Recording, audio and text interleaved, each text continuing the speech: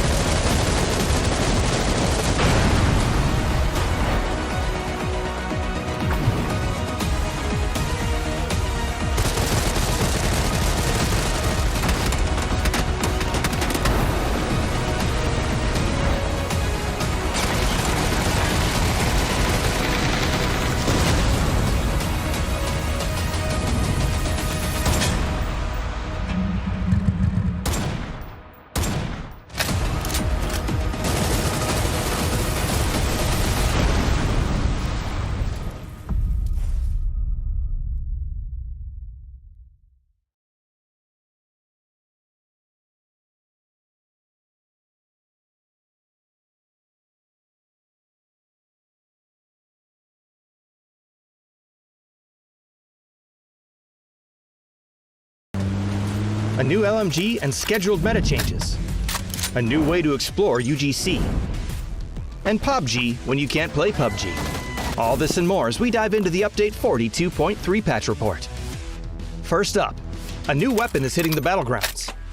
The RPD is a 7.62 LMG that features a faster reload time and higher damage than the M249, but with a slower rate of fire and muzzle velocity, giving it a feel all its own.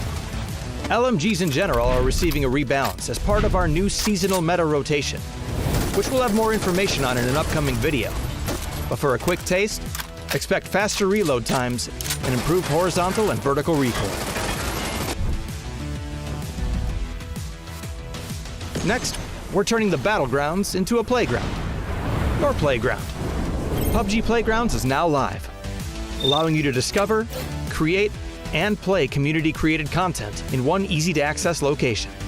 This will allow you to drop into a selected UGC mode through matchmaking, instead of through a custom lobby.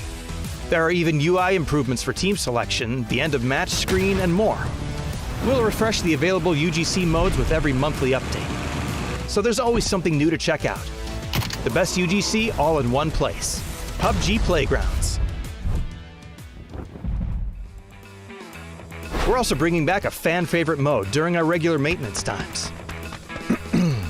Presenting for the third time ever, PUBG! Get ready to hunt down your very own chicken dinner! Chicken dinner all maintenance long! That's right, PUBG is coming back. And you can play it during every single scheduled maintenance to pass the time before you can get back onto the real battlegrounds. Scores will be tracked in both normal and hard mode. So rack up your best score and share it with your friends. This feature will only be available on PC for now, and will not count toward your playtime if you happen to be at a PC cafe. We've also adjusted the hybrid scope's reticle size a bit, made firing from vehicles a little more challenging, added some key binding options, and a number of other customization and visual improvements. So be sure to check out the patch notes for full details.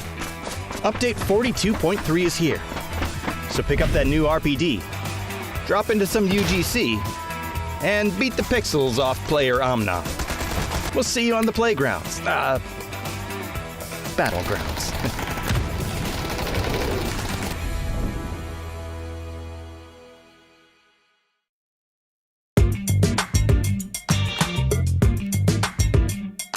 Welcome guys, it's great to have Xiaowen and Tintin from 17 Gaming here. Let's say hello to the audience.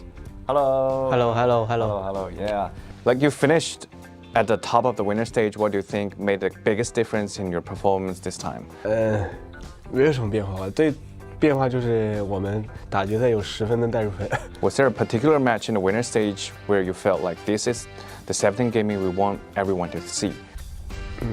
就胜负组最后一把吧。因为那把就是我自我感觉打得挺有韧性的，就是说每一把拳都不带拳，但是只要给一个切角的话，有机会的话我们都能把握住的那种。If PUBG became a real-life survivor show, who on your team do you think would survive until the very end? 我 Tell us the reason. 天天先来吧，说一下原因。心狠手辣，我会先假装和人示好，然后在最后剩3个人的时候，先给他背刺了，然后再将最后一个敌人正面拿下。Right. Like for advancing into the final stage, who do you think is more excited about making to the finals? 没什么感觉吧，都可能见得多的就比较平常心的。What do you want to improve in the final stage? 争取拿下夺冠。因为我们就是游戏开始之前我们就领先别人几分，这是我们天然的优势。All right. Congratulations again on outstanding winner stage performance, and thanks for taking your time to have our interview. Let's see you in games. Bye.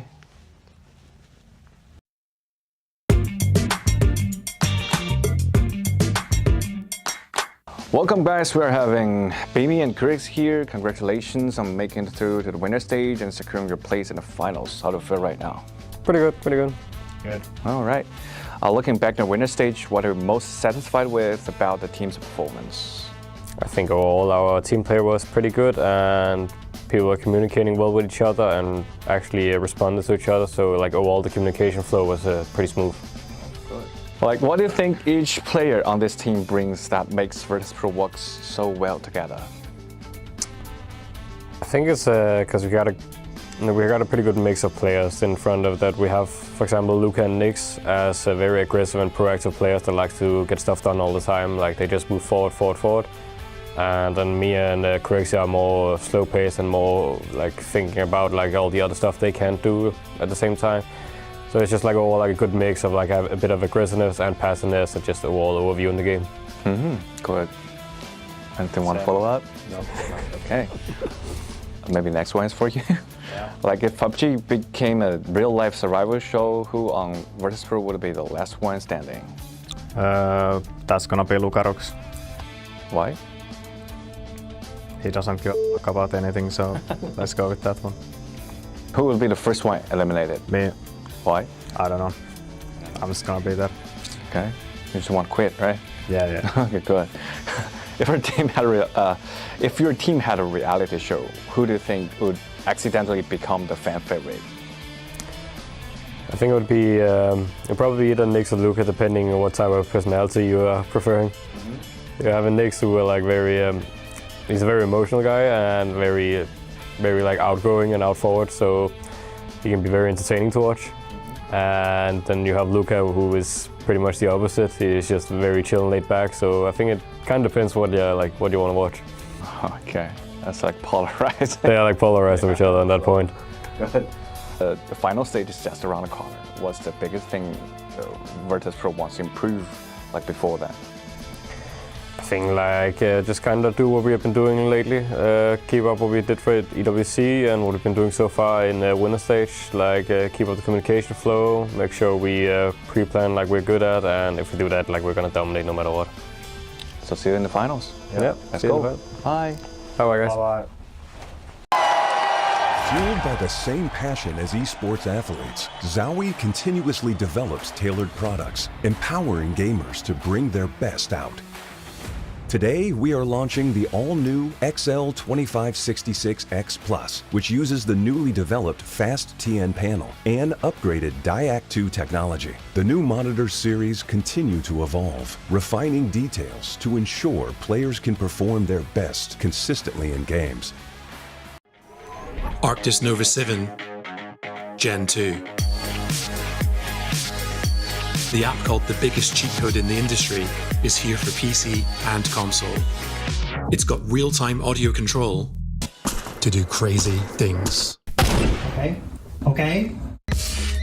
So use it and abuse it, you crazy person. It's the new gold standard.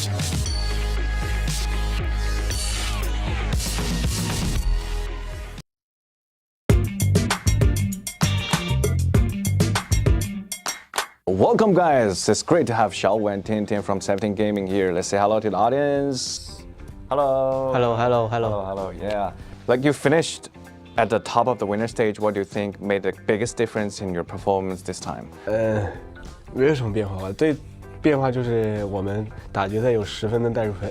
Was there a particular match in the winner stage where you felt like this is the 17 Gaming we want everyone to see? 就胜负组最后一把吧。那把就是我自我感觉打得挺有韧性的，就是说每一把拳都不带拳，但是只要给一个切角的话，有机会的话，我们都能把握住的那种。If PUBG became a real-life survivor show, who on your team do you think would survive until the very end? 我 Tell us the reason. 天天先来吧，说一下原因。心狠手辣，我会先假装和人示好，然后在最后剩3个人的时候，先给他背刺了，然后再将最后一个敌人正面拿下。Right. Like for advancing into the final stage, who do you think is more excited about making to the finals? 没什么感觉吧，就可能见得多了就比较平常心。What do you want to improve in the final stage? 争取拿下夺冠。因为我们就是游戏开始之前，我们就领先别人几分，这是我们天然的优势。All right. Congratulations again on outstanding winner stage performance, and thanks for taking our time to have our interview. Let's see you in games. Bye.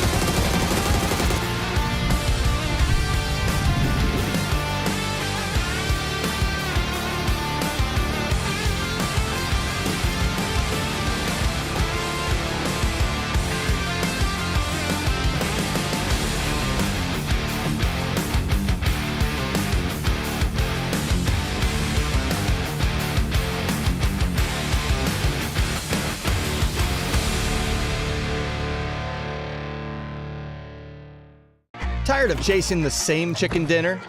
Now it's your chance to change the game itself with the PUBG Battlegrounds UGC contest. 3 ways to enter. Go loud with combat modes.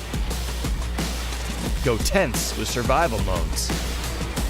Or go full creative with racing, parkour, party games, or whatever this is. Publish a new PUBG UGC mode for the community to play on and compete for your share of $95,000 in prizes.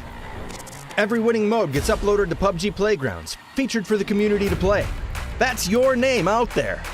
Plus, the top 10 in every category win cash, including $10,000 for first place. And you don't have to wait for the finale. 10 creators get picked mid-contest for putting something great out there early. Then the community picks its favorites. 6 more winners will receive cash prizes and will be chosen by the players who will actually play their modes. The contest opens on August 12th. All Battlegrounds Plus players can upload their creations. Build your mode. Make your rules.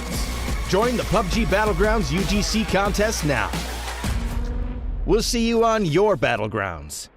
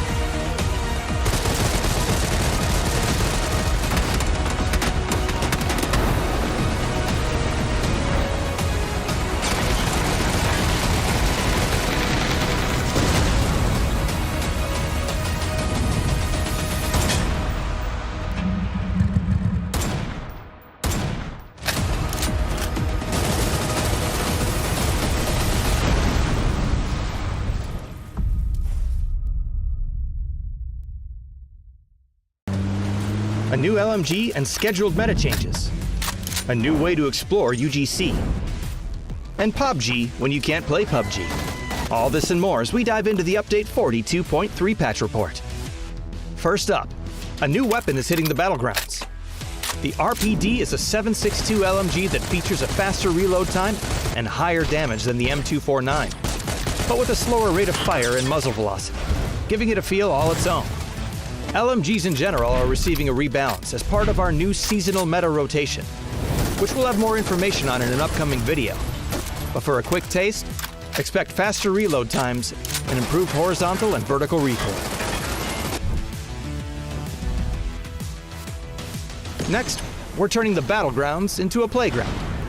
Your playground. PUBG Playgrounds is now live, allowing you to discover, create, and play community-created content in one easy-to-access location. This will allow you to drop into a selected UGC mode through matchmaking, instead of through a custom lobby. There are even UI improvements for team selection, the end-of-match screen, and more. We'll refresh the available UGC modes with every monthly update, so there's always something new to check out. The best UGC all in one place. PUBG Playgrounds. We're also bringing back a fan-favorite mode during our regular maintenance times. Presenting for the 3rd time ever, PUBG! Get ready to hunt down your very own chicken dinner! Chicken dinner all maintenance long! That's right, PUBG is coming back. And you can play it during every single scheduled maintenance to pass the time before you can get back onto the real battlegrounds. Scores will be tracked in both normal and hard mode. So rack up your best score and share it with your friends. This feature will only be available on PC for now, and will not count toward your playtime if you happen to be at a PC cafe. We've also adjusted the hybrid scope's reticle size a bit, made firing from vehicles a little more challenging, added some key binding options, and a number of other customization and visual improvements. So be sure to check out the patch notes for full details. Update 42.3 is here, so pick up that new RPD, drop into some UGC, and beat the pixels off player Omna. We'll see you on the playgrounds. Battlegrounds. As we kick off the second half of the 2026 season, let's look at PGS 7 because the race for PGC is heating up in earnest. Events within a PGS circuit are connected. PGS 7 feeds into PGS 8, and finally they will both feed into PGS 9 collectively. PGS 7 begins things with a brutal group stage where each team plays 6 games, split across 3 groups of 8 respectively. The top 16 moved to the winners while the bottom 8 went to the lower to play the survival stage. PGS 7 started with a bang in the group stages, and while Petrichor Road looked amazing finishing in first, they had 2 bad games off the jump, but bounced back to never fall below third after that. Geek managed to get second by feasting on chicken dinners in both of their first 2 games. But not to be ignored, E-Arena got third by focusing on kills and farming them by the dozens. After a long, frantic day, the top 16 teams got to move on, while the bottom 8 had to wait for the survival stage. The battle for PGS 7 dominance really began to rage during the winner's stage, though as E-Arena, 17 Gaming, EWC champions Virtus Pro, and the defending world champions Full Sense all finished within 5 points of each other to advance directly to the final. Full Sense not only managed to battle their way to second, but they did it with a sub. Their coach Rushy had to step in, and in doing so continued the tradition of a strong showing that only reinforced the value of having not only a coach, but one who is also a player. And as some legendary teams rose, others faltered and were sent to the survival stage. Okay, Thanadol. Na'Vi fell under the weight of a stacked lobby and joined perennial favorites Falcons, Twisted Minds, and Made in Thailand within the depths of survival. From there, the mission was clear as the survival stage kicked off. Rise above the rest or face the crushing realization that you may not only miss out on the final for PGS 7, but also hurt your chances for PGS 8 and the circuit finale as well. Falcons and Myth hit back with a 2nd and 4th place respectively, but as the dust settled on the survival stage, a familiar adversary in anyone's legend rose up to claim number 1 by finishing 4 of their 5 games in the top 5. Perhaps the biggest surprise of the survival stage, however, was Na'Vi. The addition of Boostic this year was meant to unlock this roster and send the team soaring to the stars. But finishing in 16th place with an anemic 12 points not only clipped their wings, but left their bid for PGC at risk as they slid to 8th in the overall PGS points race by the end of the weekend. Day 1 of the PGS 7 finals began and saw the Korean team surge from the gates at full speed. It's game 1 and the Supers come out swinging. A solid chicken with 12 kills followed by a 2nd place with 10 kills seemed like a great start. That is until Geek raised their voice. They win not 1, not 2, but 3 of our 5 chicken dinners available on Saturday, and put themselves above the entire field with a nice 10-point buffer going into day 2. EMEA was not to be left out though. Virtus Pro and Twisted Minds both refused to be forgotten. Twisted Minds had a strong day 1 as they ended with 2 third places and a chicken dinner. The most notable game coming wasn't their 10-kill win on game 4 though, it was actually their 14-point third place on game 3, when their IGL and captain Batulin collected 8 kills largely on his own, showing the world once again the best IGL is one who frags. And a smiling Batulins is always terrifying. Day 2 dawned on a grim field of chasers. Geek, after an unheard of 60% win rate on the day 1, seemed unstoppable. But they say a man's own worst enemy is himself, as it proved true. Because in day 2, their domination skidded to a halt with 3 finishes in the bottom 5 and only 1 podium. Game 6 and 7 in particular, where they got 12th and 16th, left them bloodied and bruised. The problem with blood is that it always draws sharks. Virtus Pro, E-Arena, and DM Supers began to push. Game 7 is where the wheels began to come off for Geek because they finished in 16th. They got to sit and watch the 3 teams chasing them finish in 1st, 2nd, and 4th. Geek nobly tried to battle back in Game 8 with a 3rd place finish, but only 3 kills to go with it simply was not enough. Sharper Esports earned an honorable mention for Game 9. Earth has that P90 and he is up close and personal. 50 rounds. Ambush. He uses some of them. He gets one. He uses some more. He doesn't find the damage this time. Fires another. Earth, aim, fire. Sharper, get it done. At the same time, Geek got 13th and E-Arena got 2nd, allowing them to overtake the Day 1 leaders. Going into the final game, E-Arena had a firm lead on the lobby. It was time to Tego. The battles raged across the map. The rotations were fast and furious, but then it happened. GK Shotty's out, getting whatever they can over here as Super's making the send right along the other side. It's going to be while VP is making the move. They bypass JDG, but it's coming at a cost. Anyone's Legend's going to fall. Vitality's going to fall. The kill feed is absolutely exploding. There is nowhere safe to the north or to the west. Soup had to try, and in doing so got knocked out in 12th place, ending their hopes of a win. Then, in a fight that warmed the hearts of E-Arena fans across the globe, Geek ran into the Falcons, where they systematically cut each other to shreds, and as the C4 smoke settled, both teams lay dead. Akan has nowhere to go. He's just trapped in a device of his own creation. The C4 is starting to tick out. Falcon's going to go for the run. Akan will toot him in the back, but before he goes down to his own C4, he'll take out a bunch of Falcons in the process, but 7 kills is not going to be enough. E-Arena in perfect position here to secure the championship of PGS 7. VP won the chicken dinner with 9 kills, but E-Arena had done enough to secure the overall win. A massive surge by VP, but the White Rabbits held tight and lifted the trophy with a 5-point buffer. And as the second half of the year kicks off and the road to PGC throttles up in earnest, the rest of the field may now follow the White Rabbits. We've all heard the story of the tortoise and the hare, though, and the players have too. So now as we prepare for PGS 8, the rest of the world will sit back and watch to see if E-Arena can keep up the pace or risk taking a nap. The answers are coming, and coming soon, as PGS 8 is just around the corner and the tides of change are coming. I can't wait to see you there, but until I do, play more PUBG. We got next, we ready to flex, we're ready to rock, headed to the top. We got next, can't settle for less. I'ma need your best, so give it all you got. We got next.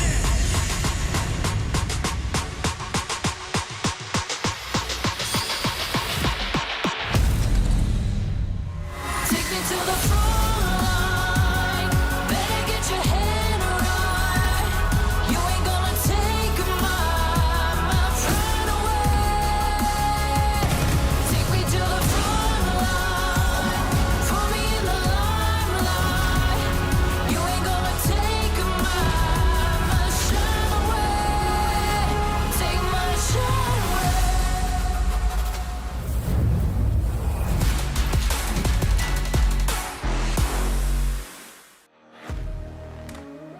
Good morning, good evening, good afternoon, wherever you're watching around the world. Welcome back, my friends.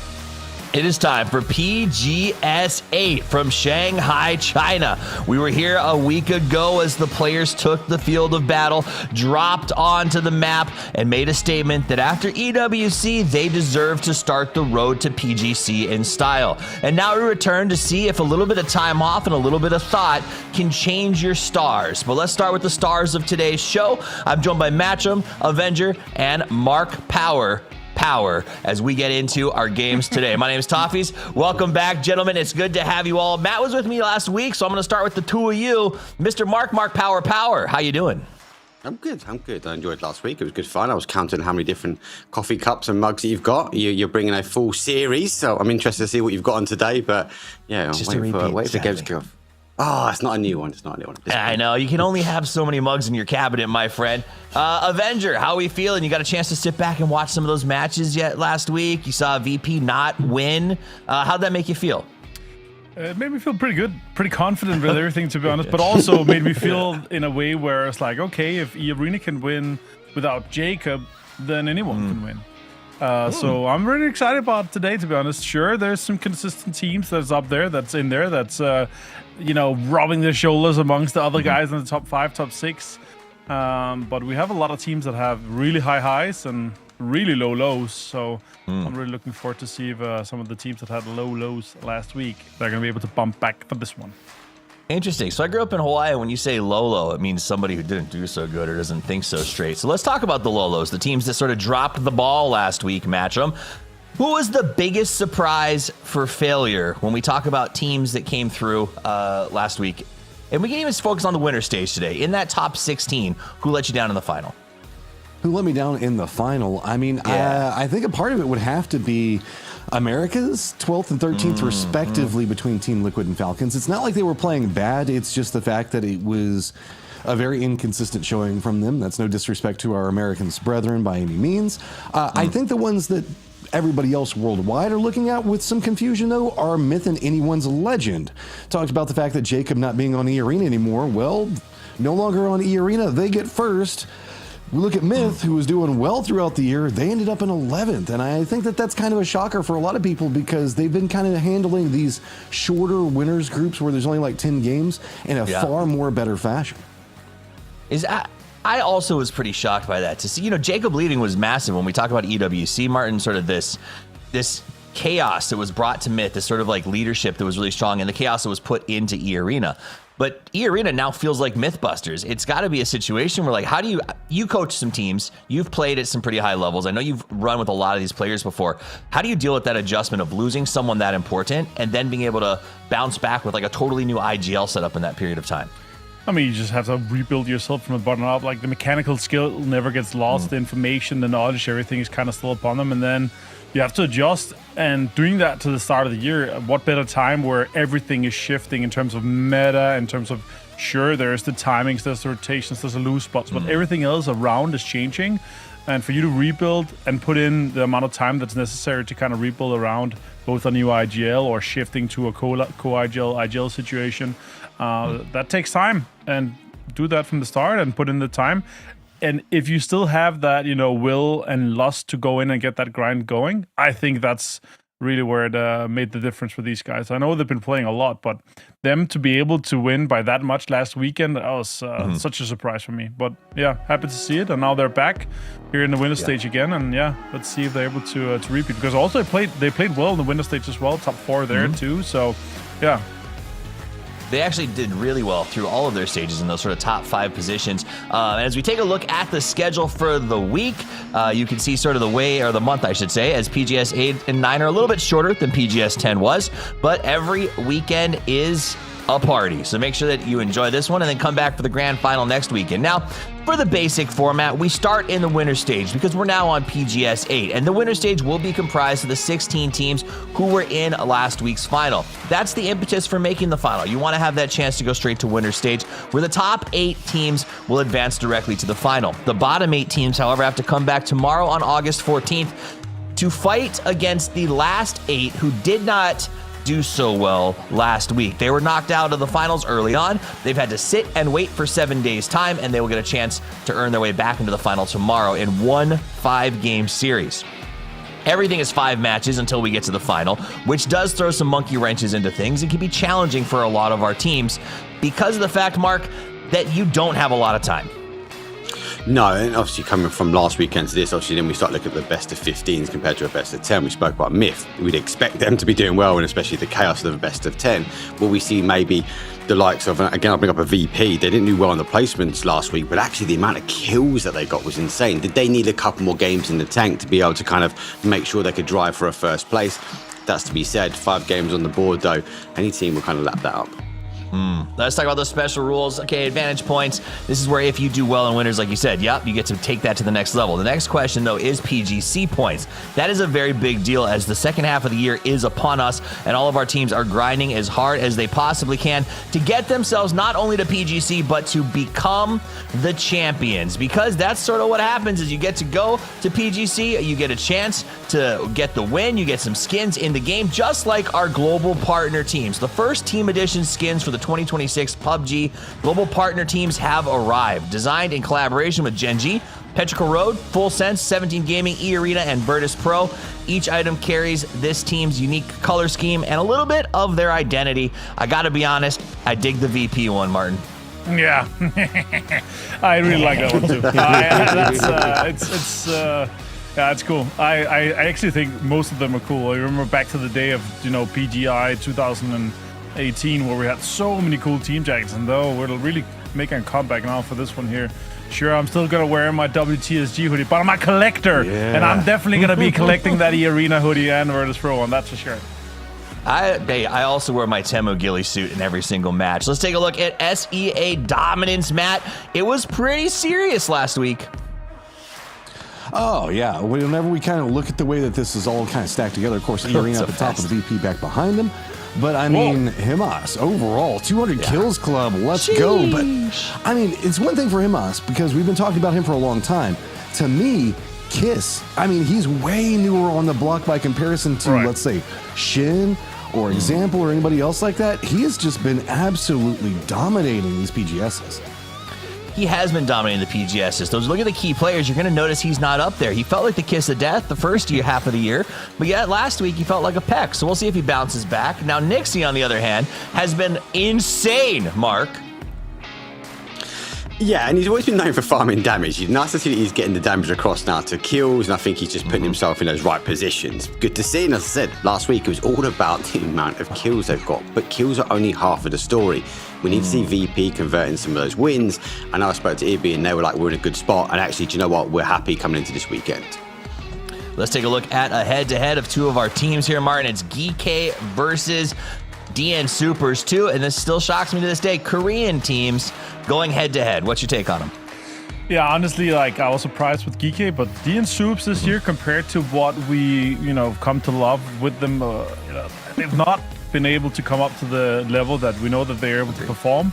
And I'm a little bit afraid that they're, a little bit burned out, or I don't know what's hitting the deck. I gotta talk to Guman and the boys to figure it out. But yeah, Songjang at the level he's been able to play at for soon 10 years, and still being able to frag out and do as well as he has it's a surprise to me. So yeah, I'm happy to see GK do that well.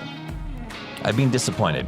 We'll see what happens with DN Soup. All right, let's talk about the maps today. We start and finish in the Grassy Pastures, Dusty Dune, Tego, and then we'll be ready to Rondo in match 4. So pretty classic. Our last series ended in Tego, and I kind of wondered if that changed things. We'll find out. We'll talk more about it later, but first, let's check in with the host. You got Jinxie. To Shanghai, China. I'm Yingxi, and this is PUBG Global Series 8. Last week gave us incredible battles.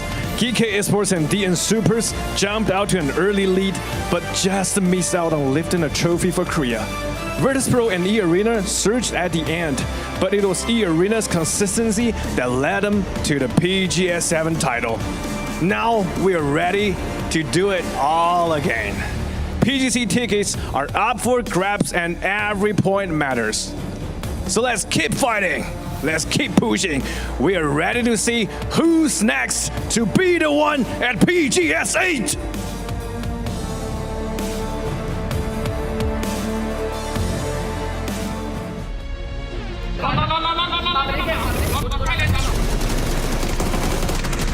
And it is going to be your PGS7 champions, E-Arena. ความรู้สึกของตัวเองก็รู้สึกดีใจมากครับเพราะว่าเป็นแชมป์ครั้งแรกด้วยแล้วก็เราพยายามกันมามากแล้วก็ครั้งนี้เราทำได้ตามเป้าหมายของเราครับก็ก่อนอื่นเลยก็ผมเหมือนเคยสัมภาษณ์ไปแล้วว่าจะทำให้แฟนคลับคนไทยดีใจครับแล้วก็ครั้งนี้ผมทำได้ครับ I would say looking back at it, whenever we knew it was 3v4 against the Arena, I was like, okay, we got this. I knew that I'm better than them, so I was just searching for knock. So us not getting that is kind of like disappointing. It's not even that we got second or third or fourth or whatever. It's just that we are not up to our standards, which is 10 points per game. 당장 이번 대회만 해도 저희는 우승 경쟁을 하고 있었고 DN 슈퍼스도 우승 경쟁 같이 하고 있었고 PGS 우승을 못한 지 1000일이 가까이 됐다고 하지만 3인칭 대회로 바뀌고 저희가 PGS를 처음 나왔는데 3등을 했기 때문에 충분히 가능하다고 생각하고 저희도 이제 한국 팀 중에서 이제 해외 대회를 제일 먼저 1등하는 팀이 되려고 좀 의식하고 있습니다. 큰 변수 없으면 한국팀이 우승할 수 있겠다 생각했는데 그러지 못해서 좀 아쉬운 것 같아요. 아무래도 그냥 단순히 실력이 부족했기 때문에 그랬다고 생각할 수밖에 없고 그리고 좀 집중력도 100% 완벽하게 유지하지 못했기 때문에 그렇게 결과가 나온 것 같아요. Проблеми з комунікацією та взаємодією, тому хочеться покращити саме в цьому. Практикувалися та дивилися ігри, як інші команди грають. Thì nói chung nếu tụi em đủ thành viên thì cơ hội bọn em vào nó sẽ cao hơn. Bọn em sẽ gắng lọt vào top 3 cao nhất có thể để có thể đem về cho Việt Nam. Em cảm thấy Bucket 7 lần này bọn em thực sự làm chưa tốt. Ở vòng loại thì bọn em đã không trực tiếp giành vào nhánh thắng. Bucket 8 thì bọn mình muốn chứng minh là bọn mình sẽ giành vé từ nhánh thắng và chung kết luôn. Và sau đó thì nếu mà bọn mình làm tốt thì có thể vô địch tại giải đó. I want the people to see a Falcons that's just testing things to improve. There's no better practice for us than PGS, so hopefully you guys can see an aggressive style or just us trying things out to see how they go. Oh,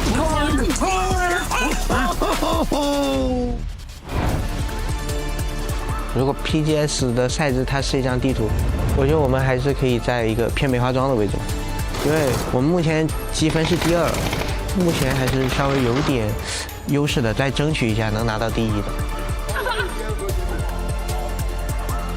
I would describe this year as a big challenge for our team.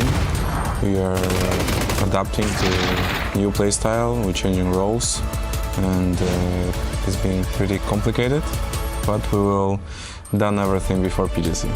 Just small adjustments and we're gonna finally win it.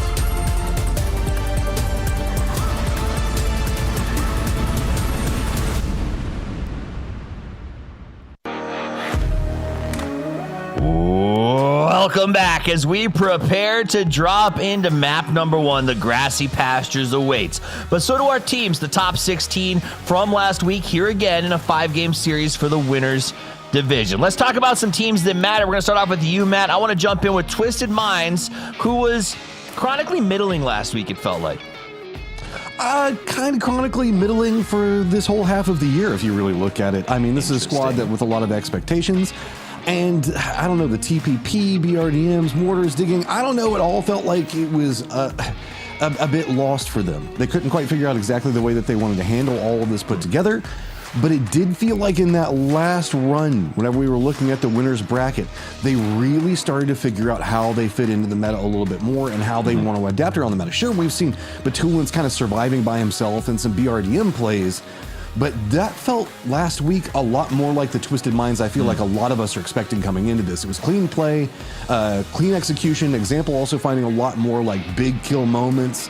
I think there's something looming with that team right now.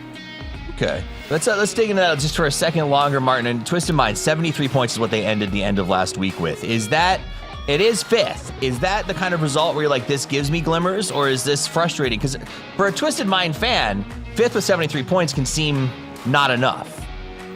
Yeah, absolutely. It's nowhere close to the level that we have seen them at before, so it's a bit disappointing to me. And also, when the way that they approach the game for the last half year has not improved, because it's been very much the same kind of stale play. You need to re-innovate yourself. You need to rethink yourself. They were amazing at that last year. They've been slacking, it feels like, this year so far. And you can see, even at Esports World Cup, Betulins and some of his interviews, like, they're content with, okay, we're, top 8, that's fine. Where if you talk to them last year, like, you remember some of the interviews we had with him, some of the talks we had to him, like, yeah, once you win one PGC, but he wants to win more. He wants to win all the big ones. Yeah, he says that in interviews, but man, you can see post-game, he's like punching desks and getting mad. True, Toulon is frustrated with what was going on. That checks out. Let's take another team real quick. Mark, Sharper Esports, 7th place, 63 points. A surprise for some people. What was your take on them as you sat and watched them play from the beach? Yeah, I did watch a bit of beach, to be fair. Lucky. Look, even go further back, they didn't get through the groups, the survival stage, and they kind of like was this road to glory. It was good to see them get wins, good to see them get on the board, but is the consistency there? I just don't see it. I'll be interested to see what they can do now when we look at these circuits over 3. They've had Death by Fire on week number 1, they're obviously back, and let's see what they can produce today, right? But or through this weekend. I just can't see that level of, when we go back to a Twisted Minds, 17 Gaming, E-Arena, can they keep up with that? I don't know if they've got that magic yet. What do you think, Matt? I want to get your take on Sharper Esports, because I was also pretty surprised by them last week. Look, okay, both of us love underdog stories, Toffees, and I know that whenever we were looking at EWC, you had like a lot of hopes in Sharper. Well, apparently they took in some of your energy, because I don't know what it was. This was a squad that we went from just watching kind of jump into the ocean to try to out-survive people to see if maybe they can qualify, to suddenly finding a lot more frag potential. We saw them going for some stop-off firefights, a couple of little trap moments. This is a squad that's starting to play a little bit more on meta and a little bit more aggressive. Well, it's time for them to get aggressive. It's time for everyone to get aggressive, because the plane is in the air and our teams are ready to share hot lead across the entire grassy pastures. It's match number 1. Let's send you loose with your casters. It's the true M&Ms, Mark and Matchroom. Oh, thank you so much, Toffees. Now I'm trying to think about what color M&M I am, and we won't go down that tangent yet. It's just game 1, right off the get-go. Remember, it is going to be top 8 playing for going into the winner's bracket. Bottom 8 go through the survivals, but also the top 8 get some bonus points.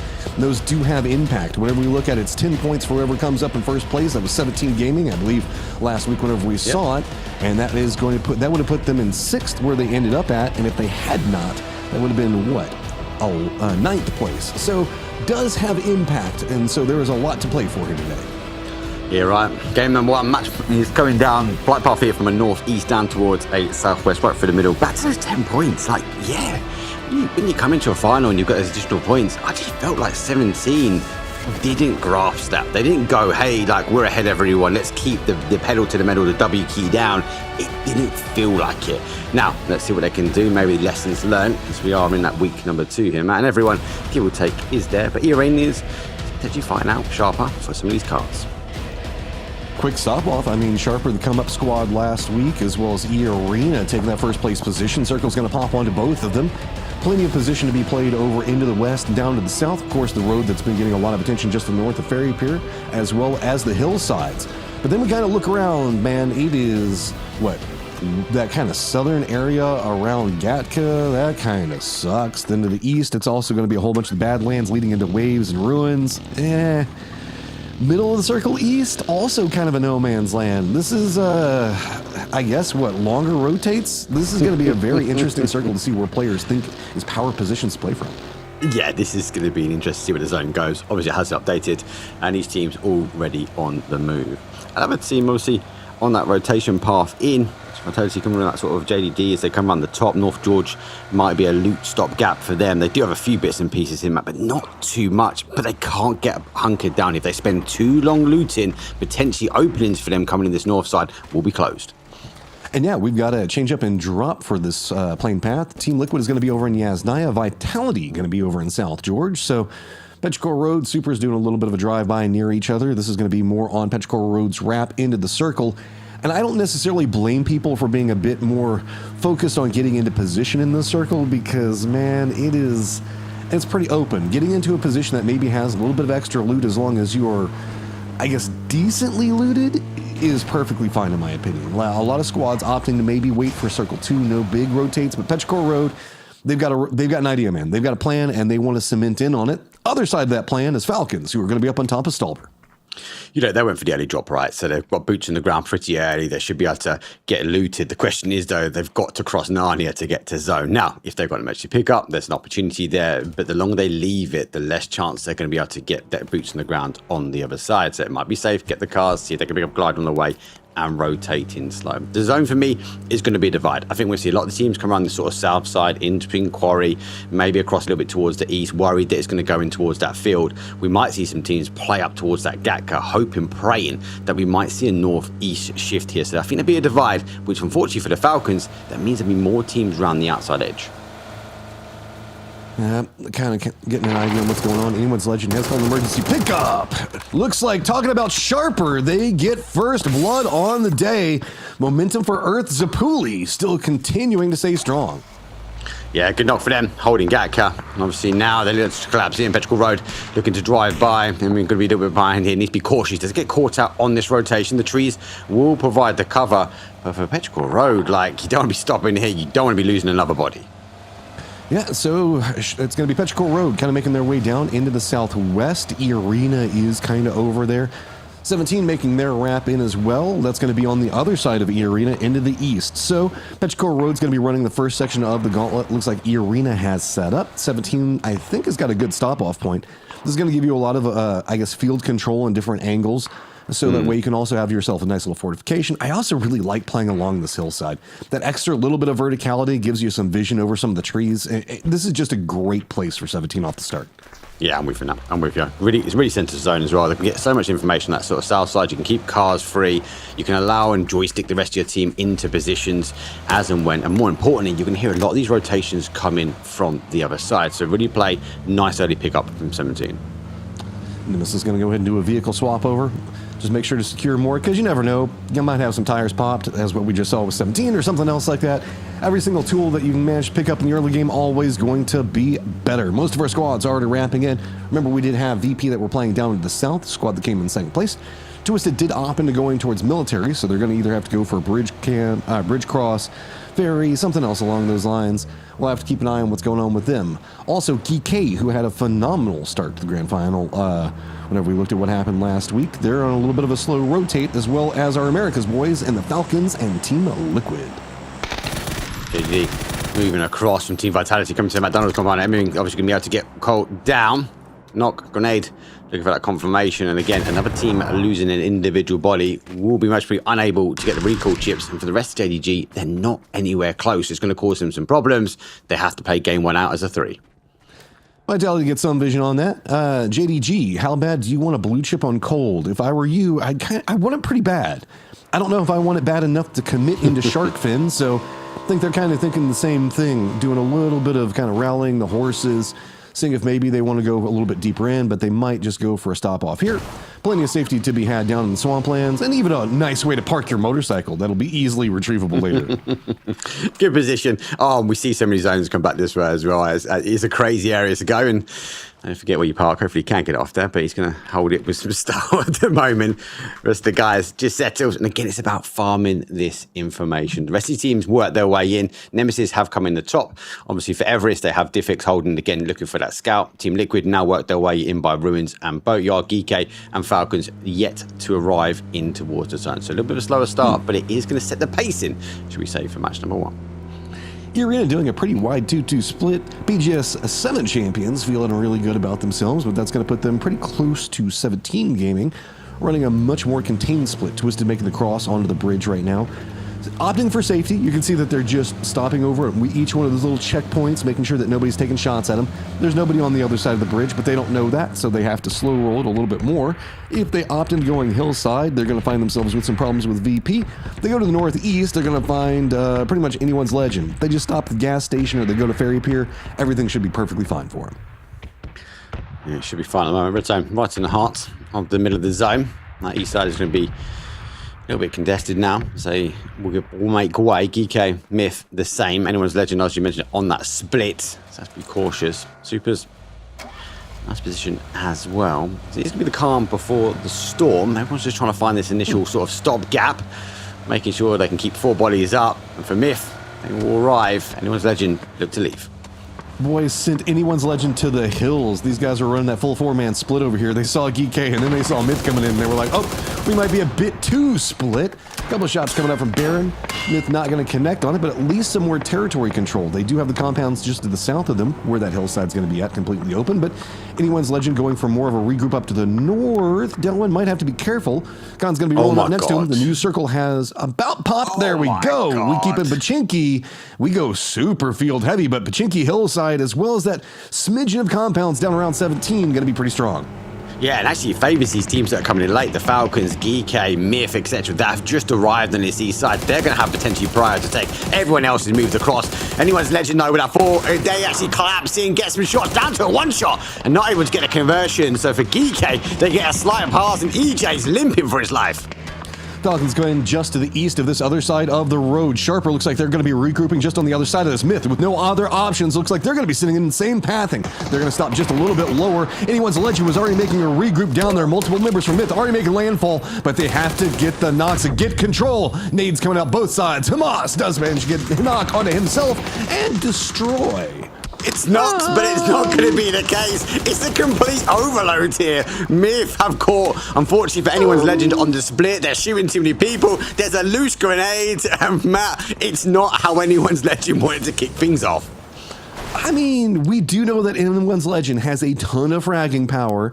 I just didn't expect them to bring it against themselves this early. But hey, whatever. Anyone's legend, new problems as Falcons have now made the crossover from the east. They've gone over the road and now they're trying to get up on top of this hillside. So 2 players up and heading to the hills, following in right back behind Geek. That's not the best place to be.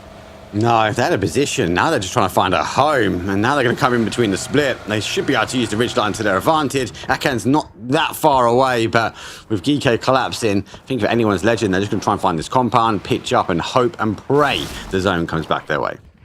So whenever you end up as 2 this early, do you fall into the, okay, let's get a really good compound and try to defend it as 2, or do you get afraid of the crash, and do you just take whatever thing that you can find? I feel like I don't know which one of those 2 mindsets is coming out from anyone's legend right now. It's a great compound, but it gets a lot of focus from teams and rotates. Yeah, and for Geek, they know who's there, so they know they're down numbers. For some of the other teams, man, like, you look at it and go, oh, there's someone there, and it could be more than 2, right? Because you can puff those feathers out and make yourself feel bigger. Geek, I think they're going to keep them there, and if that zone shifts their way and they need that compound, I wouldn't be surprised for an overload from them. So eyes over next to Chopsticks. So we've got Petrichor Road, a little bit of supers, as well as Vitality over here playing the southern areas where the compound's going to be at. To the north, we've got Team Liquid not committed into Chopsticks. They're in the compound that's just going to be to the north of it, but with excess over there if they need to. Over next to around Gatka, we do have Nemesis that's got control over that. They also are kind of scouting out Diffx, what's going on Everest. JD Gaming going to be making a later rotate, and most of the territory in front of them already going to be taken. Thank you. I was kind of dumbfounded by this, so I kind of wanted to see what happened. I think just a weird bounce roll. It just hit Did you think and it was a bounced smoke? back. No, I don't know. I think he thought he got it past that corner. It just bounced just on that corner. It's really unlucky for the guys, and they've got to go for a reset here. Are they going to get the blue chips back? There's no chance. I like how they're playing we out. get the cameras on that where everybody's looking at each other like, Was that what me? the hell? Was that me? Did anyone read that? It's okay. Oh my God. I don't know, guys. Maybe it's craziness. All right. GK, Twisted, sorry. Team Liquid making a rotate closer to center. VP is going to have that under control for the time being. Twisted's just going to be to the south of that. So Team Liquid go for a stop, taking a couple of shots at GK. Do manage to get the knock onto a Khan. Anything else that can be had over here? Anyone's legend? Oh no, they're rolling through the wrong neighborhood, but they're stopping off back behind Team Liquid. They want to get involved. A lot of these squads, nowhere else to go, and it's just time to firefight. Good pick from them. They're actually taking advantage from that red zone early on. A lot of these teams that did go back towards that north and that shift back have now had to recall their way back towards the center. A lot of these other teams, though, man, who didn't move, they sat tight. They're waiting for this zone 3. They've actually now been able to set up these traps, catch these teams on the rotations. Anyone legend, they unfortunately haven't got the compound. They've got a hole to hide in, and it might be a matter of time before they get heard from a place, I suppose, from Team Liquid. But where do Falcons go? They're trying to jump and leapfrog around Myth's positioning. It looks like they might have found a little field stop off. I was afraid that they were going to crash into this hillside. So we've got the hillside coming out of Quarry that we're kind of looking at, where it's going to have GK, Supers, Team Liquid, and everything else like that. There's also, it kind of continues over into the west where we see the 2-2 split coming up from 17. E-Arena, JD Gaming is going to be over there as well. Here's that kind of more field stop off that the Falcons decided to go for, at least for the time being. The compound to the south, this is in the circle, but nobody really wants it just quite yet, as maybe Myth has eyes on it, maybe Petrichor Road. So really it's going to be about Nemesis and how they want to get into the circle, and that's going to be our last big X factor before we move into circle 4. Big lackluster for me when it comes down to Nemesis. I was speaking to the coach actually after Sunday from last week, and I was like, guys, you're not playing aggressive. And it's like, we're trying to find position, we're trying to rotate in, and we're finding that this lobby is so strong. We just need to be more aggressive. I'm worried that defaulted into that at the moment. Mortar, oh, it's close. Luke finds Corexi early. The car's going to go. They go for the salvation, but Purdy picks up the car will explode, and it'll be a 1-2, and Team Liquid able to pick up some early kills from VP. Ooh, bad start for VP. Great start for Team Liquid, though. That feels really nice. Myth also putting some work in onto the Falcons. Myth are very separated, running a wide 2-1-1 split. Scappy all the way down to the south, but it's going to be Kiss. Super close range on top of the Falcons. The other players now coming in to for reinforcements. No need. He doesn't even need it. He doesn't even need to be here. He had the nade prepped up. Nah. Instead, 2 Falcons down. 2 more to go in front of them, and they realize, maybe this field play isn't the right idea. They're hopping in the cars, and they're heading to the hillside. The issue is there's a lot of people over there. That shack's about as far into it as you can go, but at least it's something, and it's also center of the circle, so it could be worse. Yeah, it could be worse. Let's see if it gets any better from here. Take cover. How many more mortars have Myth got? And they've got control. Look at the control on the east now. So many teams have to work and find entry points on the west here. I suppose for Nemesis now, they've got to take on Full Sense. 17 have to try and find their way in. And luckily enough for anyone's legend, they're still in the zone. They're still hunkered down. My eyes, though, turn to the northwest, west, and southwest because, I mean, Vitality's got to get in. The Supers have to regroup. 17's going to be gatekeeping. JD Gaming's right on top of him. E-Arena's got to go for a long wrap. Remember, there's just a little bit of this hillside. I'd say, like, what, 25% of the circle is still this hillside, so everybody's got to fight over here. Vitality, you can see, Supers all on top of each other. All the rest of the circle is field. Nobody wants to play into it. Runs right into the thick of it. What is happening over here? Supers finally get the knocks, but they have to try to go for this res if they want to try to get in position. Vitality already doing gatekeeping on him. E-Arena went nothing on it as the nades roll right on top of him, and Super's in a ton of trouble. Super's in big problems at the moment. Grenade goes back out. Great step out on the other side. Human put Jedrox down. Now it's to try and figure. Nice little sort of bunny hop scout. And it's actually helped from the outside edge. Xiao Wu will find Quizzy. And for the Team Vitality, they dispatched the Supers, but it wasn't enough. Walking down into the southwest, it is going to be Nemesis as well as Full Sense stacked on top of each other's. JD Gaming is going to be trying to gatekeep this one out a little bit further. They're really just trying to get in the circle, but they're being held out by Twisted. So Belmonth down one side for Full Sense. Nemesis, do you want eyes onto a firefight to try to secure yourself more points, or do you want to try to just abandon this and get inside the circle? Stade is playing down on the lower section of the hill, looking to see if maybe he can sneak in. It's going to put him right up into the line where Thanadol is going to be at. Flash also on the other side of this, but I don't know if Stade knows exactly where the position. He goes, good shots come out from Flash, though. He has to instantly retreat. Shots come out from Stade, and there's the counter knocks. Oh, it's all over for Full Sense. 1-2. You worry. You go in the middle of a 2 position. You get 1. You get shot in the back. Vice versa. He's able to just spin and able to find an opportunity. Team knows they need to come in. It is phase number 4. For Supers, there's a lot more bunny hopping going on, but the bunnies are approaching the arena, though. Our champions from last week looking to sweep in the northwest corner. Oh, poor Human. He's got some smokes. He's got Team Liquid back behind him. Nothing's feeling good right now. He's just trying to see if he can maybe get something. Nah, Cowboy's going to go ahead and pick him up. And Team Liquid finding a couple of kills early. Pretty good positioning control as well with those mortars that we saw. They're starting to get a lot of weakened squads encroaching around them. They've got GK down to the southwest, VP to their due south, Anyone's Legend to their northeast, and E-Arena still looming large with Supers. So gotta see how that handles. JD Gaming, this is not a good life to be living. No, look, actually for Team Nemesis, they got the knock. I think they're looking for the crash there. Like, they need to get in. Zone pulls back kind of this way as well. Yes, not kind of the stopgap you need. Now you either go around, and if you stop in the middle of the field, it's going to cause you issues. There comes one. Mortars will fall in. It's a little bit short, and it's all coming from Baron on the other side. Myth have so much control. Team Liquid go for a center control position. Looks like a couple of mortars and vehicles going to pay off something for them. Actually rotate, no casualties in just yet, but we've been seeing a lot of mortars come out in multiple angles, but it seems like they're pretty much focused onto JD Gaming right now. Baron's got goals, does manage to go ahead and get the knockback onto Cold 119 yet again. So Twisted going to be trying to gatekeep out JD Gaming while we get all those mortars raining down on top of him. 17 also gets vision on what's going on with Twisted, taking a couple of shots at them as well as a JD. They got to be careful because they also have 17 has EJ very close to them, and E-Arena is going to just kind of look like they sneak in back behind the positioning that Team Liquid is now left abandoned. Feels like it's Myth versus the lobby at the moment, and they've got control, and especially Baron on the back lines with the mortar fire coming in. Everyone else needs to work in from that sort of west side at the moment. The hill does remain. Everyone in the field has, I suppose, put a pause to things. They will lay down, especially around Twisted Minds. Falcons leaving the shack and spreading out. Strimsy and Tiggleton obviously getting options that if one does get crashed, and this may be more of a contingency plan for Falcons, but we'll have to wait and see. All eyes will be on the west. 17 Gaming need to come in. E-Arena needs to come in. As you mentioned, though, unfortunately for them, they've got a GK EJ sitting right in the middle. All right, and just how slow 17 is on this rotate. They're trying to keep eye on what's going on in the field, see if maybe they can pick up any of the kills over there. That is going to allow E-Arena to actually get inside track positioning.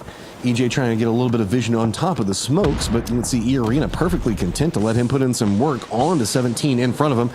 17 very heavily stacked. Wow. Nade's going to roll right in the middle of him. EJ is trying to make a miracle happen. Good shots, good damage, but that's going to set up E-Arena to swoop in absolutely perfectly.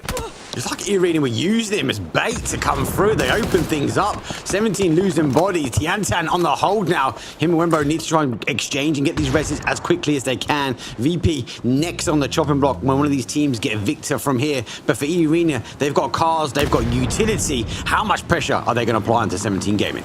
Are they even going for 17? Are they going for the circle? It looks like they keep kind of counter-moving a bit further forward. I think that they're wanting to hold on to their vehicles and try to use them for some type of fortifications in the later section, some type of cover. Oh no! And that's also going to make it coming for nades. Good throw coming out from Wimbo. Shots to follow. Scappy is going to be the one that actually gets the knock on Wimbo from across the circle. What? They've got full control, line of sight. Great nade. They exchange back and forward. Another one unfortunately takes the bounce, and it's not going to be in their favor here. E-Arena repositioned ahead of 17 Gaming, the blue on their back as they will scrap their way in towards zone, but I don't think it's going to be enough. No, we talk about profiling when you're the only high ground in a circle, man. Petrichor Rhodes taking shots at this. Myths involved. Team Liquid. Everybody's taking shots onto these people that are still inside the hills, and it is problematic. 17's going to go down. E-Arena now has to fight their way into the circle. Anyone's legend that's going to be on top of him. Poor old Beamy is going to have a ton of friends just running right up on top of him at any given moment. Falcons have to try to hold back all of Sharper pretty much by themselves. It looks like Sharper might go for a bit of a longer rotate. If then White decides to go over into the east and the south, that's going to put them way closer to Myth than they potentially want to be. Now as we go down towards zone, like the grenades, trying to find an opening, but Batording's now sitting on the outside edge. He is okay. There is a snake in the grass, Cold a little bit further up from him, and as a ridge, he can work his way. Batording's looking towards the south as Petrichor Road, a little bit further around, will start entering in towards this sort of gully of the field. It's dangerous. Myth still have that control and still causing damage. All right, Sharper, here's your path into the circle. Falcon's going to be the ones that are going to be, well, I should say Falcon, not Falcons right now, as it is just Tiggleton watching all of Sharper move around him. Team Liquid taking shots at E-Arena, who are going for a more western push. That's going to put them right on top of JD, as well as Twisted Minds. Nade's going to come out. Nice little bounce. Could get them away. Are they running right back into it? They are! The timing was terrible for E-Arena, and they falter as Twisted finds a ton of kills. Oh, talk about an unlucky bounce off to Shaq. The car spun around, it gave the opening. Lou Batording stood up. Perfectix held the line, and Twisted Minds now up on 5 kills. 6 points in total for them as we enter into the placement. 8 teams now remain. It's a barren, it's a wasteland, and Tiggleton looks to take advantage. Right. There's a 1-2. It's a steal. The grenade goes over the top, and he gets a blow. Another blow towards Sharper as VP fall in 8th. Tiggleton holding it together in a desperate situation. 81's Legend now wrapping back behind this. Danawat in a ton of trouble over here as now Team Liquid's got control over the northern center section of this circle. Twisted down to the southwest. Myth down into the southeast. And Petrichor Road with something to work with down into the due south. So with the last sharper player falling to the blue zone, Tig in his hole got to get deeper and deeper because, man, he is just digging deeper and deeper to find points for his team. Only thing I'm worried about now, he thinks that right above him is clear. What he was not factoring, a potential rotation round. Anyone's Legend has lost a body, so Lawsy is going to be there. Now he's got the Panzer. Molly goes in towards the shack, and I think it's more of a question that he thinks somebody is in there. That should give the indication. You can see Tig now looking back this way. So that one move from Anyone's Legend has at least given him the information. Actually, it's not clear on the north just yet. Tig just has to wait, watch, see what's going to be happening with this. Twisted still just trying to deal with Team Liquid. Close range threats, but remember this is the more flat section of the circle, so anytime you go for peaks, it's going to get punished. Petrichor Road also going to be very close to Lou down into the south. New circle going to pop right now. Does favor the Team Liquid positioning, no surprise. Myth also having at least, what, 1 or 2 players inside the circle, but Slowsy, it's time to go yet again. Tig, you've got to get into the circle. Petrichor Road and Twisted as well, as the defenders in Team Liquid are going to have a ton of targets in front of them. It's difficult. It's difficult for these guys. Tig, Snowsy, for Anyone's Legend, they have to time this right. They need potentially that sort of Team Liquid, I suppose, trench, that warfare that they've got lined up straight through the heart of the map. They need to be distracted. They've got to take a fight with Twisted Minds. They've got to keep an eye on Myth. That might give the singles, our solos, an opening. Battlings, though, looking to cause some problems, and that plays into that favour. If they can draw the line of sight, if they can draw the guns now to the south, our solos might be able to creep in. This has been a lot of fields fighting for these teams, and I don't know how much really we're going to be looking at for economy. Ammo, smokes, you know, those types of things, nades, every single one of them feel like they're going to become a bigger and bigger commodity. Petrichor Road being a lot more quiet over here, seeing how they're going to try to stack come through this. Lou just takes a pop over at a Ming Ming, does manage to pick him up with the Panzer Foul. Scappy on the other side does get the knock out of Batulins. Nade with the air burst gets some more damage onto Ming Ming, but doesn't quite get the flush. Looks like there is going to be a committed res, so Batulin should get back on his feet. Purdy Cardi has actually moved more into the north. You can see that there's a bit of a hillside that Team Liquid is trying to use to get vision over the rest of the fields, but it's really only Kurt that's in a position to go for it. So Lolzy as well as Tig might also choose a similar vector to see if they can get involved in this game. I have to wait and see. I just really like how Team Liquid have set this up. Right, the zones come back towards them. Tig's trying to take the one-on-one. That Molly is pretty good. He's hit that ridge line, so he's going to be on the outside edge. So it might be a case that we might see him just try and med out. Tig having now to commit, having to open terrain, but he has a dip in front of him that he can play. Goes down towards the grass, trying to hold out. But he knows if he stands, if he runs, he might be bait. Creep forward, the crate in front of him is pretty much his target for safety. You're gonna start dropping the backpacks, everything else like that. Oh, a couple of shots coming after him. Twisted, nowhere to go. Swolzy's gonna get the knock on to Tig before he goes down to blue. So now it's just gonna be Twisted in nade range for Team Liquid, and you know that's how Team Liquid likes it. Once everybody starts getting closer and closer to them, the explosions start to roll out. Explosions do roll out. Twisted Minds now in. Myth are now in. And Petrichor Road sit on that south side for Team Liquid. They're in full control. Luke launches a barrage. Gets the headshot on Kiss. Lou will fall down with the car. It goes back. And for Team Liquid, they're dialing up the pressure. And now they're trying to lock in the victory. Two different teams. They have to fight both sides of them. Myth over into the east, Twisted to the west, and sooner or later, Petrichor Road that's looming large to the south is going to try to make something happen. There's just a convergence of teams all fighting for their livelihood, and it is right on top of Team Liquid's defense. Looks like Rez going to be just barely in time for Lou, as a lot of these squads going to be limping in. Very little to go with as far as armor or helmets or anything else like that, as now it looks like Myth's got new goals, and it's to deny any form of road to the circle for Petrichor Road.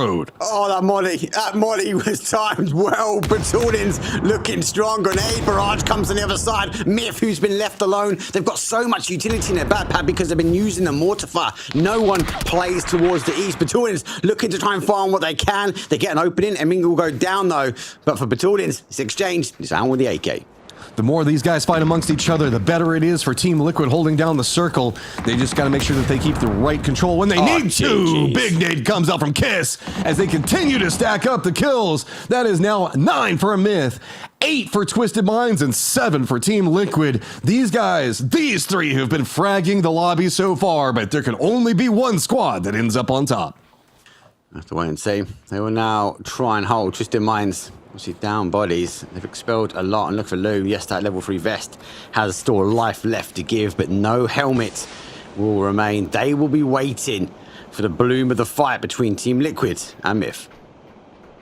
Lots of smokes down on the Myth side. Looks like they're trying to reset the pacing, see if they can get how close they can. Team Liquid weakened Twisted Minds over into the west. It's going to be Cowboy. Looks like Kurt mostly keeping an eye on that, whereas to the east, it's going to be Alo and Luke. Luke's playing more to the north alongside Kurt, so there's 2 points of defense coming up for Team Liquid. The convergence point looks like it is going to be Alo. Multiple members of Myth starting to get on too many different sides around of him. Gonna get, big nade comes up from Cowboy. 2 players down for Myth. The timing on that was perfect. Now what can Twisted get on the other side? Fighting 2 different squads, same time. Kurt spots out Lou. It's a divide. Purdy, Luke, they're holding his head, his line on the sort of north. They're getting the information, they're feeding it. Twisted Minds will fall down. They're trying to capitalize. It's a 4 versus 1. The Stallions look to try and charge, but Myth has Scappy. He's back on the other side. It's a full dump of utility, and Purdy, he's charging ahead. Runs forward in the fields. The horses will reign supreme. Myth in a ton of trouble. Nothing to do. Scappy just hiding outside the smokes, trying to go for some flashes. Couple of bullets going to connect, but no, in the end, it is going to be a massive high kill count victory coming up from the boys in blue, Team Liquid. What a game from them. What a control. And let's bring back, though, Toffees and Martin Avenger. Welcome back. Game 1 done. And what a hold from Team Liquid.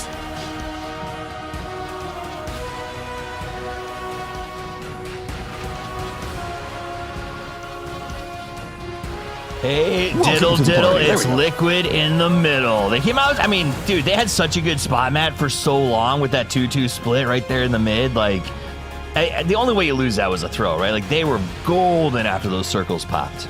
I mean, it is a fields ending, so there's a lot of ways that could have gone down. Think about the amount of control that Team Liquid had to hold onto 3 different teams to the south. I mean, Martin, that is no easy task in a fields game, right? No, absolutely not. But also, that's what makes destructible terrain so good, right? Back in the day, those fields would be unplayable. If you get that set up perfectly, where you have each your hold, you're able to hold it perfectly, lock that down, have utilities to spare as well. That dominate from Cowboy and then was massive. But also, them being able to get all these kills alongside of it, they were basically being burgered by multiple sides, but they were able to stand that off. And yeah, 13 kills alongside that win.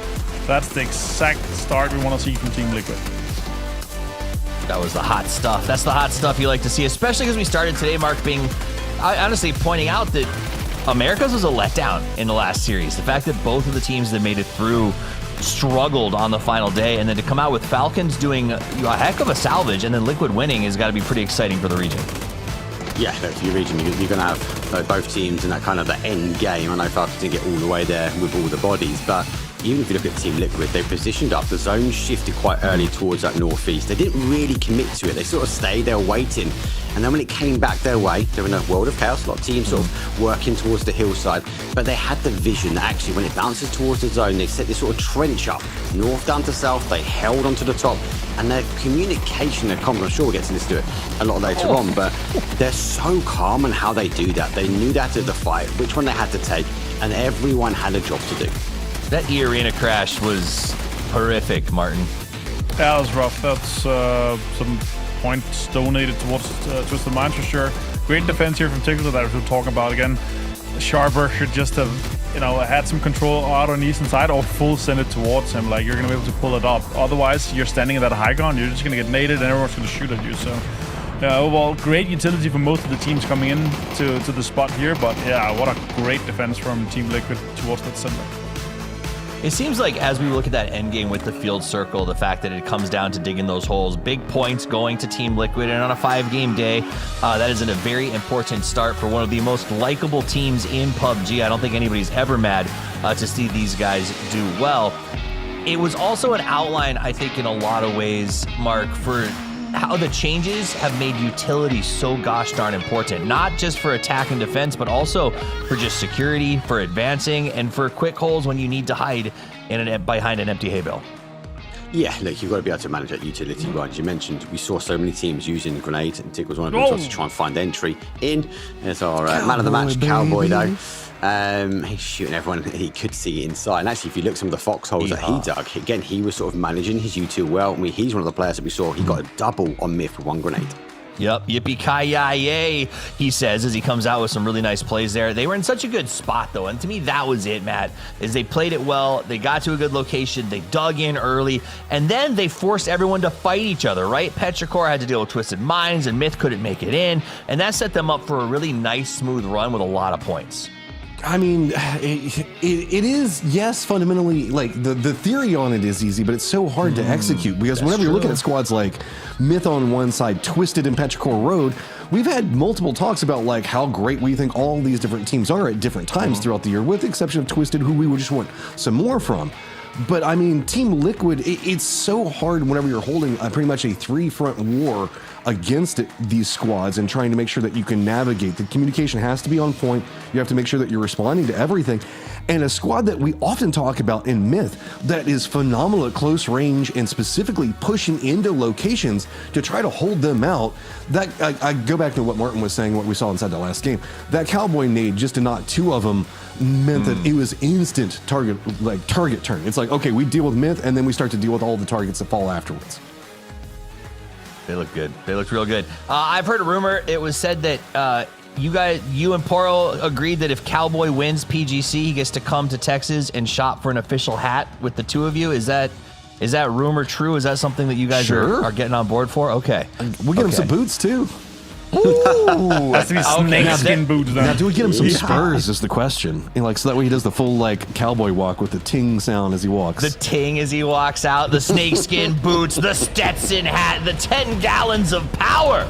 As Cowboy looks to do it again as we prepare for our second match of the day. We're gonna send Mark and Matt off to the green room to take a little bit of a break as the Dusty Dunes storm in. The plane is in the air, and myself and Avenger will be calling the action on this very important map number 2. Absolutely. As we go to Miramar, the Dusty Dunes again. This should be the home turf of Team Liquid and Cowboy if he's able to come up and frag out. We start over from the northwestern side, Toffees, going down all the way to Port de Paris. So here it's going to be a pretty easy plane path to get all the teams into their preferred locations. And usually very much predetermined. Not expecting too many hot drops in this start here from the get-go. It starts as a chess match and ends in some chaos often when we see these circles. Everyone knows where they're going, they know what their drops are going to look like, and honestly, they have a pretty good idea of whatever circle pops off of their first 3 minutes of rotation. So this is where those set pieces, and I use set piece loosely, compared to other games, but the set piece of rotation and loot efficacy comes into play. What I do find is on these circles, it tends to become tricky for a lot of these teams in that sort of 4-5. When you have a lot of folks collapsing onto a location, 64 players often left alive when we get to circle 3. I think that is something that is really challenging, particularly on Miramar, Martin. The fact that you can get so many players jammed into such a tight space, particularly like areas around Los Leones. Yeah, and if we end up going an urban ending here, you're going to be able to jam all 64 players in because there's so many apartments, so much verticality.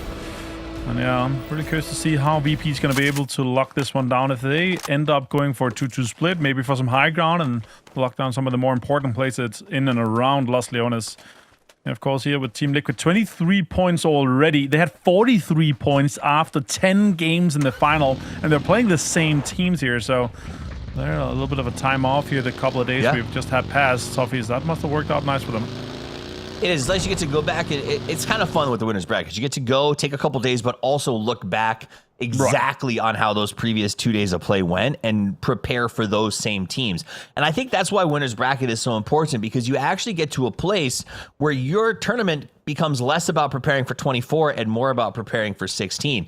And I know it doesn't seem like a huge difference, guys, to have 8 less teams to truly stress about on day 1, but it's a lot because there's a good chance that you may not even see those guys again, as that other 8, they have to go to the survival stage. They may not make it out. And so you get to focus on the teams that I think are the most important to you, and it saves a lot of time, saves a lot of mental space. As we watch teams start out, VP got Los Leones all to themselves. They get nice and looted and rotated with no issues whatsoever. I expect Los Leones will end up with a couple of teams here, but plenty of time for our defending EWC champions, and Nixie, who is a back-to-back MVP. I think my favorite quote from watching PGS 7 was the end of it, Martin, when Nixie goes, "Oh, I got MVP? That was cool. I thought it had to come from the winning team." Like, overjoyed. Yeah, the weights go in and go across here. Famas inside the guitar case. I love that. He's going to be happy about that, Lukarokes. And also, that's one of the big good things that come out of Lost Leones is you're almost always guaranteed to find one of those beautiful keys to open some of the secret rooms here. As we just look at the last match over Wrangle here, obviously with Liquid winning that one, a lot of big rotations, and winning from outside your not home turf circle is very, very fantastic. So while we watch the replay of the win, let's check in with the all-star from that game. It's Cowboy from Team Liquid.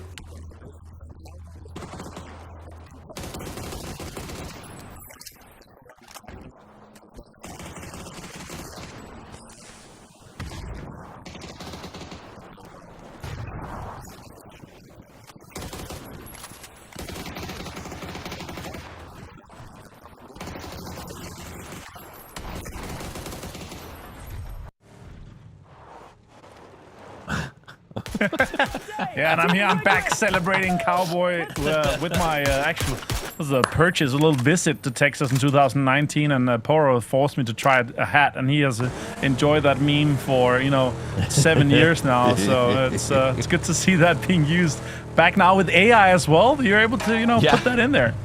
I choose to believe that you went to the hat shopping with every team's flag so that you could wave it around. Nice. It just did a bunch of takes. So, no, great hearing from Cowboy. He ripped the soul out of a few teams in that last game and spoke directly into our souls during that interview. Severe intensity these guys bring to the map. And now we jump back into Miramar. There's a spray from Cold 119. Has been a little bit of a letdown so far. Human, who got a sick triple in the last game, was able to come up here on Vitality and put in a little bit of work. Absolutely. Those are the things that happened while we were gone, by the way. Yeah, exactly.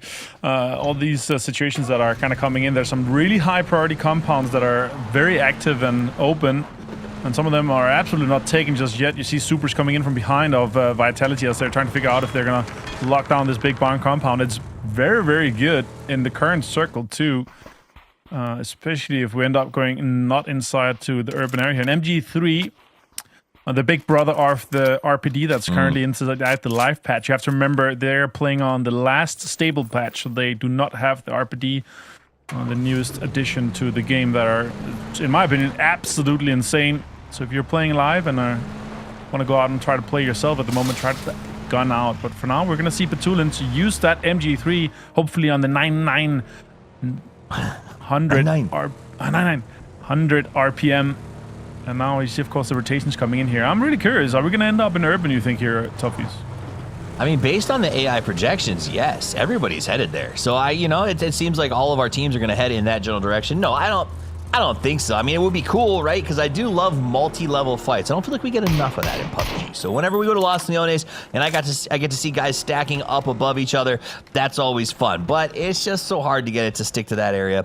We'll wait and see. I can already tell you, teams are gathering on the outside of Los Leones. No one wants to be the guy stuck in the middle should that circle shift away. Twisted Minds had a decent game last time around. They put up 13 points, I guess better than decent, as they make a nice little rotation here. But feels like every rotation they've made so far has been under duress with tracers flying past them.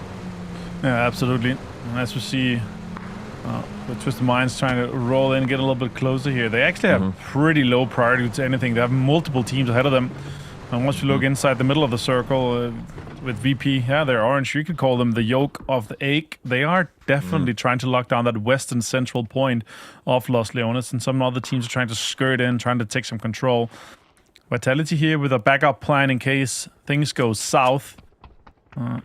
Things go north. They're definitely going to be trying to let go and hold on to this spot right here, especially with the high ground you can take inside of that warehouse. Let's see where we do end up going here, Toughies.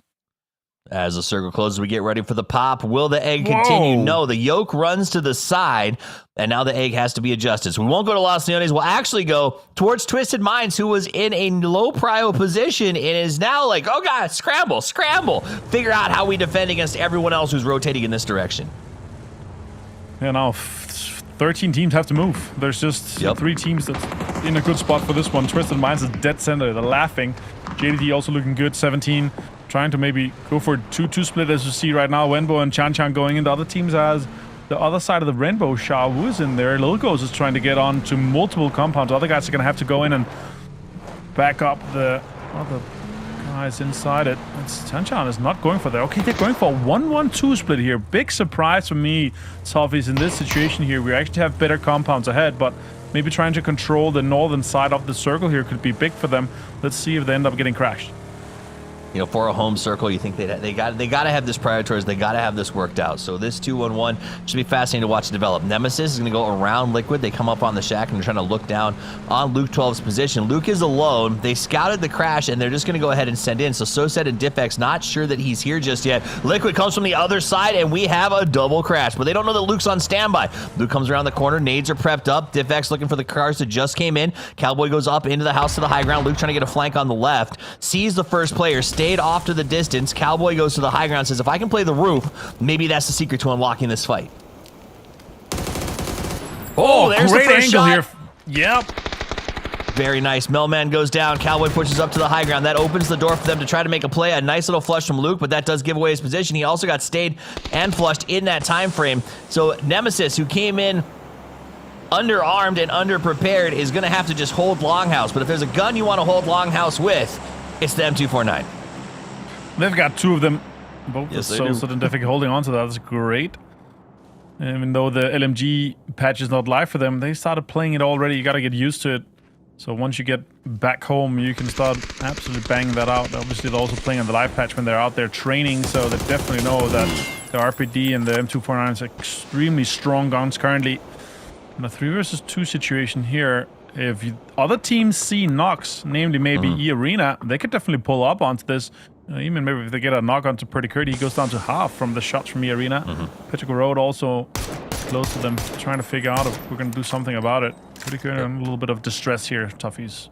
Yeah, E-Arena's got some good vision. Pretty had to duck back, but Pretty did a good thing and put out some really nice offensive smokes to make sure that he could fall back from the barn without getting picked off by that third peak perspective from Nemesis. So now Nemesis, because of those smokes, is just locked in with no actual idea of where Purdy is and how him and Luke are going to be able to play this. Now, E-Arena, though, from a distance, causes a lot of trouble here as it takes away that left side flank from Purdy. Cowboy opens the door, going to cook a nade, toss it down the stairs. It's not too shabby, but that does clear the below the stair area, which might open the door for them to slowly but surely work their way into this building. With the arena in the distance, they got to get inside. They got to try to clear it. And with this circle shift here, it stays just inside, so they have time to finish it, but Diffex finds the nade onto Luke 12. And now it's down to Purdy Curdy.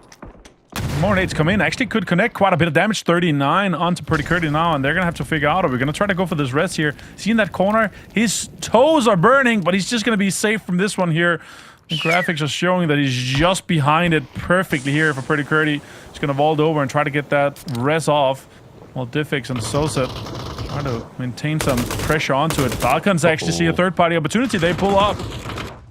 The Falcons have arrived. Liquid eliminated. Nemesis makes a nice little play. I think the car's coming in, forced the hand. So they pushed hard. They got that knock, and now the Falcons have taken the high ground. They're going to push in. They throw some attacks right in the door, and now it's right. Nemesis is in the same position they were 2 minutes ago. Locked in the basement with another team from the Americas pushing them.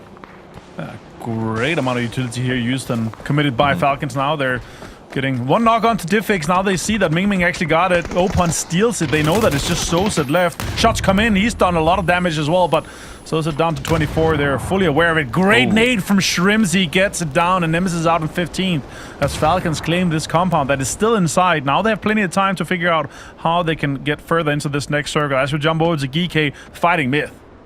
GK versus Myth. GK limping and whipping as they try to go away. Park Pro gets picked up to get knocked back down. Myth on the high ground with nades for days as they toss it up. Nice little shot there from EJ to try to buy a little bit of space as Park Pro goes downhill, but flashes will keep him off the res. Akon has no hope of redemption, and Myth from the high ground should be able to just work their way down onto this. They don't have to push backwards, so maybe that's the saving grace for GK, is that the blue zone cometh and Myth is not interested in staying inside of it. Yeah, this is a great hold from Myth here, Tough. I actually love this. They're holding them out completely in a great spot. And now they're going to be able to scoot inside the circle and then maintain that control here. Geeky under tons of pressure. They're going to jump into this. Scabby finds Park Pro. It's down to just EJ and Songjang. Smith is just going to try to finish this quickly. Jacob actually runs out a little bit of an aggressive push here for a TPP pick above them. He sees the guys out there. He's going to be able to get maybe another knock. He finds EJ with a headshot with the hog. They're playing the game. How many times can we res Park Pro? And Jacob was not interested in letting them deny that with a res to the blue. So he comes in, gets that knock. He'll get 2 points off of it as Songjang just drives away. They don't know that, though. So Kiss is going to have to hang here for just a second and wait for those things to confirm. Scappy and Jacob both walk away, and they should be able to extract. Songjang goes for safety, but runs right into the White Rabbits, and Nurens is waiting. Geek ran into a wall and just got dismantled. Yeah, extremely unfortunate from Giga here, but the amount of pressure that Myth held them onto forced them into this. Now Myth is going to have to make a little bit of move here, potentially fighting E-Arena just soon here. Sharper, full sense, E-Arena and Myth. It's a full epic fight in the Southwest. Petrichor Road having a greedy 2-2 split here. I'm not sure if that's going to pay off for long. Falcons probably going to have to and be able to play the road on that southeast side as we see, and jump on to Vitality now trying to full send it here. They're down to just a 3-man and sliding in the car, basically drifting straight on to Need for Speed here as they try to get deeper. They're actually going to get a dip inside, but Chewy finds some pressure, puts nades onto these guys now. Yeah, they're just stuck in a hole with guys on the high ground. Nade's going to come raining in as they did have this berm. Normally it would be pretty cool, but it might not be. Depends on how much utility Petrichor is sitting on as they're able to take a couple of shots and duck back down. Nice cover from Vitality, keeping them locked in place. And then Virtus Pro up above even higher is going to give them some help as it forces Petrichor to the ground and saves Vitality's life. Now, while we're watching this fight sort of slowly develop, Falcons are trying to figure out how to move into the circle. So we're going to check in with them and their comms very quickly. I'm double bombing green. One of them knock is from the West Rocks. It's Vitality. Okay, well then it's Peril on the top. In the yellow and green dip. They're leaving Ifty. Okay. One guy just left Ifty. Ifty sheds? They're going north. Yeah, just they're grouping. Ifty sheds is just clean. You want me to take it? You should drive scout it. There's a team driving into it, I think. Drive scout it. There's a team driving into it, I think, from the west. Yeah, there is. Leave. Yeah, you can stop on yellow if you want to. Play close on them. 4 men on green now, okay? There's a new team in the Ifty Shacks. I don't know who it is, but it's a big team. Yeah, that's full. I can't they came from west. They came from west, so. Nice. You know what stood out to me there was the comms, Martin. Very, very clean. Yeah, extremely calm collected here. They knew they had the inside information here. They had a high ground, they had a low ground, and good stuff. Great information. They know there's a big team as well. They're not fully aware that it's E-Arena, but they saw it was from west, so they have an idea that it might be Myth or E-Arena coming in from that side, but doesn't matter, actually. That's set up with 2 guys off the high ground, and then Shrimsy and Gustav setting up for a fight inside the lower bowl here is going to work out great for them. Next circle, unless we see 2 really far northwestern or northern shifts here, Falcon's going to have a great game here as they have full southeast control. What I loved was the in-game quick call, right? You saw Shrimsy doing that road scout, and then all of a sudden Gustav said, stop down yellow. Yeah. And when he stopped down there, it actually saved his life from 2 teams that were over the top of that hill. So being able to make those quick game calls to check it to a second strategy or to call a stop down and have the team listen, that's the kind of thing that you're looking for, especially with that new bright leadership of Gustav that's been kind of added to this roster, freed up a lot of our guys to focus on fragging. So let's jump over to Virtus Pro, defending champions from EWC, been dominant in play in general. Very, very consistent as a team. Would love to get a few more points on the board here. And I would say pretty dug in. Well, I would say decent spot, but now they're outside the circle as they've got to collapse their 2-2. Right? No kidding. Worst possible string for a lot of teams. Guys. Yeah. VP's going to realize this, that they have a fight and their winning line is going to be inside that ridge on that northwest. Falcons has, they can dock in a little bit, then they can have the ridge play maybe, but they're going to have to fight Vitality and eventually E-Arena here. E-Arena's probably going to third party that fight, considering they have FT, the compounds that they were talking about from Falcons' position here now.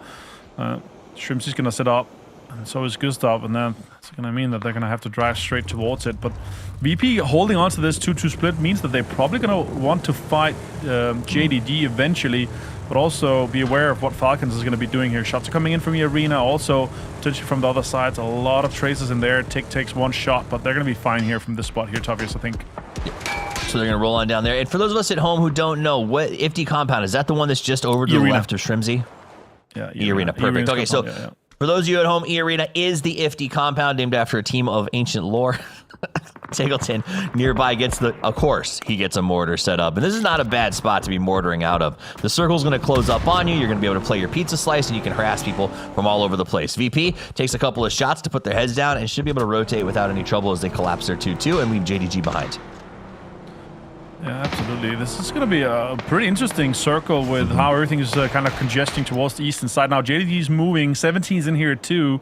And there's going to be third-party potential coming in for both Vitality, Falcons, and all the teams kind of staring at it. Tigleton finds Nixie. They're actually not even shooting into the circle. They're shooting out towards it, putting pressure onto VP, trying to maintain control of the eastern side here. That's a very interesting setup for them. Let's see how this fight between VP and JDG ends up happening here, Topies.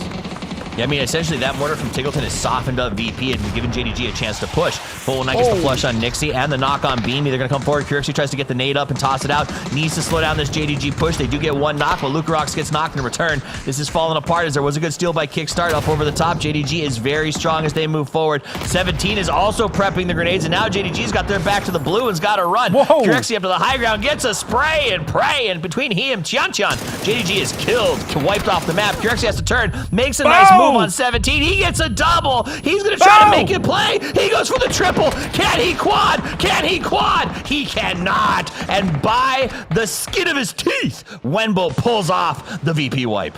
Oh my god, a third party happening, and how another third party from Twisted Minds, and absolutely completely gifted from Corexi. What a play with the barrel now. Wenbo, last player here. Example, and the guys here are just going to be able to sweep in, get some damage done. Petulins goes down actually, but he gets a point on Lil Ghost that was knocked already from him. Now Deal tries a third party. All this northern action.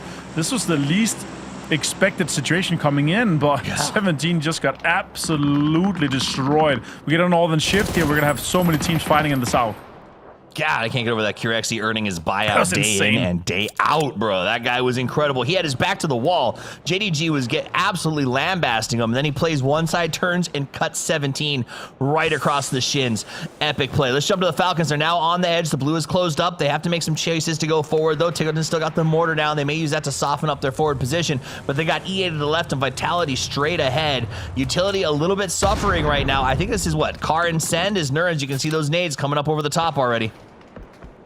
Oh, this is a great opportunity for Arena to come out and clear this. They already sent Lyrics, and that spot is actually pretty decent. I'm not sure it's going to be playable for 4 people with Vitality, Petrichor Road, and Falcons wanting to get into the same area. Shaba is holding on to the other side of the road. That's going to be completely fine for them as well, but I think Falcons realize this is just a play for points here. Yep. I actually expected that mortar to go towards maybe Petrichor Road or Vitality, but now it's going to be a straight-up fight here. Arena's sending it in. They're going to get in closer and deeper. They have the Shack. They have the Rock. It's going to be very playable for them for this spot here on the southern side. So they're going to play here. Vitality sounds like they're also looking for a points game as they move over towards the Falcons.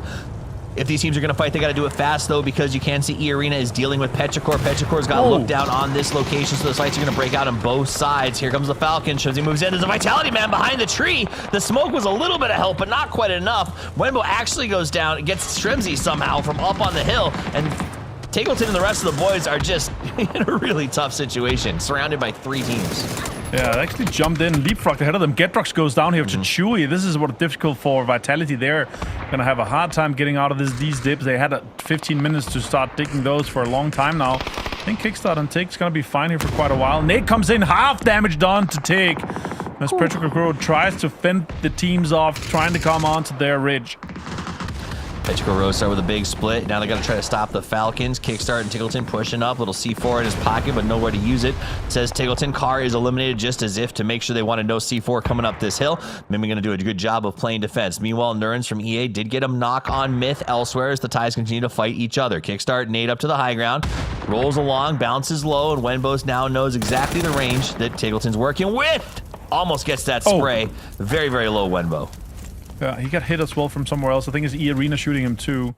So he's gonna have just a lip of that ridge to play with here. If this next circle goes north, we're gonna see an absolute mayhem on the southern side here, Toughies. Opons finds 2 onto Myth though, as E-Arena opens this one up. E-Arena had to clear Myth out. They get a nice little play there as Baron and Jacob both go down. Vitality, the last man standing over here in Quizzy, got leapfrogged by the Falcons. Both these teams trying to make their salvage. Here's that push we saw from Myth. Scappy has the Panzerfaust as he slides around the left side. He doesn't see Thunders though. Back is turned. Boom goes the dynamite, but quick goes the turn. Both drop at a 1-1. And now you got Kiss. The King has to come out, sees the smoke. They pass each other. They're playing chicken. The loop, the dupe, the wraparound. Earth Zapuli gets the flush. Kiss into the car, goes ahead and gets his flush, and the trades are on. Both teams looking to get as many points as they can before they go out of this one. Kiss 42 HP. No time to heal here. He just wanted the points confirmed towards Myth here. Top 10 situation, no placement points, but 5 kills for them. With Sabalui comes on the other side. Great third-party opportunity for E-Arena. They pull up here now. Are they going to be able to pay? Oh my god, perfect Molotov. That's going to take Earth Sabalui down. What a great play in third-party by E-Arena here. Still all 4 alive. This is champion level play for them. They're going to have the whole southern side to them. And now they're going to have to fight Full Sense and Petrichor Road eventually from this area. Yeah, they're just mad that Earth and Kiss went ahead and flushed everybody so quickly instead of fighting 1v1, because that's what they wanted. They came hungry for kills, and they got the 1. So they got 1 in a position, which is great. I love they're seeing Larix on the outside as a security blanket to make sure that if the Falcons or Petrichor decides to wrap back around, they are well and covered. And here we go now to the soup. As they're locked inside of this garage. The nade goes off. Lou with a really sick play and some nice pre-fires to try to pull forward. Elsewhere, Quizzy dies to the blue. Yeah, that's out in 8th place. They get 1 placement point. And a little bit rough for them now with Falcons trying to move in again. 17 helping. It's more of a focus on trying to get each other down, because that's 2 points. 1 for the kill, 1 for the placement now at this point here for Falcons and 17. They swing out into the blue. They find him. Great damage done here by Kick. He's going to go down. Oh, he's actually going to slide in. Now Petrichor Road's going to hold that one out. I think it's a deny. Nah, it's going to be 1 deny and 1 point for Petrichor Road. The I-26 finding Tiggleton. And they're out in 6th place here. Still good consistency inside the top 8 for Falcons. Now over to Twisted Minds with lots of kills gone already. Example has Heaven. And they find all of DN Supers. I thought it's going to be an easy wipe for DN Supers, but absolutely not. As Twisted Minds, they step up into another situation where they get lots of kills and placement points. They're down to 3, and they can now play the edge as Petrichor is going to be trying to hold them as they move into the circle. Nice little play there. I also like the Falcons deny but push. It was like a smart only lose 1 situation. Chewy does get a nice spray on Example, though, with that M249. And now Perfectus has to play that defense role. Running in here. Oh, Ming Ming actually tries to take this ridge away from them. They're not ready for this. He's just going to sweep over, gets Perfected easily. Also finds Example running away, and Twisted Minds out in 4th place. The Arena 4, Petrichor Road 4, and Full Sense down to 3. And now that high ground is completely locked down by Petrichor Road. But they have to get off this. The circle is not anywhere close to where they are right now. They're going to have to run in the open. I'm not sure Petrichor Road is going to be able to survive this with 2 teams staring directly at them. Yep, Petrichor has to try to work around the edge, as does EA, the defending world champions. Full Sense down in the middle of the hole, but there's not a lot of cover down there. So as these teams do clear the top, the best case scenario is that they wipe each other out for Full Sense. Right now, Opons is set the trap. He's using that TP perspective, if you will, to keep tabs on Petrichor as they come up over the high ground here. Yeah, and Tab's probably clapping his hands right now with the 4th place with Twisted Minds. They've been doing well. 2nd place so far with 20 points. And the Arena, sure, Full Sense not at their full strength, with Rush is still playing the coach, obviously, but he's very much in line with the meta. He's holding that pickaxe, digging even deeper. This could be decent with the Arena and Petrichor Road kind of forced to fight each other off this high ground here, as Rush is sitting dead center alongside Full Sense. Only Tanadal's going to have to make a move here, and look at that. That's a big old hole to play defense in. Yep, you got to get down inside of that and just hope that nobody looks at you, as E-Arena and Petrichor do have each other prioritized right now because they know that this has to be the fight. So the question is, if it becomes a big enough fisticuff, can Full Sense push up the hill? Flash gets the first kill on Chewy. That's going to be a big knock as he goes back in the hole and is going to hide out. Gets another shots, tries to push Larix back down. Full Sense doing everything they can to defend this position. Great twin action there for Larix and Flash. And we'll see who wins once again here, as E-Arena obviously just won that one, but still Full Sense trying to fend off all these teams here. I kind of like it that they're trying to hurt them just a little bit in the E-Arena, but like, okay, let's see if we can actually take on Full Sense here. It's going to be extremely difficult. Shots can actually connect quite a bit here.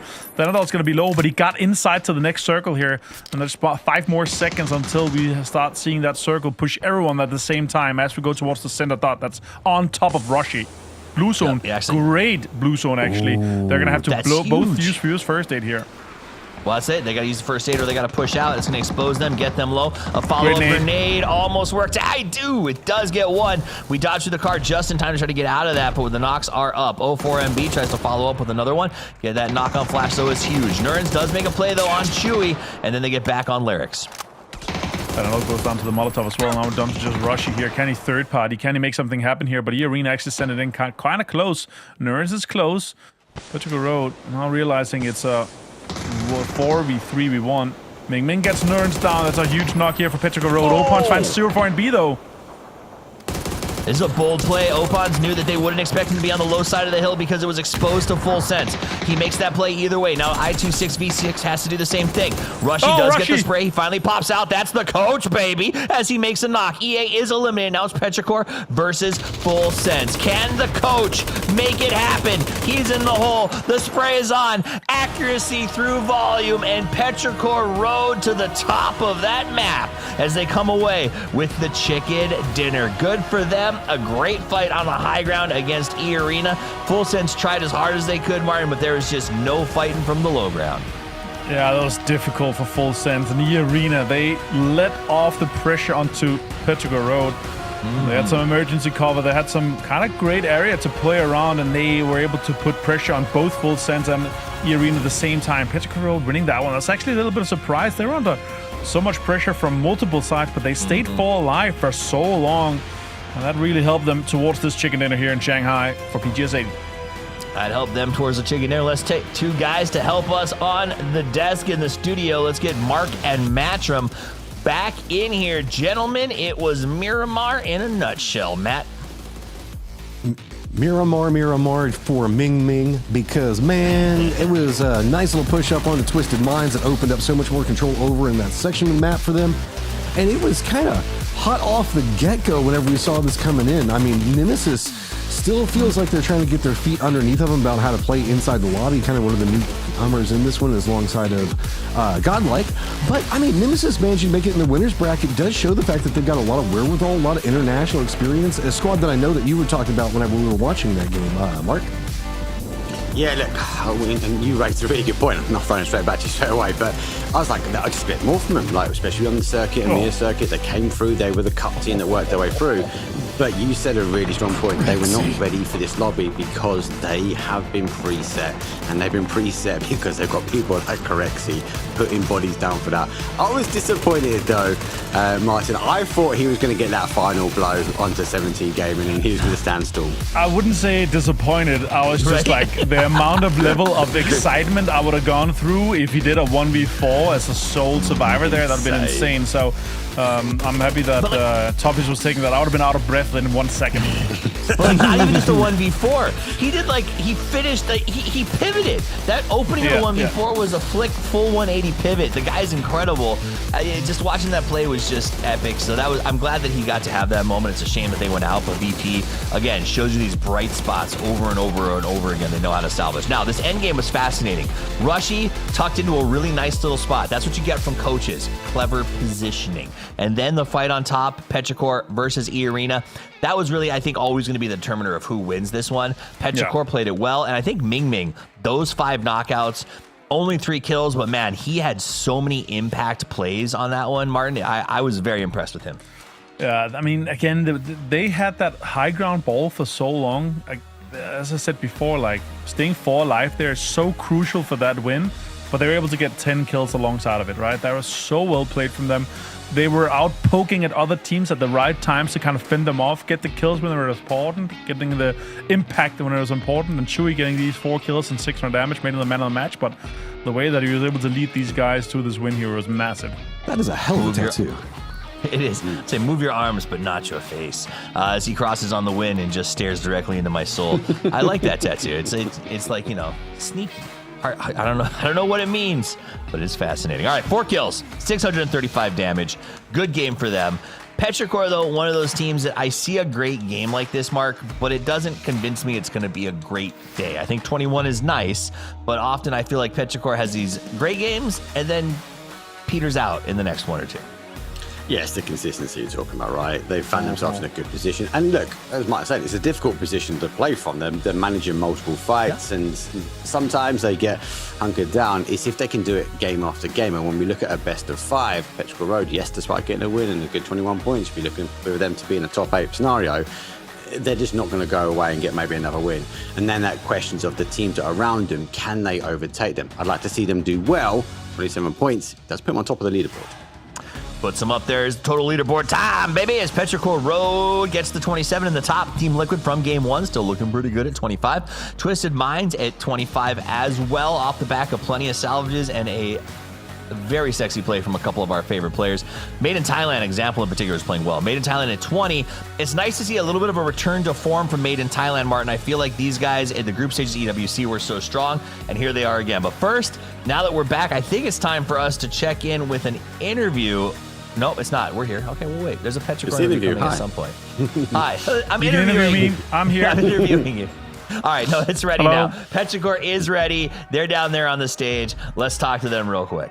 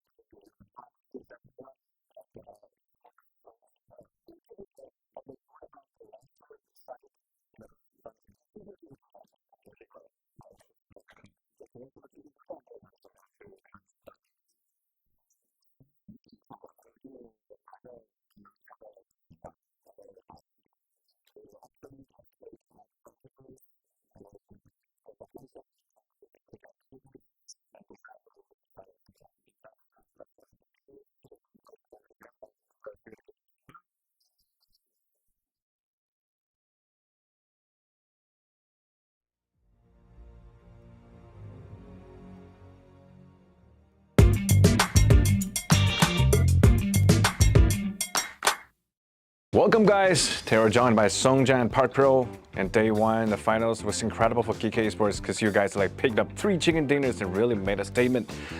Let's talk about the 3 chicken dinners. What do you think has been the biggest reason for you to make it incredibly performance in the first day?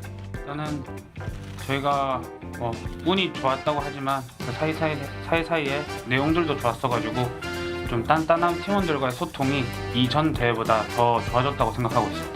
아무래도 국제 경험이 많이 없다 생각했는데 이제 점점 국제 경험을 하면서 적응을 해가면서 점점 저희의 모습을 찾고 있다. 국내에서 잘하던 모습을 지금 세계에서도 보여주고 있다 생각합니다. If someone had never watched GK Esports before today, how would you like describe your team in just few words? 배틀그라운드라는 게임이 항상 1등은 할 수 없지만 항상 상위권에서 1등 경쟁을 하는 팀, 그리고 주어졌을 때 1등을 할 수 있는 팀으로 이제 인지시켜드리고 싶어요. Like if your whole team got stuck in an escape room together, like who do you think would solve the first puzzle? 저는 저라고 생각해요. 저는 아칸 선수라고 생각하고 있고 그 이유는 이제 그 아칸 선수가 은근히 머리가 좋습니다. 그래서 좀 돌파구를 좀 찾는 것도 아칸 선수가 제일 영리하게 잘할 것 같다 생각해서 아칸 선수를 꼽았습니다. All right, thank you both for joining us. Because you guys, congratulations on incredible start to the finals. And we can't wait to see what GK Esports can do in the next. So good luck and see you in the next game. Bye.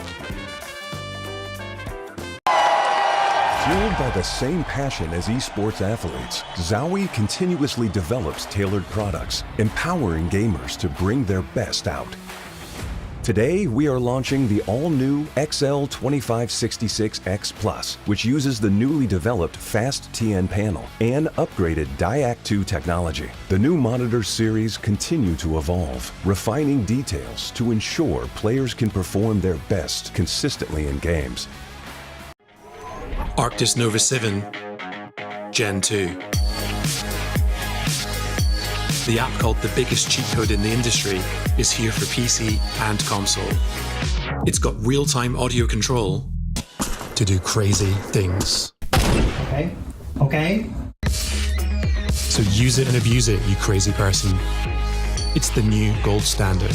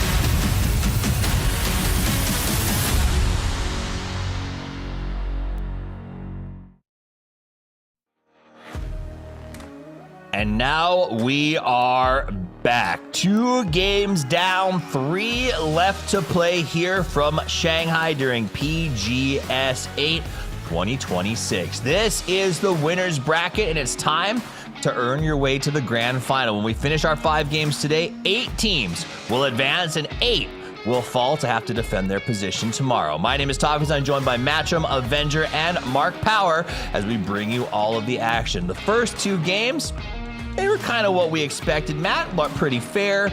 Decent endings, a lot of strategy and utilization of the sort of new terrain features, especially to dig your way into the final. Yeah, we did see kind of what an open circle to a high ground, low ground fight into game 2. So really what we're kind of seeing is teams that are having to navigate, I guess, friendlier circles than we saw last week, right? Last week, it felt like every single one of our circles was popping down circle 1, 50% water, so everybody's just trying to just get in the good games while they can. Well, they're trying to get into the games while they can, and this game is ready to start. Let's get into it as we bring back the casting duo of Mark and Matchum. It's time to Tego. All right, Tego time, as we are going to be cutting in from the west, just down below the river, and then ending up just south of airport. So a little bit of a different plane path than we normally see coming on to Tego, but everything's still going to be fine. Yeah, going across the rivers, very scenic, great observing. We pick up the plane, and yeah, midpoint, it's going to get the divide. We're going to see potentially the zone's going to pop towards that sort of northwest islands. I think we have that river in to be dangerous. Anything down towards that southeast, that's going to be a mass migration for some of these teams. And we keep getting pulled down there, Songam over and over again. I mean, we have kind of danced around the river a couple of times, but it felt like we were getting a lot of army-based circles, and now we're just kind of going wherever the circle wants to go. See if we get anything kind of crazy off the drop. But I think that most of this is going to be cemented, because remember, while this is just going to be 5 games, these guys did play against each other for 2 days, so we're in total 10 days so far. So most people kind of know what they can steal as far as vehicles go and what's going to be safe to drop for them, what's not. As I mean, it's a bit more rote whenever we get this long. Yeah, the difference is we've got 1 Tego, right, compared to what we had last week. I really enjoyed the double Tego. I think this map gives a lot of chaos, and obviously whenever a circle like that, We have lots of water to play out on the west. River will be a question. There's limited crossings now, so it's going to be first to zone. But for Supers, they've got everything up for grabs. Okay, so we've got the river that's kind of cutting in along the southern area as well as keeping in the island. You have to assume that that's probably going to be cut out, but the way our circles go, maybe not. Who knows? Maybe it'll happen around circle 8. So that kind of pulls us into our attention looking at Godok and Woolsong and that kind of position over there. Really, it's just going to be the flatlands around Godok that are going to be slightly problematic for squads because nobody's going to make too much of a commitment into Godok yet. Plenty of hillsides, plenty of coastal positions that can also kind of be played if situations get too bad. And while, yes, this does allude to the fact that, there's only a couple of bridges and the river's like right along it, so there's going to be bridge camps. There could be, but there's also like ways to rotate very far over to the east, go around Shipyard, kind of like what Myth's doing. So a lot of things still on the table. It's really just how fast do you want to try to rotate to get into the circle, because the longer you wait, the more it's going to be gate kept. Yeah, and that's sort of crossroads, that compound that sits on the east side, the west side of that crossroads. I think for me is going to be key. We see obviously Supers looking to try and get that already. They've gone a bit further. They're going to try and get some loot. It's going to come back down to that early rotations. You mentioned Myth already going up by Shipyard, so they're going to try and potentially rotate on that sort of north army base coming in. Nemesis doing the opposite now as they come across the bridge on that southwest side. We get a highlight reel. Perpetual Roads win, and I get a real insight on actually how difficult this bowl is to play and how many teams they have to hold out. I mean, this is one of the reasons we talk about the advantages of high ground, right? Is look at the other side, which you kind of have to work around. This is just such a great push coming up from Ming. Just instantly charges it. You can see that Twisted weren't really expecting this and we're trying to set up for a later defense that were happening. Penchikora Road, whenever they time things out well, are so hard to handle. The issue then comes in with their consistency is they don't always time it out right. And so whenever they go for these power plays, they just put themselves in really bad pinched positions and just kind of lose too many players just trying to get to here. Yeah. Difficult position hold. I like the hold. I was in their close out on Twisted Minds. They're unlucky and unfortunate. Obviously, they tried to get around that sort of ridge line we're looking at now. All sense, good hold. Coming off the high ground and for the coach. The positioning was right. He's pretty much on the dot. It was a matter of time before they could go for the closeout, but they had to manage these fights one at a time and get rid of the arena before they could close the game. I mean, the arena making in the later stages, that's good to see from the guys that did so well inside the last week. Other side of that squad that I keep talking about for being so consistent, VP not finding much consistency at all today is a lot of squads now going to be using emergency pickups. Most notably, we're looking at Vitality and Geeke to try to leapfrog over the river. Not the worst of calls, and also could put them up against the coastline. We still have a ton of squads not really making too much of a move for the circle yet. 17 looks like they're going to be coming in pretty much due east. Twisted's going to be just the east of that. Then we've got Falcons and Sharper that have kind of stopped off next to each other. Thanawat's kind of looking at Falcons. I don't know what's going on over here with this one. As I was caught up looking at the replay. Penchikora Road as well as Full Sense and E-Arena all still in a looting phase, so no rush on circle. Yeah, I felt like Sharper's having the initial shots towards and holding out. Falcons, Shrimsy turns, unable, the whole team sort of cuts loose and forgets about the rotation. Early point for the Falcons as they will get that confirmation. They can hear the car rotating around on the south. Thunders is going to be there. Kicks looking to try and get that confirmed. That blue chip's just crawling away from him ever so slowly. Hey, it'll be fine. Thunders, where is he? You want to get too involved in this? Sharper looks like they're making more of a commitment. They're actually bringing Earth as well as Jedi over here. Thunders is kind of trapped out as well. I think it's just to try to see if they can secure this. So, big damage. Just any tap will be enough, and Thunders goes down as well. That was Tiggleton, I think, from the high ground. Confirmation done, though, from Shrimsy, and gets the flush. Thunder is blown aside. They're waiting on Earth if he can try and do anything. And for Sharpers, at what point do you cut loose? Like, you've got to cut your losses at some point and get to the game. Dangling him around for the rest of Sharper, saying, oh, you want it? Come and get it. And every single time it's worked out well for him, so... There we go. Finally, I think that the bait is going to be pulled away. And Sharper, do you continue to go for any of these blue chips or anything else? Or you just head for the hills and call this good? Because Jedi is still just watching. Earth is hopping in a vehicle, but he doesn't look like he's pushing to the south. I think that with Falcons going more to the circle, that they're hoping that maybe they can pick up the blue chips and get their players back. Yeah, I think that was the play there. I think you're right. And they've gone across to get the blue chip. They're going to have to try and get the other. Maybe Gustav sits in the wings and just waits for them to come back. Maybe they leave one blue chip with the hopes to get one body back up. Nemesis, early rotation over towards that southwest bridge. They're now positioning themselves up by that recall tower, taking the compound and also being blessed with a sea of loot coming down. Melman, level 3 helmet and vest, has now put Delwyn in his line of sight to make sure he puts some distance between the two teams. This is going to be next to the Godok fields down to the southwest of it. Team Liquid looks like they're going to be getting a foothold right into Godok. 17 is going to be pretty close to them. VP just to the west of that leading into the field. So it's going to be JD Gaming, Supers, Nemesis over here right now. Twist is going to be coming in just to the east of where we saw Team Liquid at, but they've got this little bit of a hill position that they can kind of look through the compound on it. They might call this good, or given Twisted Minds mindsets, you know, get to the high ground, get some vision on what's going to be going on in the circle, because this does give you a lot of an idea of what's happening inside the fields to the west, and that is kind of our focal point right now. What Wolsong and kind of the road leading into Godog, not going to be too popular just yet. Instead, it's everybody just kind of playing a bit of a safer spot, waiting for this next circle before they make their jump. You're right. I think everyone's just waiting for this next jump, right? The muscle memory in me, the casting memory, we're like, well, he's going to pull back towards the east mark. It has to give up the water. Things have changed. We'll have to wait and see. Anyone's legend. They look for the bridge count. They let one car go by through. E-Arena's had a good start to the day. He's spun out. Delwyn looking for the confirmation, but he's been left. He's been wasted as the rest of E-Arena keep going past. And Nemesis is just on the other side of this. This is E-Arena full on just held back. Gauntlet both sides. So anyone's legend, high ground, vision onto them, 1 point. Nemesis to the north, and E-Arena just doesn't have any options. They just keep trying to bully their way up into the north, and it's going to be continual harassment as they go. Trying to use the coastline for something. Circle has popped, does lean into this position, but Diffex already moving, looking to see if maybe he can cut off E-Arena's pass. That's why no one's committed just yet. We're holding on to the water. We go west again. E-Arena, again, hope they can try and lock this one down. As you say, Nemesis working into a position to try and capitalize as well, because they are going to need some points. Twisted Minds on the adjacent side, out towards that west of Godok. They have to get migrated, as they will now try and thread the needle past ADD. But for the guys already set up, it's going to be Supers. Open things up with loot. It's all right, Cole. You already knocked somebody out of that car. It's okay. You can let that one go. He's very committed in. All right. So JD Gaming, they've got VP just to the north of them. Here's the cluster that's starting to happen around the fields. To the east of this, you can see that Supers are trying to regroup with one of their players kind of rotating down into the south. Team Liquid's going to be right on the edge of the zone.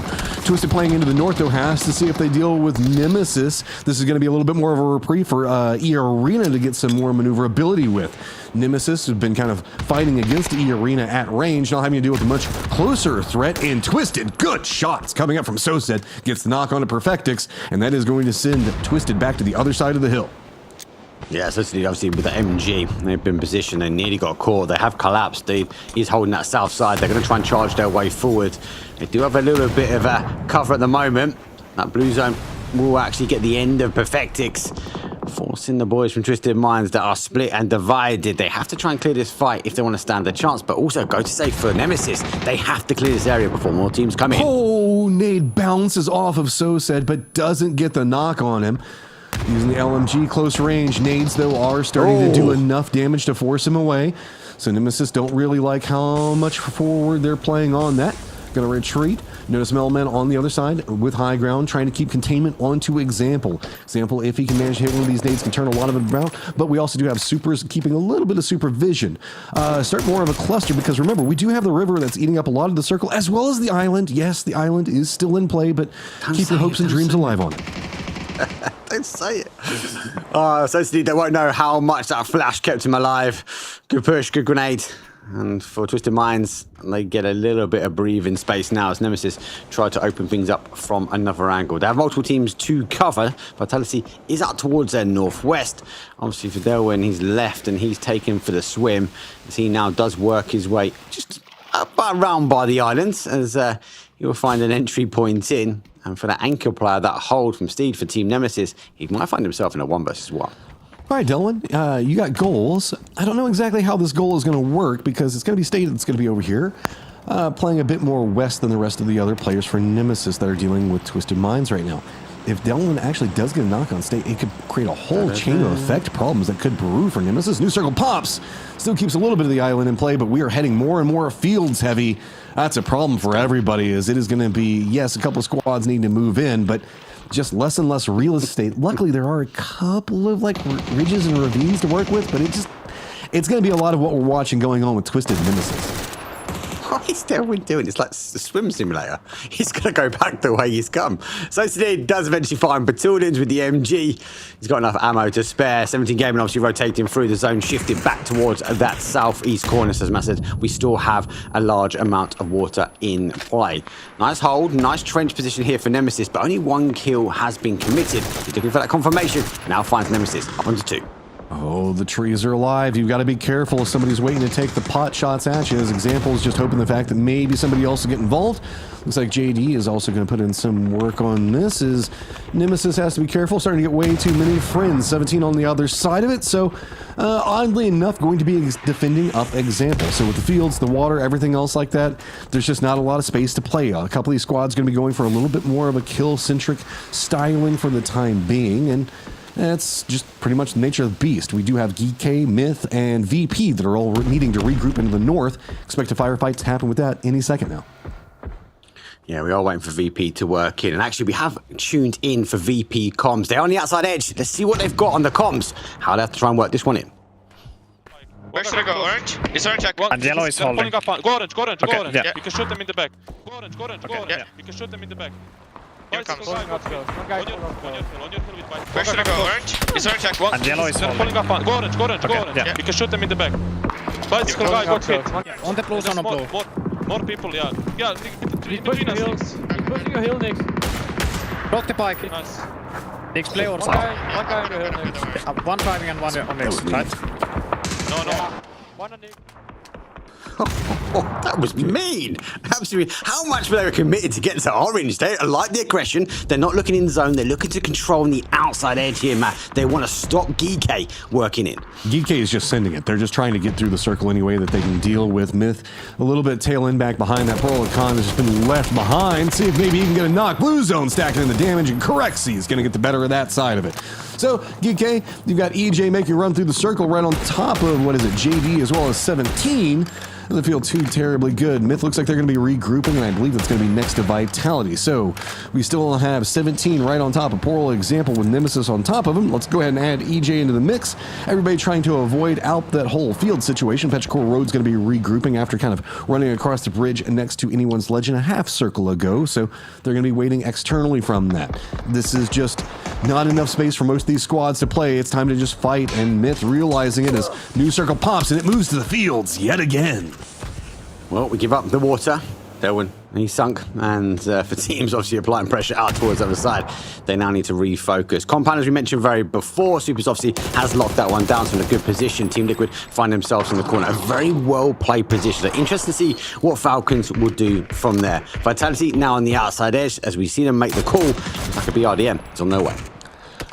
Using a flare. I don't know if that calls in Panzerfaust Levante. This man's been, I swear, he's got like 50 of them on any time. I don't understand how he managed to make that weight work. Okay, VP, it looks like they're now going to be trying to gatekeep out Myth on the other side of what Vitality is going to be forcing this to do, but I think that Myth has got themselves a little bit of a valley line that they can play. That's going to put them very close to 17. And remember, 17, Twisted Minds, Nemesis were having to burn a lot of nades inside of the firefights with each other. So I don't know how that's going to leave their economy as the circle keeps pulling more and more this direction. Anyone's Legend doesn't have any options, so they're going to hop in vehicles down south, roll right on top of Petrichor Road, right through kind of the thick of it all, because where else can you really go? 04 gets a knock on a one, Ming Ming gets another one, and Anyone's Legend just going to collapse because, I mean, if they even manage to make it any further forward than that, that's just going to be fields and crossfire galore. Yeah, Shelby obviously does find the final blow, but good hold. Petrichor Road, obviously the rotation in. And you were sort of dancing around on that south side of the arena on the adjacent side. Wimbo finds EJ. On a solo. GG's. Yeah. Pinpoint accuracy, mortar fire. That's what you want to see. That was a statement in and of itself. Like, we are a little tired of dealing with you, so that does open up more sight lanes for 17. And eyes down to the field. All right, but they still have an example that's like, what, 20 meters away from him? Much bigger problem, in my opinion. depends on as you said, the economy of scale. How much utility does Example really have? He's been expelling quite a bit, and there comes the expel. Kiss looking to try and make the charge, though. They are breaching in towards 17 Gaming. 17 Gaming cutting loose, and now they kind of rotate away from this one, and the pressure also being applied from Beamy as Nixie not too far behind. Don't necessarily blame 17. They've been fighting for a while. They're instead going to jump away from this one. Myth trying to cut a path into him. They also spotted out DP going for something similar. So throw yourselves out of the frying pan and don't jump into the fire. Instead, see if you can make some type of safe landfall. Vitality going to be moving back behind that. You can see them on the minimap there, hopping inside their vehicles. Oh, grenade. Nade, bounce. Ooh, right in between it all. Scappy, can you get one to go a little bit further? Nice to see. It was more of a line-up on that first one. Diffix does get confirmation on towards Kiss. So for Myth, they're down to a solo player. This feels destructive around this area. Example, Store alive as well. Vitality looking to try and climb some higher ground as that BRDM has made it to the ground.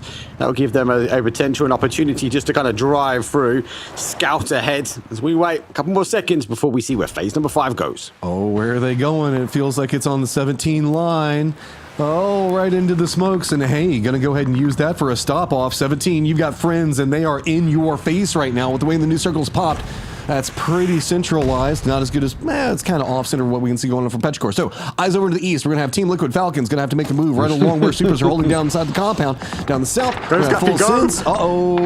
C4 as a solo, he's going for the C4 play. He's gonna roll right into all of them. Is he just gonna ride it the entire way? He's gonna try to take them all down with him. Can he get the explosion off of it? Boom! Oh my God! Scappy finds a ton! It's a full run from Scappy, full suicide, and he knocks out 1, 2. Xiao Wu left waiting, only 2 kills, but his team has been annihilated. Scappy, I mean, I love it, dude. That is, okay, making the best of a bad situation. JD Gaming, oh, you in some trouble. VP, high ground back behind you. Falcons trying to push on the other side of it. That's a very terrible pinch position to be whenever we look at the fields. The only benefit is Scappy actually blew apart Vitality in 17, so now nobody's defending the other side of the field. Mixed blessings, I guess. Yeah, there's blessings, there's advantages, there's disadvantages. It was a good watch from my position. I was waiting for him to jump out, but he committed. He committed, Matt. A bit like Melbourne, he's committing, and they will find team the opportunity for Twisted Minds to fall. Other teams will try and step up, though. Virtus Pro taking hold of the hold. As for Falcons, now have to leave their position as they send it now in towards zone. Oh, nothing feels good. They don't want to jump into the fields just quite yet. Full Sense is making a push right into Petrichor Road. Looks like they are going to have a little bit of a self-knot going on over there, but a lot of assistance from the outside of it is Full Sense is going to get eliminated. Petrichor Road going to continue to hold that down. E-Arena now has more of a leapfrog position that they're going to be playing from the south. Team Liquid wraps around to the south of where we see a Super is going to be playing from, trying to see if they can get into a compound. VP still has the high ground, trying to hold back the Falcons right now. Falcons, while they have this ridgeline road to play for a little bit, they're a bit nervous about it because they know that somebody's inside this compound over here. Are they going to make it for the sin for the compound or full wrap around? Looks like they might just be going compound-sided, and they're going to be running in. And this is why, because see, Supers are going to be leaning more into the south right now, and Falcons just get to squeak by to the north due to the positioning of Team Liquid and the aggro that they've drawn from Supers. Well played from Falcons. Understanding that Super's obviously taking a fight on the south side of the compound. They've used the ridge, they've used the field well. They've denied the line of sight, even if there was a hold there. And obviously for Supers, they're unable to get sort of eyes on towards those cars. Team Liquid, though, Cowboy is down. They're going to take him to a bit of safety to get that res back on. And with 9 seconds to go, we look for phase 6, and it worries me. Is this compound going to remain in, or do we see a west push? Oh, it feels like it's always going to abandon the compound these days, and it is going to pull a bit more to the west of where we see going on. Oh, Falcons problems. It's okay. It's fine. It's just the car. Oh, that bounced though. Oh, no. Xiao Wu manages to get it on to Gustav. That's what happens when you go for center circle, man. It feels like everybody's going to be going for it, but it is really just, what, E-Arena, Petrichor Road, Falcons, and 17 inside the circle. Everybody else now has to figure out how they want to get there. Big Rock's been confirmed out. JDG get a confirmation here. VP knowing they have to try and find their way towards zone. They will find the graveyard, the grave shift from Scappy, as the Myth made this whole area a complete Myth, BRDM included. So a bit of a free pass for them. JDG do come in styles. They do go for a 360 flip onto the car, but they also find safety. Well, they might not have factored in that Corexy is still waiting in the wings on the high ground. I like Corexi's position, making sure to keep some type of cover. Nemesis are going to be playing to the west of this. Looks like they might have eyes more into the E arena position. So, DL one side trying to get some shots as it is going to be Corexi. Oh, more nades. Xiao Wu. I mean, I know that there's bad blood between 17 and Falcons going all the way back to hot drops on the center of the map, but this feels intentional as the BRDM that he managed to survive. I think that's Vitality's BRDM that managed to survive the explosion as well. So, I mean, yeah, again, mixed blessings, man. You're alive and you got a BRDM. It only cost you everybody else on your squad. Yeah, just about. Or maybe it's a reward of what happened. We have to wait and see. Falcons, though, been rewarded by multiple grenades from multiple teams. Unfortunately for Corexi, though, he does get that confirmation. But as a result, he goes down. Actually, point picked up Yawu as well. So another point in the way of 17 game. And VP now down to a duo. And again, lurking around in the graveyard. So the only moving factor left to get into the circle is going to be Nemesis. That's over into the west. Looks like they're going to be making a pass down next to E Arena. A couple smokes could be their stop-off point. As E Arena is going to be playing just a little bit lower ground, pretty separated out, with their players and Lyrics playing very far to the south, pretty much the due south to keep eye on the circle. Petrichor Road can't get too involved in this, nor can VP and Xiao Wu in the roaming BRDM of grenade tosses everywhere. There's too much of a ridge line over into the east, so Nemesis played this well to choose a proper pathing, so it's going to be mostly just them and E Arena, but the further they go into the circle, a lot of those ridge lines are going to start getting cut out and make it more problematic, because it looks like Team Liquid is going to be backfilling to see if maybe they can backstab onto supers. Yeah, they calculated this well. Good play. Purdy, big brain move here at the moment, just trying to find and gain information. He's going to swing around, he's going to see those smokes, and I think he's got to make a commit. Is he going out? He looks like he was thinking about maybe a nade, but he's got to get out of the blue as quick as he can. Damage being done, and there's the opening. The MGs though from Norman's he just picked up will open things up onto Melman, but it is an MG versus an MG.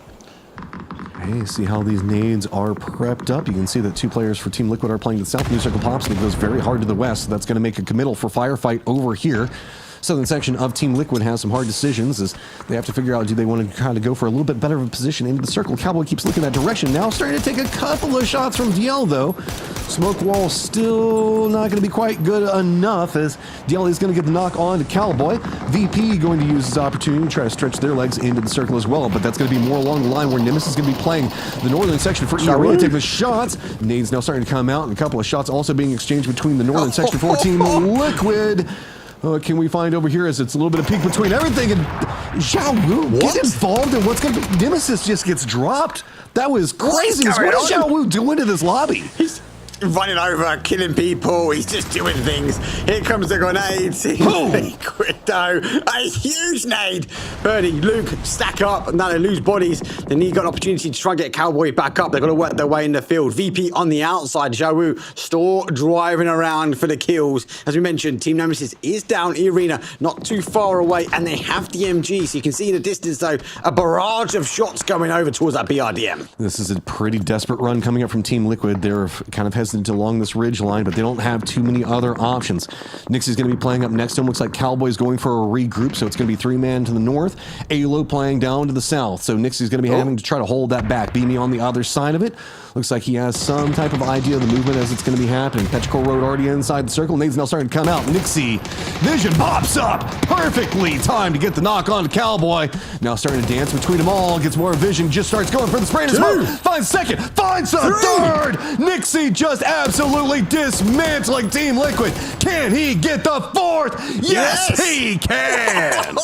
It's a full house of cards for VP. Nixie pops up. It was the switch over towards Purdy as he came on that right-hand side. That gave him the control, the breathe, the sigh of the relief. Now he works his way back to team up, though, with Beamy as they are now on 8 kills. God, Nixie just makes plays like that look simple and easy. I mean, he just timed everything on that so perfectly. So to the north, we got VP coming back into form, now presently up in 6th place. E-Arena in 5th. Down to the south, holding down very wide split. Petrichor Road having to deal with much closer threat, and VP, new circle about to pop, stays pretty centered, so that means that VP have to fight their way in, and I don't know. Feels like E-Arena are trying to get a piece of them. Petrichor Road, defense low. They managed to get the kills, but now that we're in nade range and have to push into where everybody knows they're at, Beamy, what else can you bring? This is what we see from the arena, though. They know they're going to close this game out. They are just waiting at the moment. But Virtus Pro, it's difficult. No one wants to take a head-to-head battle with this team, so just util them out until they're no more. And I think this might be the final blow, and it is. Emming will say goodbye. VP unable to take a head-to-head fight with Pechcore Road. 3v2, Pechcore Road stacked on top of each other, and E-Arena know it. Lyrics is going to be playing to the south outside the circle, trying to keep containment angles. We already have another reposition that happens on the other side from Nurens. So crossfire potential on any movement from Pechcore Road. They need to take down either Nurens or Lyrics. Opan's going to be the center man for E-Arena right now, as all control feels like it is in the favor of E-Arena. Pechcore Road, though, pretty close to the center of the circle, and they've got a couple little crates that they can play for cover, as well as a hillside if they need it. They also got these rocks that they're just kind of bouncing between, and all the cars tattered around in the explosions, the smoke, flames. How are you going to play this one? It feels like these smokes, once they start dissipating, they're going to have to just keep chaining them down, or they're going to be in trouble because of these crossfires. Work both ways. Pechcore Road, we talked about that consistency before. If they can go back to back, that'd be huge for them. Maybe securing their spot, should we say, as we are coming over towards that halfway point. It is only a best of 5 here. Smoke starting to dissipate. I mean, we'll try and put one up, try and deny that MG line of sight. An opening knock for them will put it onto level playing fields. And as you say, they've got the center zone. That's in their favor. Okay, bounces. Oh, a bit short. The tree is getting, I am not certain if they got too involved in it or not. Nade bounce is going to go pretty far. Doesn't look like it's connecting, but at least enough to shoo somebody away. I think that those couple of divots are just knocking him out. Unless he's just trying to cut a path to him through the ground. I don't know. A couple of shots now come out from Nurens. LMG's in the hands. Ammo's low. Ammo's really, really low. He's going to struggle with that one. I think noise will obviously deter Pechcore Road. They have to keep an eye on that one. That will be, I suppose, in the back of their minds, trying to deal with an MG. They won't know how much ammo he has left. And so going to take advantage, as you say, off those grenades as he will crawl his way in. It is phase number 9. We are going to the dot. And it is a bit of a toss-up, though. E-Arena and Pechcore Road just about the same from the center. Yeah, Opan's with, I think, a little bit of a position that he can continue to hold while Pechcore Road still has to deal with these outside angles. Blue zone, though, the way E-Arena were playing this is so smart from Pechcore Road. They just have to hold it together long enough because those outward flanking angles that E-Arena were trying to set up, the longer that the blue zone lasts, it's just going to continue to funnel on top of each other. And then that opens up something for Ming to get the knock on to Nurens. Focus looks like it has shifted back over to Lyrics, but Opan's has crept a couple of meters closer, trying to see if he can get to the face of Pechcore Road. Yeah, you're right. Opens was kind of denied. Great Molly comes in. He now has to try and activate. He puts it back to a 2 versus 1. They have to try and close the gap. Opens, yes, he had the circle, but for Pechcore Road, they tied it up really well. Now they need to get another knock. They need to get another opening here as we go into the final seconds of this game. 04, which side of this are you going to opt into playing? Go for center dot or go for the control angle around the other side? Doritos, no cover to be had. E-Arena managed to pick up a victory. Very cleanly and smartly played. Yeah, great play from them. And look, there was line of sight, though. Pechcore Road played it well, potentially for a back-to-back. Those wide rotations you mentioned about, Opens was sitting in the middle. He was kind of a non-in-void. If they could have get another knock, they could have potentially played in. Well played from E-Arena. They activated at the right time, and it was a well-controlled ending. Let's bring in, though, the 2 Masters, Toffees. Martin, welcome back in after match 3. Glad to be back, and it's glad to see E-Arena do it again, because Martin, that's one of my biggest fears when you see a team take the victory, raise the trophy, win a tournament, that they will let off the gas and maybe like people will solve them. But E-Arena gets a nice win here. For a second, I worried when they gave him kind of tried to make that a 2v2, but ultimately the Rabbits come away with it. Yeah, they did indeed. And on top of that, the way they did it, the way that it was executed, Nern, sure, you should probably use a little bit more stun grenades, but they're able to clutch it out. And also for me, the way that, you know, when the lay of the land is a little bit more rough in terms of terrain, they played it super smart around what they had, and yeah, we're able to close it in a way where, sure, they didn't have the advantage on the rock, but they got Molotovs out, they got stun grenades out, they got the nades, and they got them down with that. Nice little mortar there. It was an explosive game match, and I felt like every time I turned around, there was a mortar or a grenade or a C4 going off. I was about to ask, what was the best play inside this game? Was it Zhao Wu just finding nade upon nade after stealing a BRDM because his whole team got blown up from a C4 from Scappy? Or is it the Nixie clutch there at the end, knocked down all of Team Liquid? This is just a lot of very stellar plays. We were talking about superstars a lot last week, and it feels like we're seeing these players realize more and more opportunities, and if anything, more superstars on the rise. Wow, that car was flying, literally, as he shoots over the top of Petrichor. Nice little fight there. But in the green room, and I think here's a nice little spot. Falcons,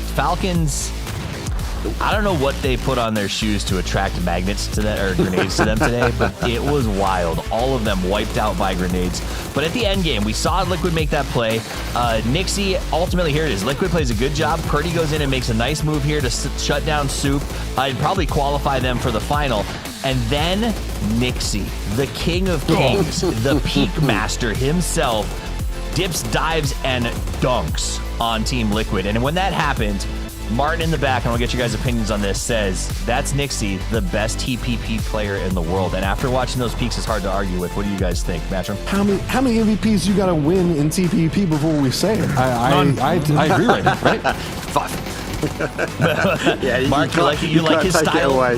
You can't take it away. Look, he put so much time in when the change happened. Right? He was online, he was streaming, he was trying to break it down. He done streams explaining how he can get away with things in TPP versus FVP, and as a result, he's bagging MVP. So well played from him. TPP King, that's Nixie. You know, and he said that in the EWC interview when he got that MVP. He said the grind worked, and he was really like emotional about it because it was. That's a big commitment, Martin, for these guys to make when the transition comes over, to say, I'm going all in. I'm going to grind it. I'm going to learn it. I'm going to remaster it like it's something new for me.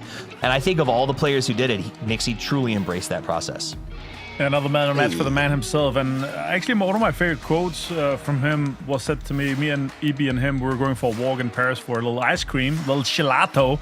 And he said to me, the more the other players and teams, they complain about how difficult TPP is or how they prefer FVP or whatever it is, that's even more of a motivation for me to grind harder. And that's why we see him this much on the man of the match. This is why we've seen so many MVPs of him this year.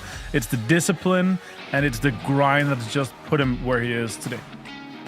I like that. Every complaint is a chance for me to be stronger than someone who's not focused, right? Cool. That idea that that's when you rise to the top, that this era has created opportunities for teams to sort of reinvent themselves and become relatively powerful. Petrichor comes out with 18 in that game. E-Arena, they did win, but they got 15, so that'll be second for them as they only got 5 kills. But Petrichor is playing really well right now, Mark, and they it's not just catching circles, like they're going out there and looking for the battles.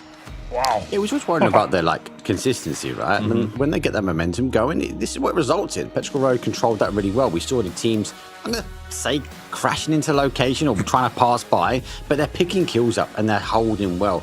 Then that control at the end, and even though they didn't get the conversion for the win here, how they played that final circle, they knew they were close to the dot, they were stacked up, they just needed to find an opening. They got it, lucky enough for them. That activated the player in the middle, and it was just unfortunate they couldn't launch any more flashes to kind of deny the opportunity for E-Arena. Absolutely. Guys, what happened to DK? Tell me more. 1 point. 3 games. Less circles today?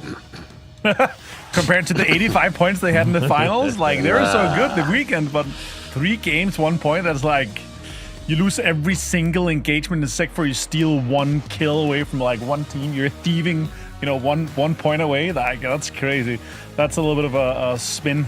Celebrated too hard, maybe. The Korean mindset. We win. Let's go spend some of this money, party a bit. Maybe it's the post-win hangover. So let's talk about some of the teams we just saw. Right now, Team Liquid looking pretty good, I think. Let's talk cutoffs. That's a good idea as we go into our last 2 games. Sure. Martin, Liquid, I think, cracked the 30 mark. You think that's enough for them? Yeah, absolutely. 30 is where you aim for. That's where you save. I think the cutoff might be 27, 26, whatever. Right now, the top 5, top 6 is looking really good with VP just after having that game. But the fact is, if you're not on 1 point, even if you're on 5, if you have 1 good game, you might be able to shut it down and get into that top 8 quite easily for the winners. Well, your chances to have 1 good game are ending rapidly as we move to map 4 out of 5 in the winner's stage. At the end of this, the top 8 advance to the final. The bottom 8 go to survival tomorrow. This is the time. This is the place. Let's get ready to rondo as myself and Martin bring you the action. And we do start over by the east or north of Jadena City, the biggest and most inactive city for most of the teams here. But having a start like this here, a lot of teams actually ended up going out there with Nemesis and Sharper being close. Vitalis is going to go south. little bit of more of a southern playing path here, Tuffy. Some of the teams might struggle to get up towards Ryan, Muhopan, and some of those further north locations. Even Stadium is a stretch. It's going to be difficult for teams to get into this. But again, with this east and kind of south playing path here, I'm kind of hoping for some interesting circles, especially with land ratio not being active.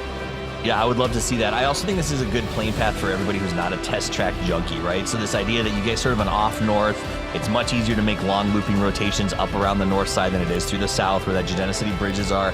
This opens the door, I think, for a lot of teams to try to make some moves. Now, if we don't get a test track circle, if we get something creative, especially if it's over by Jiao 10, that could be wild for these players to have to make rotations. If E-Arena catches this circle, okay, thank God they didn't. Full sense, let's just go to that. They, defending world champions, they deserved a little luck.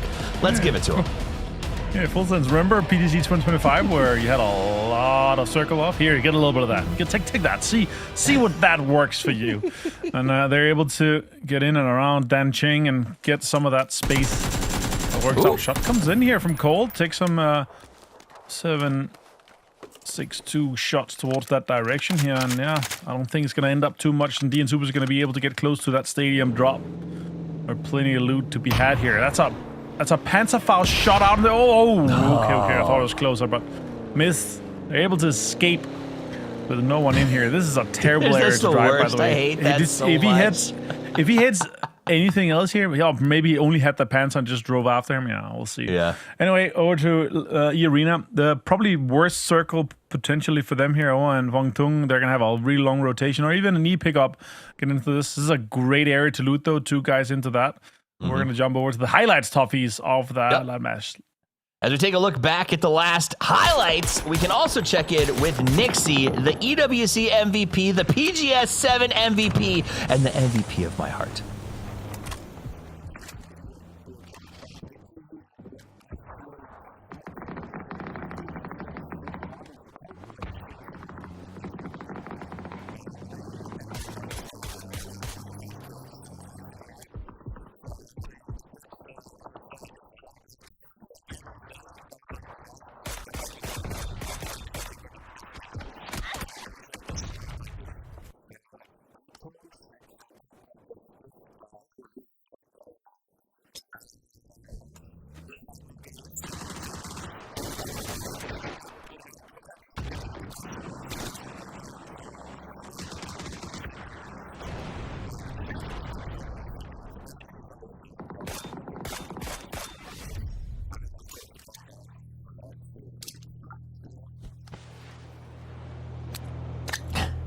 Do you know what would make me happy right now? 5 extra fingers and a second mouse? Absolutely. Nixie plays like he's got them, though, Martin, as he is absolutely out of control on all of the peaks. The way that he plays, the way that he has mastered this perspective and the ability to come up and get those sprays and jump back down are incredible. Yeah, absolutely. As we see the E-Arena clutch towards them, get Petrogorod down here. But still, Petrogorod having so many kills, so many points, able to get the most out of the game for this last game. Unless we finish this, we're going to be able to jump over onto Rondo, where a lot of the central action is actually kind of already going on here. Pawns, new IGL.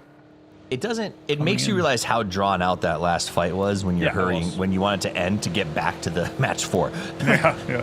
But it was a very drawn out fight. They definitely slow played that. We're very careful with each other, but ultimately we saw how it ended with E-Arena able to pull it off at the end here. VP, I have a question, rotation. Toffees. What's that?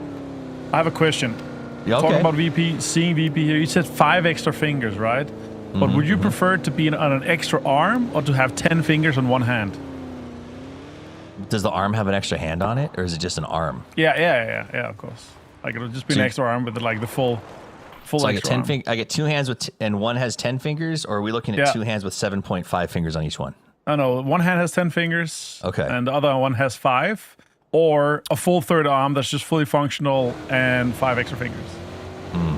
I would take the 10 fingers because I'd finally have a hand big enough to adequately slap Poro. Exactly. And also, I would have 10 fingers and I would be the best PUBG mobile player in the world. Because imagine how many shortcuts you could have on that setup right there. Or you know, if you have it on the left hand, you'll be able to write on your keyboard without moving anything. Anyway, thanks for that cruciating thought, Nixie and Yingxi. Fantastic setup for an interview with those two, with those names. I love that. As we see, Full Sense kind of hung around towards the middle. VP's further south here. And this is actually one of my favorite updates to Rondo. This compound that has a recall there with the 2-story. It makes it so much stronger, as I almost choked. Well, hopefully Nixie and the boys don't choke after that. They made the highlights, then they showed up immediately in the opening fight. They're harassing everyone. These guys do seem unstoppable, and I think for me that's what's blowing my mind is that Nixie keeps making these moments and these plays. We know they're a good team, but to hit at EWC and still look like you haven't quite peaked is a wild story to be telling as we journey towards PGC. As we look at the Falcons, PGIS champions, as we see other teams we'll go jump to in a second, there are PGC, PGI, EWC champions all over this lobby as Myth crawls for a little bit of a rescue here. And to see VP dominating so many, if not all of them, speaks volumes to how good these guys are. He just dropped his stuff. He said, all right, you know what, I'm not going to help you. You're out of luck, bud. GG's, bye-bye. Yep. VP actually kind of comes in as Sharks in the water, seeing this knock already haven't happened here, actually commits a nade. They see the flush now. Beamy gets it. And that's going to be Myth, a little bit stumble on here. Myth, sure, they're 5th right now with 25, and they know that in the next 2 games, they just need like 5-6 more points, and they're going to be completely safe considering that cutoff with Nemesis is down to 13. They have a 12-point head on it.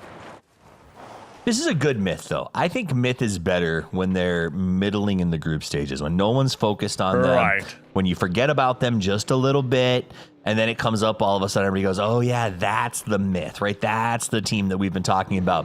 What strikes me with Myth right now is that Jacob has not been living up to the hype. I don't know what's going on, but it feels like Jacob has been, calling, but a non-factor in a lot of these fights. So I need him to sort of step up and turn up as we see Myth going ahead to get their res, hopefully. No, because they didn't get the token. They got chased off of it, right?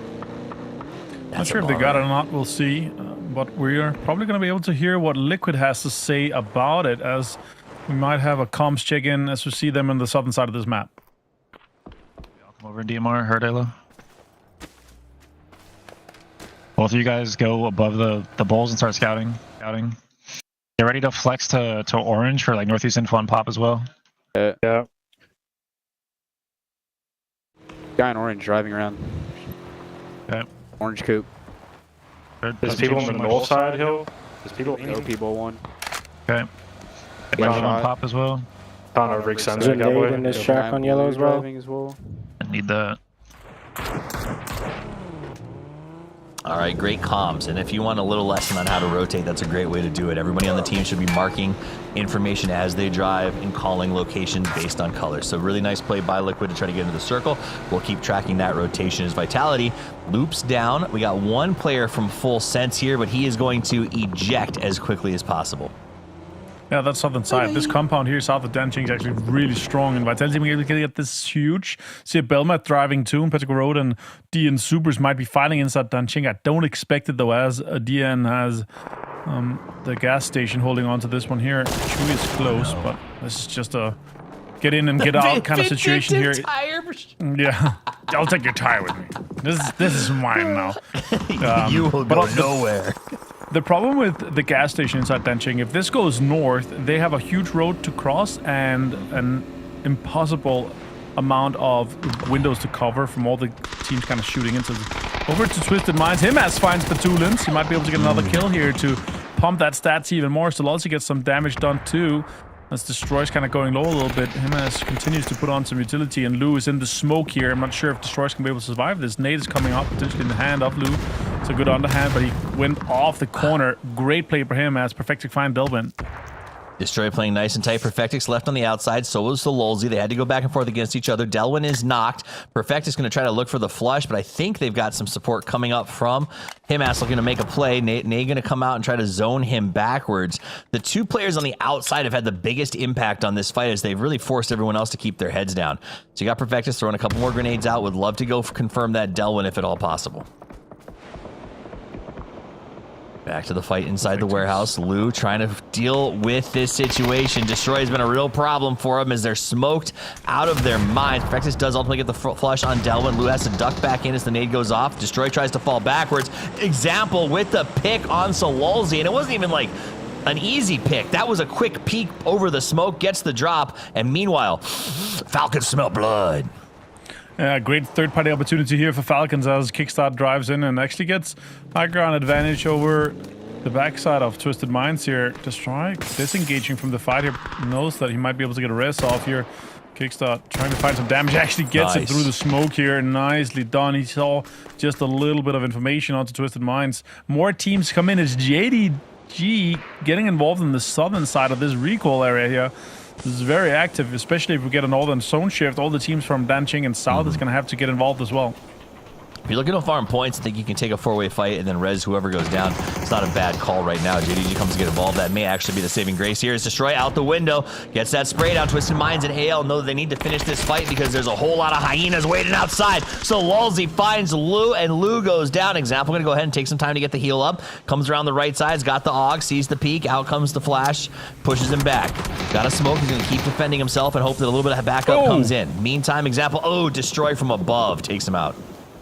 That was a great peek from Destroy, actually, getting so much damage onto Twisted Minds. The circle went north, and look at all the teams trying to get in there. Team Liquid, DN Supers, Vitality backfill DN Supers now, and all the other teams trying to get involved from this one here. As Destroyers get this flush onto it. Ming Ming finds Pretty Curdy on the rotation. Perfectix being allowed to fight this out for a while. Kickstart and the boys watch from the high ground, but they're going to pull off of this fight and go for a win condition instead. Himas takes the time to get the res off. What a cheeky boy as he sneaks out there while everyone else is looking the opposite direction.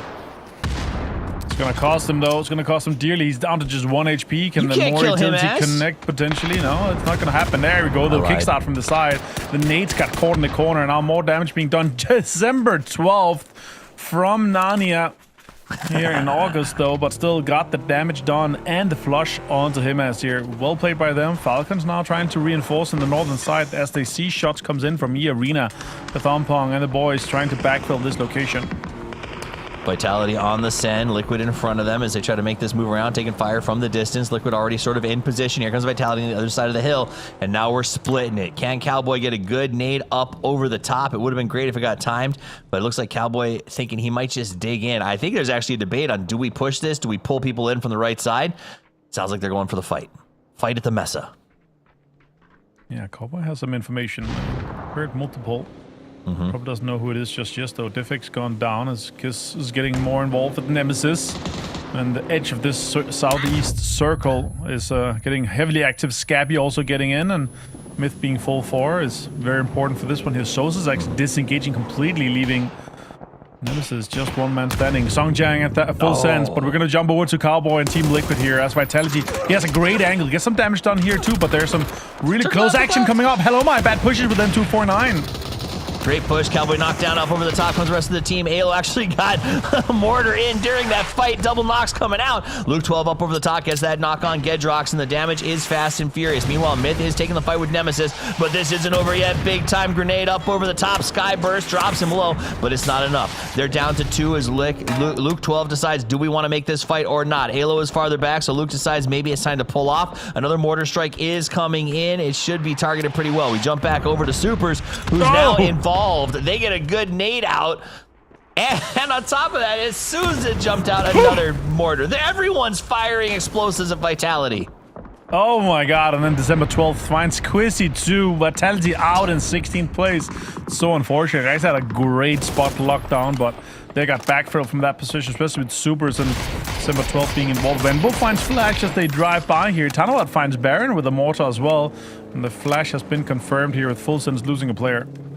Yeah, it is definitely a game about mortars than Lesters as they get a whole lot of shots. Really nice plays, and it's having a huge impact. Let's jump in on another mortar shot as yet again we keep setting them up, grinding them out, aiming them just right, and VP says it's our turn to use the boom tube.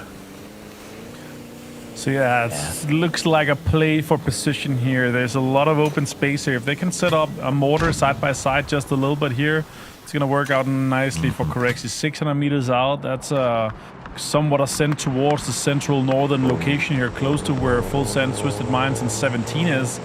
And see how this ends up going at here. I don't think it's a direct shot towards 17, more so a shot towards the center. Yeah. I thought he was being going to blow him up, but apparently he's being strategically creative. Go figure. Virtus Pro and their smart choices. Probably why they're richer than I am. Yeah, you know what? They might get richer in terms of kills too, as they are doing a little bit of a pull-up, maybe a drive-by, some action here onto the arena. So let's find Scabby here as Nemesis trying to fend off more. And they're down to just Sosa and Melman. Good rough situation for them. December 12th goes down as well. This is a huge pull-up here. VP finds Larix. Norrens goes down as well to Beanie. Third body. You know, I think they thought they might sign someone at the pull-up, and instead they found themselves surrounded at the pull-up. As E-Arena does get a nice play. Opons does finish off, get that knock on Beamy, and ultimately open the door for VP to go down. But Lil Ghost and 17 Gaming are out here trying to find kills where they can. VP is eliminated with help from almost everybody on the map, it felt like, as they pulled up and just got shot down. Hawkins is a really good spot now, locking down that northern position here. They have players on both sides of the road leading into this pseudo compound here that's very open here. Oh my god, that's a great mortar from Tickleton. Wow. Gets everything that's remaining on to E-Arena, and the bleed out to Beamy 2. Trigonometry hits once again. Jeez, man, that guy knows how to run mortars, and he does. Look at him, his face isn't even. I would hit a triple mortar and be like jumping out of my skin in excitement. Tig's like just another day at the office as he preps himself up for the next play. They got a good edge position. They're watching everyone, and you know what? Why not, Tig? Let's set up another one. 3 shells ready to make some plays. Lining up, calculating. Going And he drops the mortar. It's a guaranteed kill, right? Always is. Yeah, it looks like full send direction-ish. So, yeah, let's see where we do end up going here. This is a great corner, actually. If Luke can maintain control of this area, it might work out well here. We do go somewhat center on this next zone here, Toffees, as the teams on the eastern side with JDD, Nemesis, Sharper, Anyone's Legend, and Twisted Minds inside the compound. Probably Nebelbeak is going to have to be pushed out, but if Falcons can control and fight for this northern position, where 17 eventually is going to be coming in here, this is going to be a great game for Falcons. 4 kills already. It's looking pretty dire for the other teams trying to get out of this spot. All right, we got to go back to Luke, who has been playing salvage. Had a big fight over here earlier. Everyone got eradicated, and he is the survivor who's holding close. Alo covering him from a distance. Petrichor has filled the spot that Vitality was basically, as you can tell, nuked into oblivion with mortar on mortar on mortar and nade. They're going to be able to grab this hole. It's actually a pretty solid spot after all the work that was put into it and all the deaths that were had. Absolutely. This is actually very playable for Petrichor Road. But now it's going to be a backfill from D and Supers. More mortars come in, and Guman has 6 nades alongside of that. Toffees, this is going to be an absolute bloodbath if anything of this connects, and then they follow up with the nades, and yeah, it's very, very short indeed. Strategic, I think that was a strategic hold dig. Meanwhile, Shrimsy, you said they had to come in here and take this away from Twisted. We got one player, Perfectix, locked up in the corner, and Falcon's being very thorough. They're flashing and bombing every single corner push. That's what you hate to hear when you're Perfectix. And Shrimpsy coming in with the Panzer. It's going to be an easy clean here. Now Petrichor Road and Ian Subers here. A bit of a stand-up between these two teams. Let's see if Falcons can quickly get Perfectix off here. That's a good smoke here. They see Anyone's Legend potentially have a really, really good angle and lineup for it. Look at that. Nemesis is out. JDD gets that down. More fights continues in between Ian Subers and Petrichor Road on that southwest side here. Good stuff. Oh my god. He's going to check him. He's going to close the door. It's a trap. He's going to be able to get the flash too. Potentially Kickstart jumps in, and there. Oh, saving Gustav too. Solalsi finds Tickleton, and now Anyone's Legend strike. Anyone's Legend striking from the back. Shrimsy chooses not to shoot the Panzerfaust, thankfully, though you know he wanted to. Nade comes out, bounces past. If that had gone inside, they might have been a little bit in trouble. Now Shrimsy's gonna use that Panzerfaust to stop any potential counter pushes from Anyone's Legend as the heals come up. Deal! Gets a nice little move with that grenade there, as Petrichor Road is deleted. Petrichor Road straight back to the lobby. Welcome to the top 60 and Supers. 5 kills in this game now, and you're close to placement points. Look at this circle too. They actually have quite the play from this southern side here. They're gonna have to hold Sharper off and then potentially eventually kill GK, but GK has 3 kills. Their best game so far, and it's 2 kills. Dude, Soup missed that like short mortared so he could get in range to nade the crap out of him. That was awesome. When you've got 1 or 2 mortars, you just set up a forward position. Super, super smart. No pun intended as they come out with that. Geeke in a corner. What? What'd you pay for that, Geeke? Looks good. Yeah, this is going to be a DN Supers game, no? If I they can fend off Sharper, they have the whole south side ridge. They can just TP peek everything. Luke finds Khan, and Geeke is trying to set up shop here in the western side, pressured by Team Liquid. Let's see if Luke can get a confirmation on Khan here. I think Geeke is going to have to lose this. There's a blue zone 2, damage done. It's going to be really difficult for Geeke to get that res on him. You know, it's been a great salvage game so far from Liquid. They lost 2 against that Vitality fight earlier and have managed to claw back and at least continue to pull some points in and more importantly survive. But here comes Thunders from behind. He stabs into Soup, who's in such a good spot forward. Nice little move to open the door. The nades come out in response, however. Heaven not happy about the Sharper push, gets Thanawath. And now Thunder's going to try to just charge straight in, Leroy Jenkins style. Can Soup defend? On hand nade here, potentially into the smoke. He's going to be good. He heard him. That's a good nade. That's a blue zone straight on top of him, too. That's going to do a lot of damage. He's not going to be able to get out of it. Oh, on the edge. Rex finds him. And now we're down to Earth. Sabalui. He has a barrel in hand here. More blue zones being committed here. DN Super's really trying to make sure that this is their southern hold here. Full Sense is out in 9th place as we jump into the top 8. Great nade. Nice move there. Soup, one of the teams that's the most cognizant about the value of sort of using grenades for hole digging. Jumps backwards there, but that's one of the reasons they pack so many blues. They don't like digging cover for their opponents. They prefer Molotovs and blue zones in those tight fight scenarios. Now we jump to Falcons as they go ahead and try to clear the house. They get the right side of the house cleared off. Then they're going to go ahead and molly the top to make sure that anybody locked in there is stuck in there. He is burning on the railing. He's going to be able to heal through it, but now they have a pretty good idea of where their opponents are as they continue to blow up the entire top floor. If you burn me, I will burn the stairs and delay everything. Which is going to be really annoying. That's going to enable JDG to potentially third-party Falcons. So just see 1 member left here. Really trying to make the most out of this one here. Great nade, but he heard it cooked, so he moved from it. I really liked it. Destroy. Oh, really well played here. Now, with the blue zone coming in, double blue zone from JDD. He's opening this one here, and now Shrimps is going to clear every single corner. It's going to be a boom, and it's going to be destroy out of this one here. And Falcon's able to stay 4 alive, but now they have JDD luring in the background, toughies. But Shrimps was able to let them turn to face JDG. That was the key. They had to get that fight over quickly so that they could come out here and fight without Destroy stabbing them in the back. Now they have a little bit of a compound to push out of. 17's not interested in taking the fight just yet. JDG trying to hold this little ground position, but they don't have a lot. Meanwhile, Soup does more damage and manages to wipe out Sharper. What a nade! Falcons, Tiggleton up over the top and kickstart for the long-range spray. Really well played here. Finds more kills. JDD really taking tons of damage here. 17 also getting involved. Venbo getting Suse. And now JDD is down to just the scraps that's left here. 17 extremely well played on the northern side. South side shift. And JDG is going to have a really, really hard time. As Sharper is out in 7th place. And Shrimpsy finds Lil Ghost now. Nice Soup.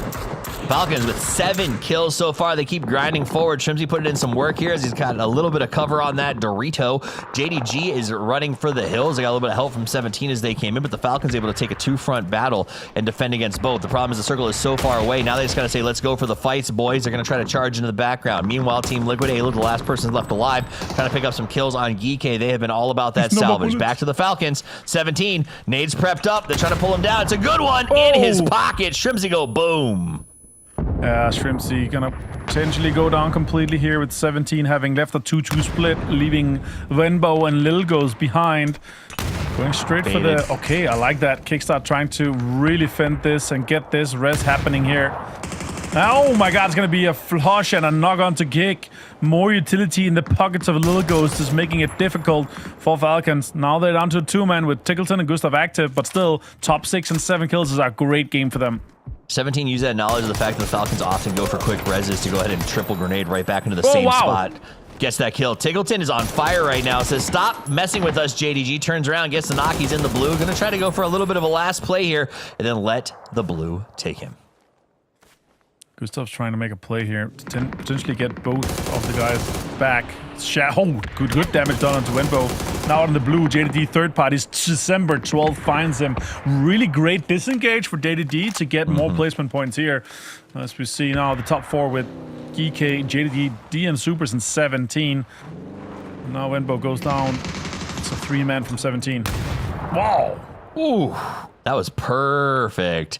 Beautiful little nade there to the back. He's already dead, so what are you going to do there? Rex up on the rock, watching for 17. 17 actually played this very, very well. JDG got one last survivor, got away from that 17 Falcons fight, but Rex going to put some fire on him. Come on, Rex, you got to connect those, and it's Heaven who ultimately does the hard work. Yeah, easy. Well played. Tick gets his kill as well onto it. It's going to be a great game for Falcons. Put them a little bit closer to that top 8 and to stay in there already. It's going to be important for the next game. Now, this game, though, we're on to a D and Supers with a top 2 and 11 kills. That's going to be a qualifying game for them, Toffees. Yep, they crested that 30 mark in this game. We'll keep grinding forward. 17 also in a good spot to advance on the north with the 30 marks. So both these teams, if nothing else, just making a statement that you should be scared of us when we get to the finals later this week. Logo's putting down some offensive smokes to try to keep those TP peaks from affecting them. You can see the guys passing some firearms. There's some weaponry and some utility around on the ground back there as everyone preps up for what is going to be a straight up battle once we move past that sight line. How much utility do these guys have? They just threw all their nades at Falcons, but they have even more. But shots comes in from the off angle from Deal. He finds one, a headshot onto Lil Goes 2 as he pushes on. Heaven with the off. Oh my god, he's going to hit that. He's going to do great damage from the Molotov 2 here, Toffees. Let's go. Soup's cooking as they start to make the play from the low ground. The attack. Molotovs aren't going to slow me down, says Deal as he starts to boil. Little Ghost alive. And that's how the Soup roll. They bubble to the top and they get themselves a win. Great game for D and Soup at the end of that match. It was 17 versus them. And honestly, I think it was as fair as it could be, Martin. And ultimately, the Soup comes out with the win. Let's bring Mark and Matcham back in. Love the end game. Pure chaos, though, Mark. Pure chaos. How much utility? Right. I must admit, I did like you. I did like Deal as well, though. Right, and the rest, it was like carrying 2. Deal Joe took a Panzer to defeat and was like, "No, you're not going to move us, lads. This is our qualifying game. Step up and step out." It was a very impressive game. A lot of explosions, a lot of hustle, whether from teams across every region, man. It seemed like there was a lot of folks who had to salvage, but found ways to get points. I mean, we saw Falcons finding some big kills, but for me, we had 17 as well as Supers walking into that in-game firefight. 11 kills between the 2 of them, so big stat coming up from Supers at the end of it. 17 has been kind of having some troubles making it into the circles and been losing a lot of players, like I would say about circle 4 or 5 in these firefights. And kind of been having to salvage. Now finally coming into it in a later stage with a ton of utility, tons of things to work around. Very strong performance coming out from them, but what struck out to me at the end of that is how Supers had that hillside so unlocked. They even were in the process of sending Rex to a flank position around the side that wasn't even needed, but was about to pop off at any moment if whatever form of defensive line had managed to fall. Supers just were ready for anything there. Nice move by Kiss as he crests the hill line. We saw great plays across the map from everybody. A lot of individual standouts in this particular game, but really what the story was coming down to who can get over that 30 mark. Now, this top of the hill, look how nice it is. Look how there's 4 cars and no holes, and that changed very fast, Martin. Yeah, I mean, this is a perfect setup for, 3 or 4 Molotovs all making those holes there. The only thing you're missing is if that third circle had a red zone in the middle, and you would have a perfect playing ground for everyone. But that amount of Molotovs and the triple kill from Tiggleton really set Falcons up for success. The problem was, I don't think they expected a 2-2 split from 17 and them still having, 6 grenades each or something like that. That was just insane. Really well played by 17, to be honest, with the control that they have in the north and the pressure they're able to put on so many teams. I mean, the amount of gear they had spread around their car before that fight broke out. They brought everything with them.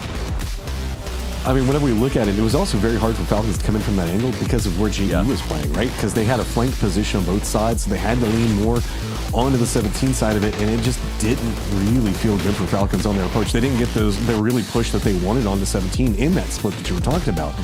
You have to give it to Supers, though. They were holding this position for so long. They didn't even really get to use the high side of the hill to peek what was going on over into the north. It was just a cluster of teams constantly pushing them from the south. I feel like Falcons would do so much better if 17 just wasn't in lobbies. It just always them fighting each other.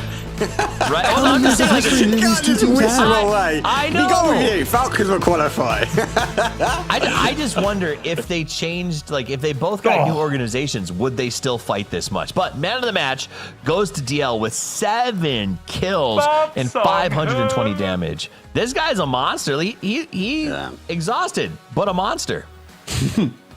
Why is he so good, Martin? Why? I don't know. He's just bapping the hits, and 7 kills, that clutch, the amount of util they were able to commit, taking Pero's spot, like, that play was just perfect. Classic DN Supers, classic human calling right there, so I really like the approach that they did. And once they have that, like, once they get to that mid to late game setup, DN Supers are unstoppable, but I feel like the problem this year has been the early game to that mid-game setup. They do get 14 kills, 24 points. This is a qualifying game for them, Toughies. They've got to get to that late game, right? They've got to put Human on the shoulders, and they got to drag him forward to make those plays. And they get to late, they do good. Here's match leaderboard: 24 points for Supers. Yay! 17 gets 17, JD 12, Falcons 10, and on from down. But what we care about is the overall leaderboard, because with 1 game left to play, it's about making the top 8. 46 points for Petrichor, qualified. Supers, 40, qualified. Liquid, 17, qualified. E-Arena, made in Thailand. What do you think? I thought you would get I'll take that. I will say this first, though. I love it when 17 Gaming gets 17 points in the game. And also, they had 17 points leading into this game. Like, everything lines up. Like, it's, Illuminati, some here and there. I still say this, though. I think the cutoff, the safe space that these teams are aiming for is 30. I do think we could end up being in a 27 to 29 points actual cutoff point from 8th to 9th place. And Falcons and VP both below 8 right now. Ooh, that's scary. That is absolutely terrifying. Speaking of the Falcons, let's check in real quick. I believe we have an interview with Tiggleton.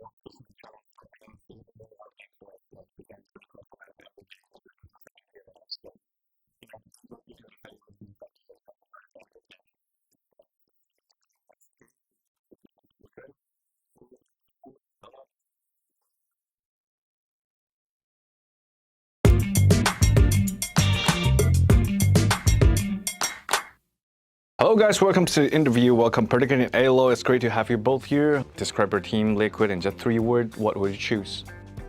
In 3 words, I would do, we are a family. Well, that's 4, but you know, yeah. We're a family. We are a family? Mm-hmm. All right, Vin Diesel. Well, Purdy and Curdy and I have been teammates since late 2018. So he's basically my wife at this point. And work wife. Luke has also been playing with us for a very long time. Around pretty much the same time. He did leave us, of course, which we did not forgive him for, but that was a short period. Then Cowboys are a new iteration where we love having new family members, so. Oh, it's like something this team has gotten better at since the beginning of the season? We are making grand finals, which is an improvement. In the past, we did struggle getting into grand finals, like at the beginning of the year. We have more consistently gotten into the grand final so far, which is an improvement in my opinion. I don't think we work so well together right now. The potential's there, but I think some of our best qualities are a willingness to just admit mistakes and just being calm and family-like, you know. Who's the teammates that's most likely to make everyone laugh after a long day? I think it's me or Alo. Okay. Alo will come out of left field randomly sometimes and surprise you, and it'll just get everybody going. And then I'm a smart ass, so every once in a while I get a few laughs. Like if Team Liquid had a reality TV show, what do you think the title would be? The Professor and His Students. Sure, we'll go with that. I got nothing else. So He's nicknamed the Professor in the Korean scene. All the Koreans call him the Professor. That's why. Still looks like he's old. Like the tournament is still far from over. What's the big thing Team Liquid wants to improve going forward? There's a long list of improvements, I'm sure. Like every team, nobody's playing perfect, right? For us, it's just keeping 4 up and getting to the late game right now. Thank you both for joining us today. We have Professor and Perdicurti and Alo here. Thanks for joining us. See you in the games. Bye. Bye. Fueled by the same passion as esports athletes, Zowie continuously develops tailored products, empowering gamers to bring their best out. Today, we are launching the all-new XL2566X Plus, which uses the newly developed Fast TN panel and upgraded Diac 2 technology. The new monitor series continue to evolve, refining details to ensure players can perform their best consistently in games. Arctis Nova 7 Gen 2. The app called the biggest cheat code in the industry is here for PC and console. It's got real-time audio control to do crazy things. Okay. So use it and abuse it, you crazy person. It's the new gold standard.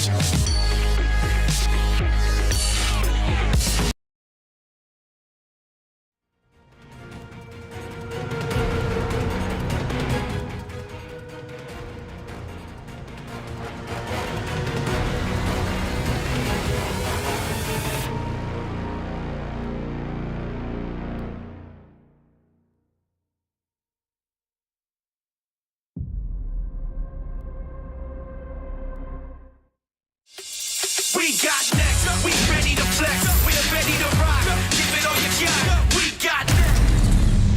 Y'all rockin' to the top, can't stop it, must be off your rocker, then you gon' stop her. We got next.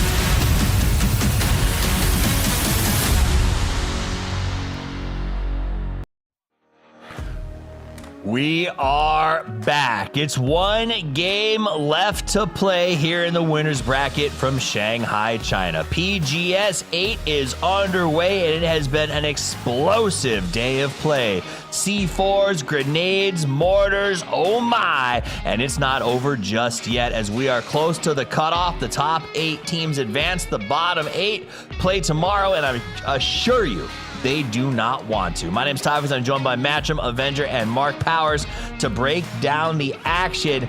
It's close. We think the cutoff is going to be in that 20 up range.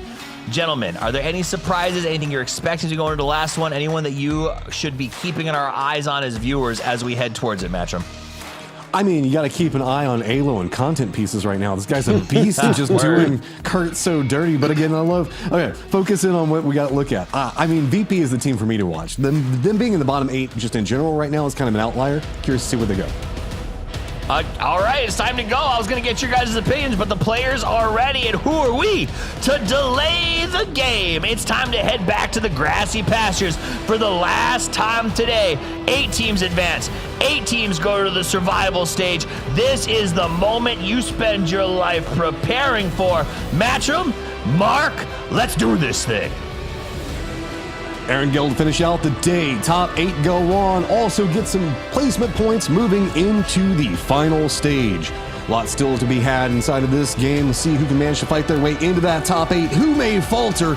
Who's going to be playing tomorrow? So many different questions, as we are going to have a plane path going over Severny and ending down near Primorsk. Yeah, not bad. North, down towards that southwest. Let's push towards that west side of the map. So the priority, mostly drops will be prios. There'll be a couple which have to sort of get those vehicles and look for that migration.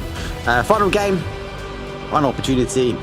all eyes really for me is going to be on that VP and Falcons. Falcons playing so well at the moment, but unable to find a late game. The circle just giving them no love whatsoever. Well, that's also due to their jobs, right? Whenever you're going like Stalber and different stuff like that, you can't necessarily get mad that... No, true. Sorry, my brain shut off because just watching a UAS get launched into the air by wood sticks, you know, those types of things happen. But Myth also going to be over there. Falcons, they play so clean until they don't. So that's kind of my takeaway from it, is if everything can work out for them, give him a circle. as it will. Okay, Stalber time, baby. Well, they need to get points, and sitting in the middle of the circle, you're preying on that win. And so for Falcons, that's not going to be what it takes. And it comes back to kind of what Martin was saying, like, where's the cutoff going to be? I'm still pushing maybe a high 20s into the 30s, and some of these teams on the outside edge might start to look for farming points, get those kills early, get those points against your team name. Well, Falcons VP sitting at 20, 21 respectively. Back behind, that's where we get the drop down with Nemesis full sense. So if we start trying to push in the upper ends of like that 20 area, that means that it's going to have to be everybody that's below presently, like in the 9th, 10th, 11th, 12th place position, finding majority of the kills and points. There is a potential, I would say, with Falcons and VP in that. Nemesis also can have their pop-off. Full sense tends to be a little bit slower. So when we're looking at math, I don't know, I feel 26, 27-ish feels about right. So not too much more, but really it's going to be about how much do 8th, 7th, 6th also pick up, because that can continue to push the cut line that much further, and it's just going to be mid-pack against mid-pack really fighting it out. And when we look and see Falcons finding a good circle off the start, Myth going to be over there as well. Team Liquid already doing pretty good, so it's just going to be a lot about this tail end teams and how much do we get a death funnel down to the southwest. That's the problem. That's the problem. And it's going to be kind of that sort of rotation management these teams are going to have to deal with. Martin called it very early in this last game. If you look back on the penultimate game highlights, the Supers, though, were sitting down on this south side with a level of control which was outstanding. They sort of reached in, got a couple of kills, and then waited, and then found their next target and cleared it out. And then once they cleared the south side, they were able to get this victory.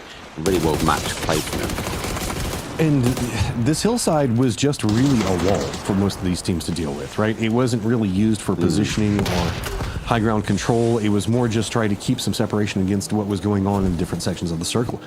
Being one of the few that actually does go up there, but 17 had a much more bold approach to try to get over to this point, and had to kind of send it a lot more, I guess, scary as, look, we're so high up in Stalber right now, it's cloudy over here. Nothing wrong with that. Falcons have climbed the mountain. This is their drop spot, so I suppose as much as you say, it can be seen as a disadvantage. Depends on that zone. That first game we had went down towards that southwest corner, so a massive rotation for the Falcons. This time we go back towards the northeast, and the advantage for them in both times is that actually they're out the plane early, so they get a little bit of extra time to get looted. So we'll watch now. 17 Gaming are airborne. Now the stars are lining that 17 might try and drop onto Stalber. Okay, where are you going to go? I mean, you have to assume that a full Stalber commitment would be scary, but it's Falcons and 17. Why not? They have the exact same thought on how they want to approach it and end up just punching each other in the face over and over. Looks like 17 might go for a longer stretch. That could put them next to Baron. There is the more northern hillside. There's a couple of really good ridges that 17 can opt into playing. Look to see if we have any other things really going on outside that, as 17 is looking like they might be going to hang out with Baron. He's hopped inside of a vehicle and he's going. Yeah, obviously they know from the drop that Falcons will be up there, right? So they're looking for some positioning. They've got to be careful, and as they are scouting towards that sort of north side to pick up some of the cars, they will already be taken, as Baron, as you say, from Myth, already there.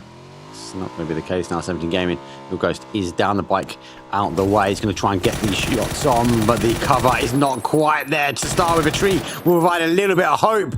He's lucky enough for Baron, he just about gets away. So back to Kamashki he goes to hang out with the rest of Myth in that far more vertical section of what's going to be going on over into the east.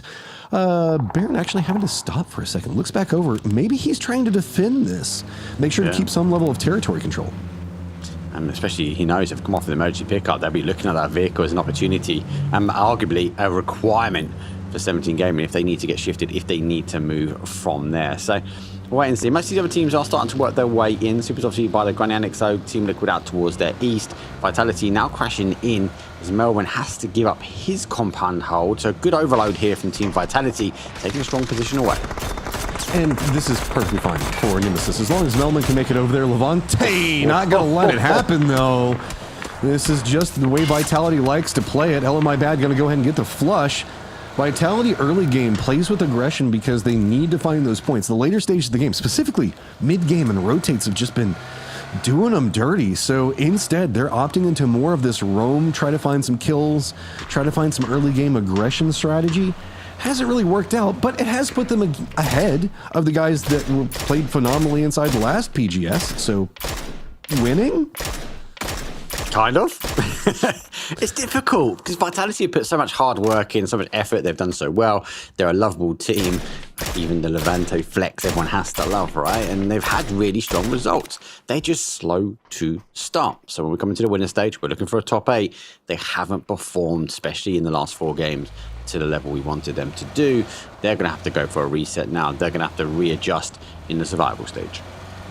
See all the ideas on rotate for the squads that they managed to come through. We still have Geekay over into the West. That looks like they could be pushing more into where Quizzy's going to be playing for Vitality.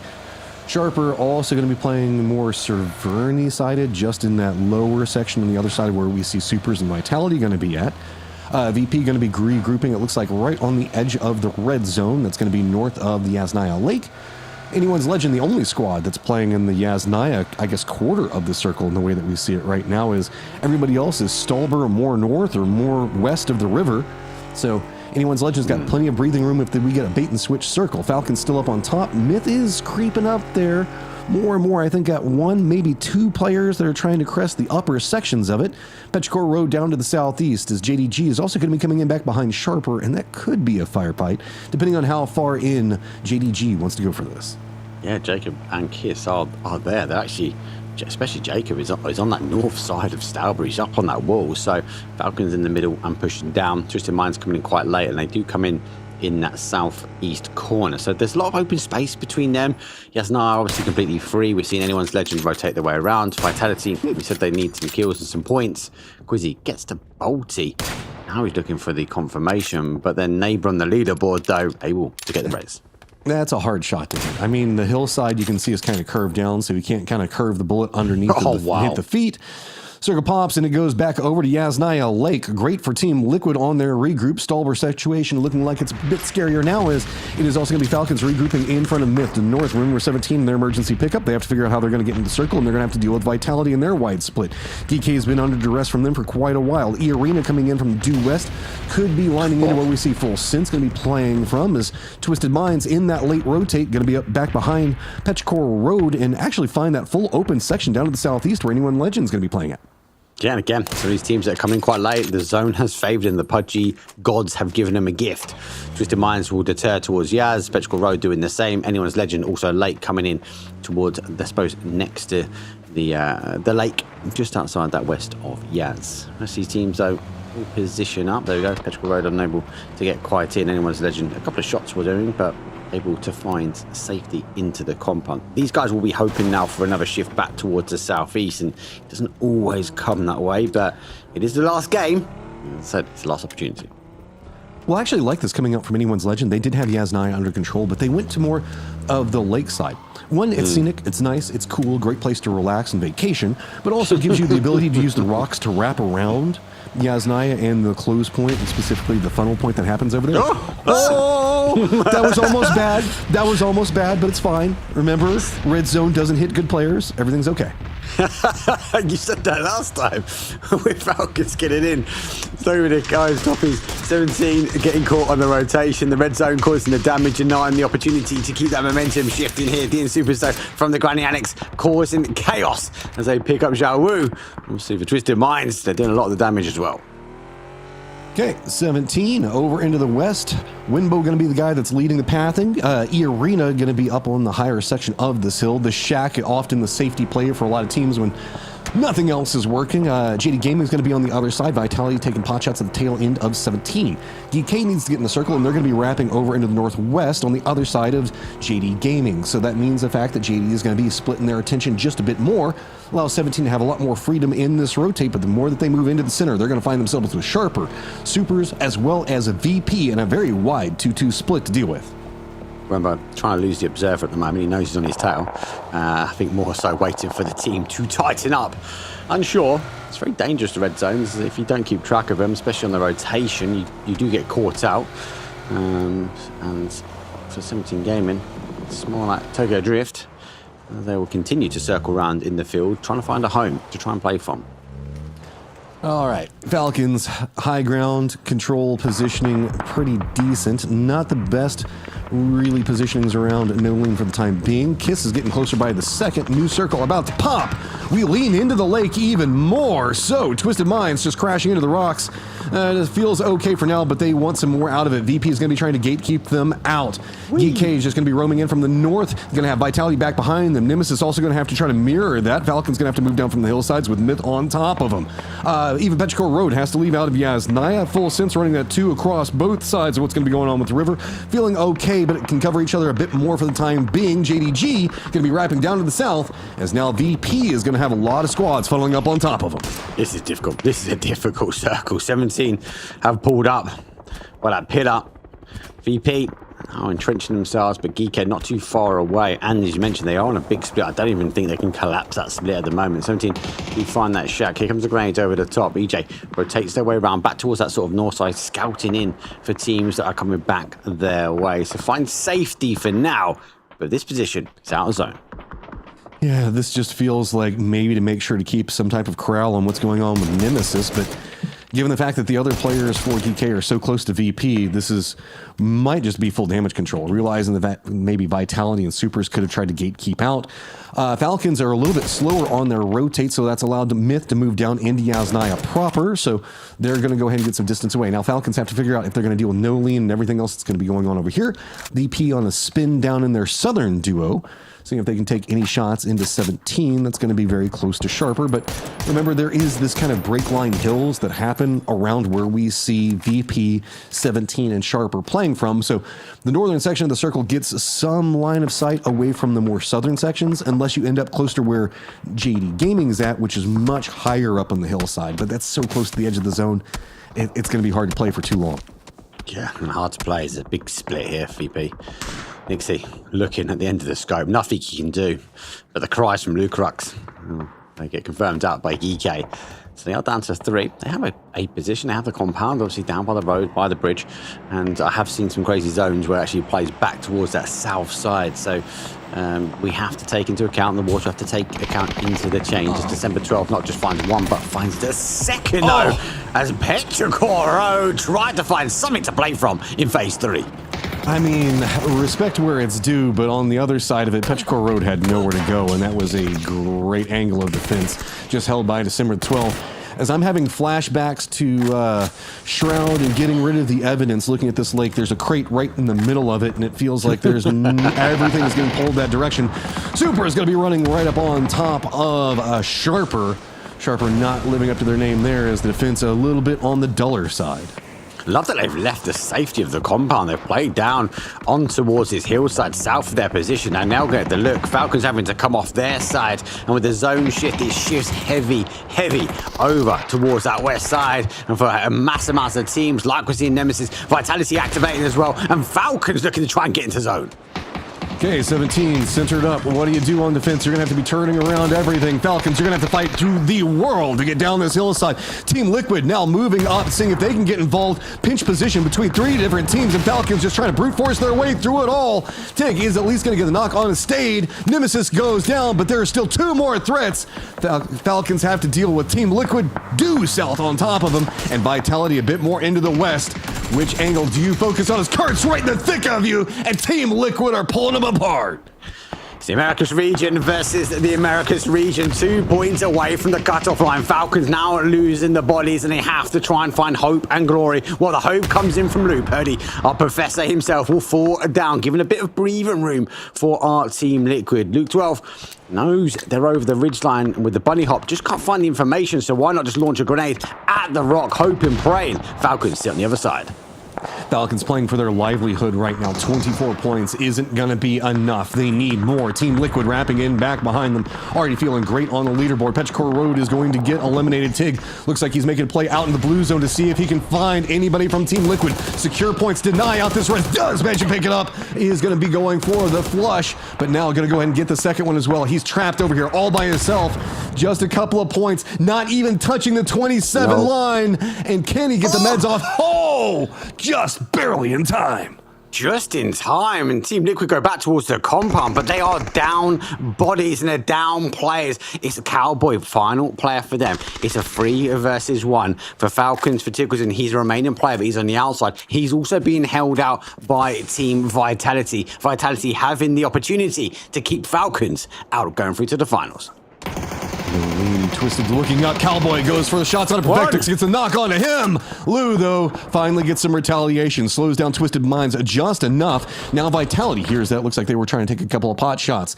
If Vitality gets distracted, maybe Tiggleton can find a way to sneak down this. But remember, it's pretty much open fields in front of him. Just a couple of trees that he's got to bounce between for cover. Geek K going to be gatekeeping as well as Supers over into the northeast. And anyone's legend still has to get into the circle. They've got Yasnaya Lake and River cutting them off.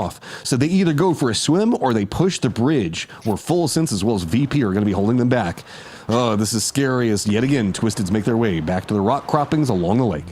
Twisteds do rotate round towards that south side, but we've got 14 seconds before we see the next phase. I think it'd be worthwhile jumping into towards Twisted Comms because they've got to think and wait for this next rotation to come through. Ног добил. Хорошо. Еще едет за зоной, Сенька. Выбил, метка, тройка. Хорошо. Вижу еще там еще. Мне сверху ебашит. Добил. На скрай, парни. Просто сейчас не наукаться. Сверху можете прикрыть? Я сейчас попытаюсь скопаться. Не очень тут. Не очень прикрывать. Дай. Парни, к вам бегут, дверь откройте. Ладно. Those shots were over at anyone's legend there, who were in a ton of trouble. Just High-Mass last one up.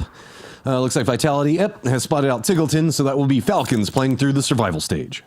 Yes, and unfortunately for the Falcons, they got obviously third party after third party, and actually for Team Vitality, they left the safety of their area. They didn't look for the zone, they looked to try and control that and get some more points, and as a consequence, Falcons will now fall. Good comms, obviously, from Team Liquid, as they tried to work their way back, but again, they were also subject towards that sort of Twisted Minds hold. So good play from them. Bit of calm before the storm. It is phase at number 5. The zone did shift back down towards that south. We hold on to a beachfront of that luxurious getaway lake that you said earlier, and lots of teams already set position and waiting for this shift. I mean, hello, my bad. 4 kills in climbing right now has made Vitality, I don't want to say in it, but they're trying to get in it, man. They have DK in front of them, a couple of kills that they could get there.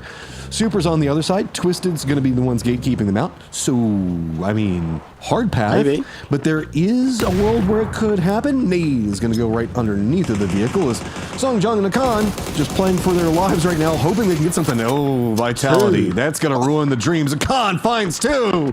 And oh, they are in a lot of trouble. Oh, Vitality. Ouch. That one went from feeling like there was potential to instantly being denied.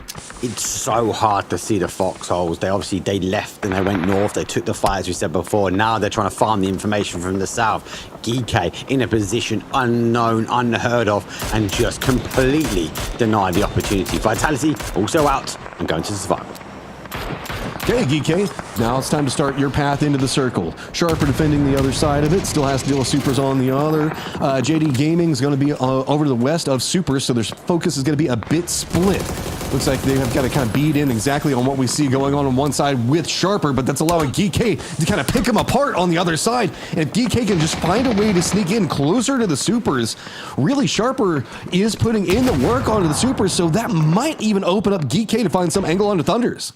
so good for the teams who are already in above that top 8 because all the lower 8 are fighting each other. Yes, they're getting points, but are unable to find the zone. Super's a team that is already qualifying after the outstanding game before. Heaven looking for that confirmation. Akan will now go down, and it's a 1-2 blow deal. Ends things though, and again, another team enters in to the survival stage.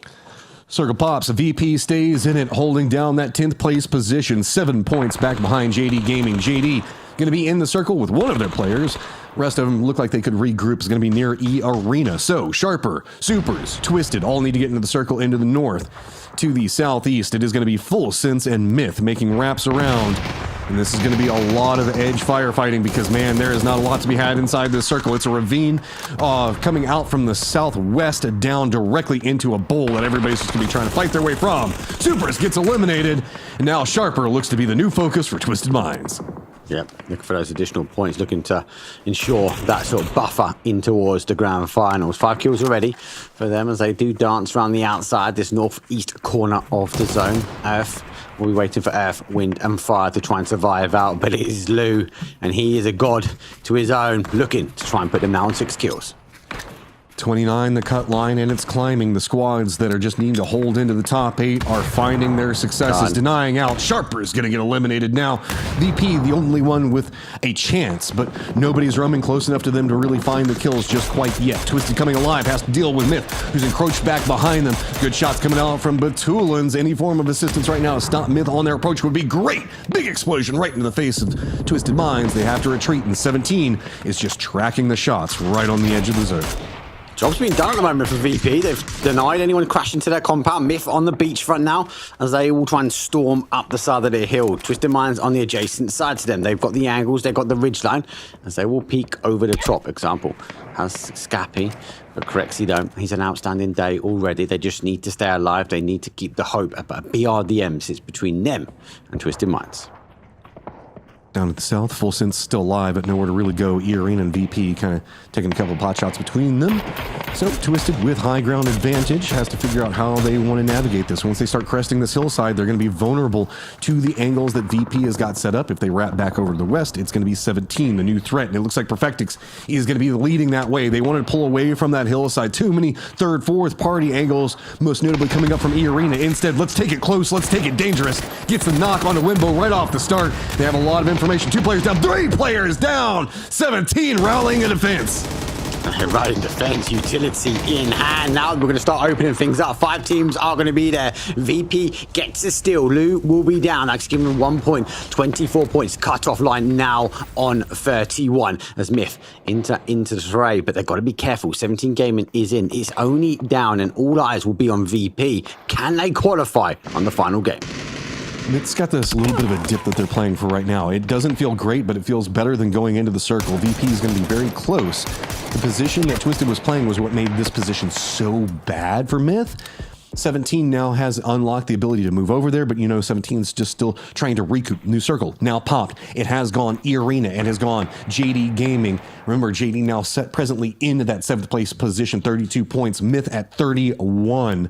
VP not going to be in the circle either, so VP wants to play this. They're now going to have to start fighting for it.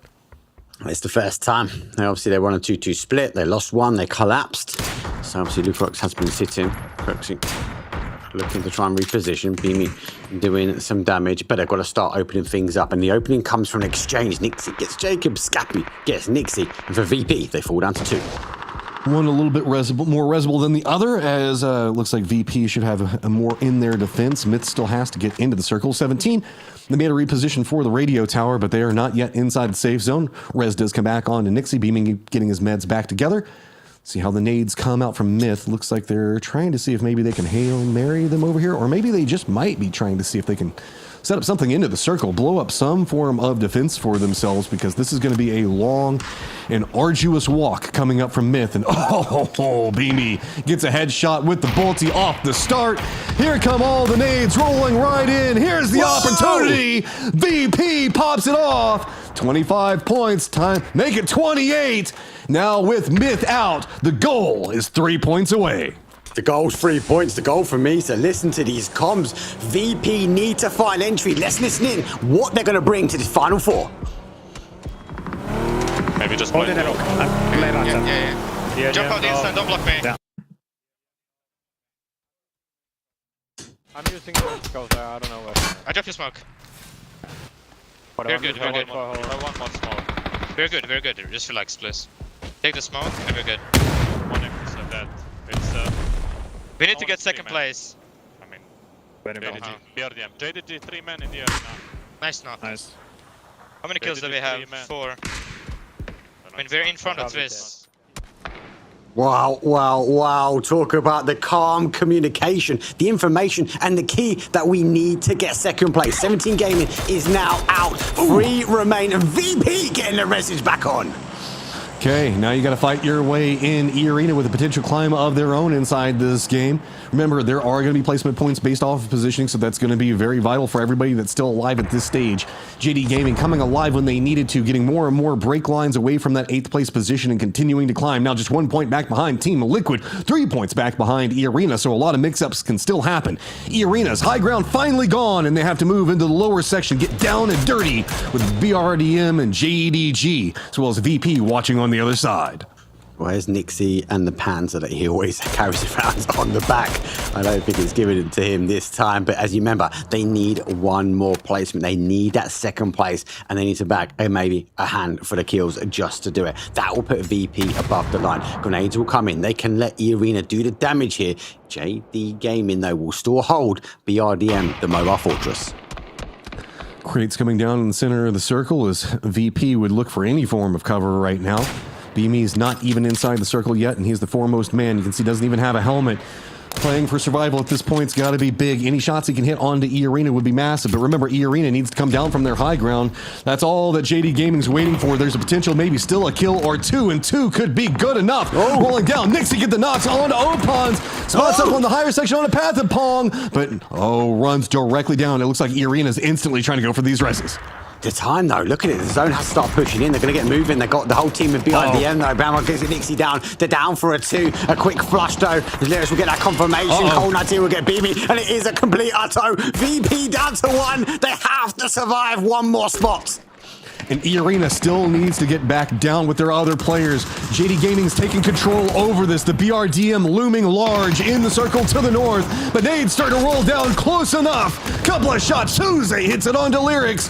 And JD Gaming keeps him staying a maneuverable. Virtus Pro falls. They will be playing through the survival stage as now the BRDM is mobile and active and after E-Arena and the last player jumping right up on top of the tree. 3 versus 1. Keep as close as you can. I can't see it surviving. It's a JD Gaming. The final match, though, will be claimed by them. But it was so close. But it was out of grasping distance for VP there, Matt. Great positioning, but positioning sometimes denies you the capability to get the kills. That just means we get to cast some more VP and Falcons tomorrow, which I don't think anybody's going to be mad about. Let's tag back in Toffees and Avenger. Toffees, man, that was a nail-biter to the end. It was. You'll have to forgive me if I don't rejoice on the JDG win from a BRDM and sitting passively while everybody else fights. I will let them have that chicken. It's not about how you win, it's about winning. That said, come on, guys. You couldn't have given something to VP. Virtus Pro played, I thought they were cooked. Martin, in the green room, I was like, oh man, they're done. And they were ultimately cooked, but they made a run that I thought for a real minute there, they were coming back. Yeah, it was close, man. 29 and 31 points for mid and VP for an 8th and 9th place. Crazy scenes, and also that Alamo is so strong. But that's to use so much utility, that's to use so much in general to try to get closer. And obviously getting mid out was huge, but still they had nothing left in the tank to get further into that circle. So unfortunate for them. I'm just surprised that like not more than 2 or 3 guys start shooting at the BRDM. You just need 3 teams with like 2 guys on each team saying, nope, we don't want that anymore. Like dump a mag into it and it's done. I mean, is there a world though where like E-Arena knows they could have done that, but also knew VP was still alive, and by not force engaging JDG, maybe they push over there and ruin VP's E-Arena threw that game by not doing it. I think that we saw E-Arena having not very much ammo at the end of it, so I don't know for certain. I don't remember what their economy was, but I do remember kind of glancing down and it looked super good, so don't quote me. Well, that's what I'm saying, but I'm also saying, like, if E-Arena had blown up that BRDM, then they say then VP advances, right? And so, like, if they're good enough to have known that VP was close, I personally would not have engaged. I would have hoped VP dies in the survivor stage and I don't have to see them in the finals, because VP is terrifying in the finals, right? Like, they make a mistake, I want them to mess up. I mean, BRDMs are so interesting to work around because we're seeing so many of our players now use Panzerfaust for early, I would say, mid-game entrances like Circle 3 or 4, and not necessarily holding on to them in the same way that we were seeing whenever we were having the BRDM meta, like, super fiasco that was happening. And it's kind of re-unlocked late-game BRDMs again. Yeah, the BRDM seems to really be making its comeback. We see Batu loving them, we see Kurt loving them, and then we see JDG's entire team loving it this time around, as they do come out with that win. Underwhelming at the start of the day, but they walk away, and I do believe that should get them qualified as we synchronize, cross those arms, and show off the 5 kills on Cold 119, though a pretty low damage count overall, Martin.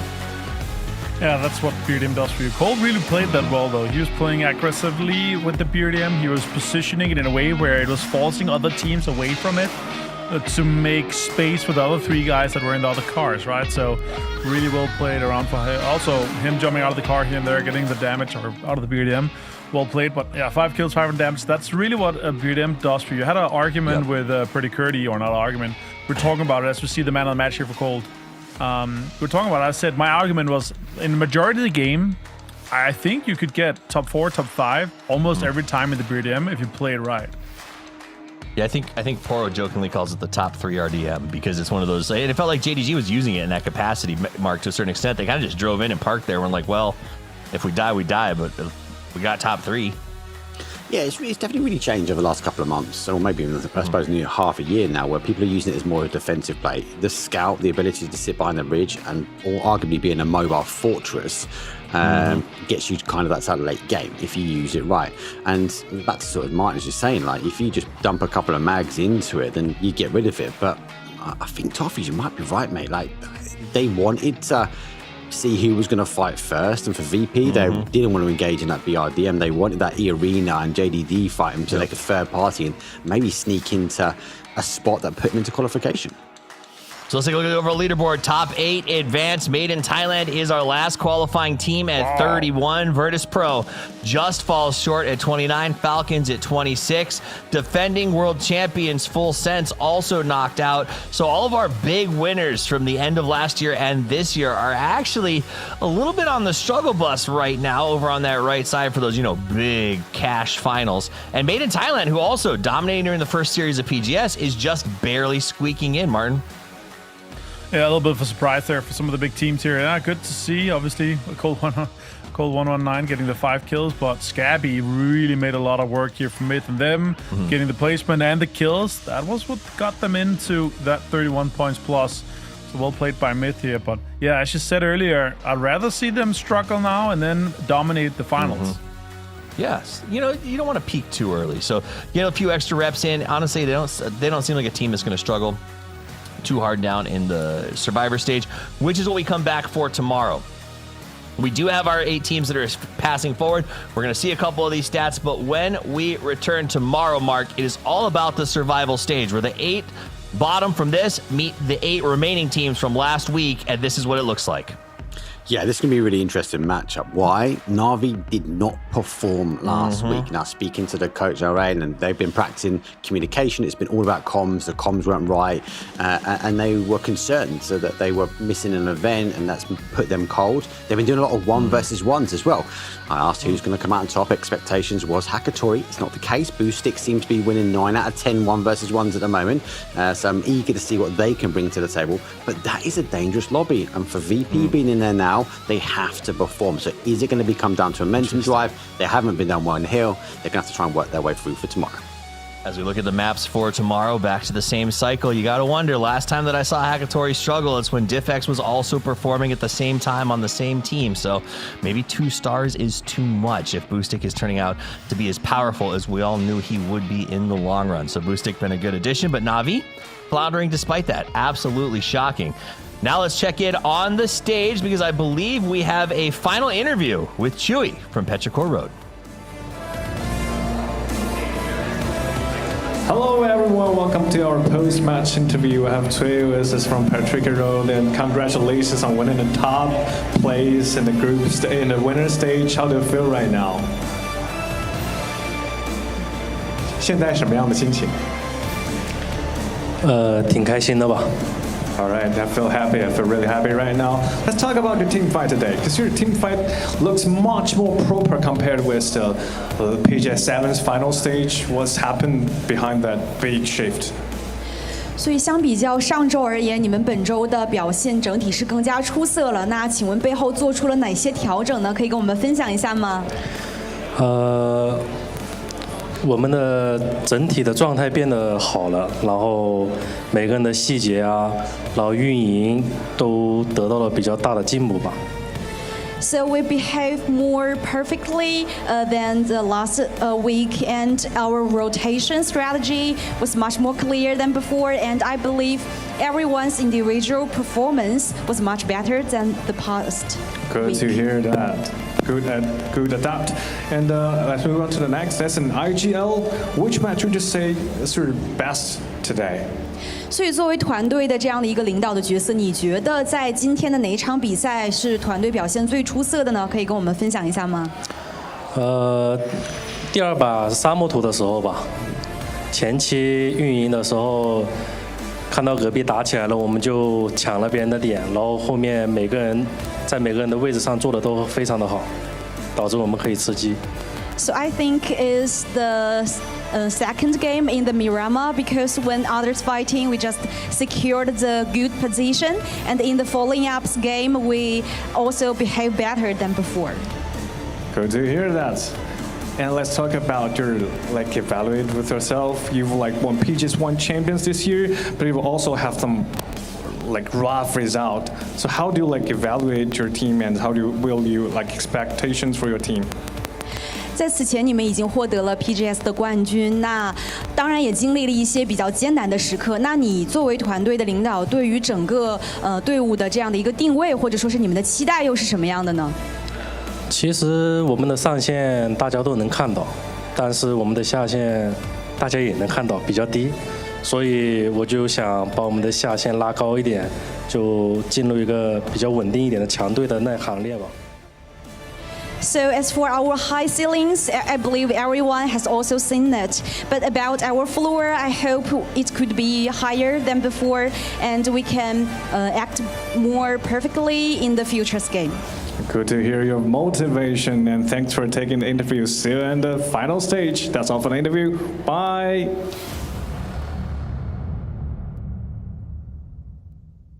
Always scintillating insights from the Chinese superstars as they talk about their goals. We hope we did good. We hope to do better is sort of my takeaways from that interview. And I do know it's because expectation is incredibly high when it comes to playing in this region. The fans are tough, and the players, I think, in a lot of ways are tougher on each other than anywhere else. So you can see him sort of taking that, yeah, we did well, but it's not quite enough. We got to be better still. Great day of games. Winter stage finished up. Tomorrow we go to the survival stage, where the 8 bottom here will take on those who were left over from last week, and the top 8 will go to the winners bracket. Now, this is that point where you need to set a record. You need to say, I deserve to be in the circuit final. That's where the big money is. That's where there's big PGS points on the line. You need to get there. So let's take a look back at today, because we're done. We finished everything we need to do, but I love final thoughts. So I'm going to start off with you, Mark. Give me your look back on today, or maybe your look forward to tomorrow. It's been explosive, lots of utility going through with 17 gaming going out. I'll be interested to see what team's going to kind of take that spot, because it is a stacked lobby tomorrow. Expectations for VP to go through. I wouldn't be too surprised to see some of these underdogs, maybe these new birds coming in, because Na'Vi has to come swinging back. Boy, I hope so. All right, Match, and final thoughts? Nobody's sandbagging on this one. I know that there's some jokes every once in a while, play more games or anything else like that. Whenever we're looking at best of fives, sometimes things just don't work out. We'll have to see if maybe these squads that were suffering a bit. We did see some pretty big signs of life from the Falcons and VP. I have decent expectations for them. But once we start throwing back in the chaos of everybody that's been sitting back for a week, watching, waiting, doing the math on every single game on how they can try to find another point, it could make things a little bit crazier. I hope it's crazy, because I love a good crazy survival stage. Avenger, final thoughts on the day. Yeah, I mean, there's some big names coming in tomorrow, but there's also big names going out from today from the bottom 8. So yeah, I guess the question is it a choice of saying, okay, we just want more free practice before we take our slot? Because surely VP and Falcons, they go into that top 8 tomorrow. But there's big names coming in, and can Navi strike back? They've been watching, for almost a week now. Surely they come in swinging tomorrow. The premise that VP would choose to do this for more reps is 100% pure grade A cope from Martin right there, and I respect it. I respect it. That said, though, it's going to be a great day tomorrow. We got big teams in the survival stage and only 8 spots to get out and only 5 games to make the statement that not only do you deserve to be in the final, but to set yourself up for the big finale of the circuit here at PGS 9 when the time comes next weekend. This is what is most important. This is what the players train for. You cannot be in the bottom 8 tomorrow, and you cannot forget to be here. Same time, same place, same 4 talking heads. I hope you guys are here as well. On behalf of myself, Matchroom, Avenger, Mark Powers, all of the players, our production team, and Crafton, thank you for spending your day with us. And until we see you tomorrow, play more PUBG.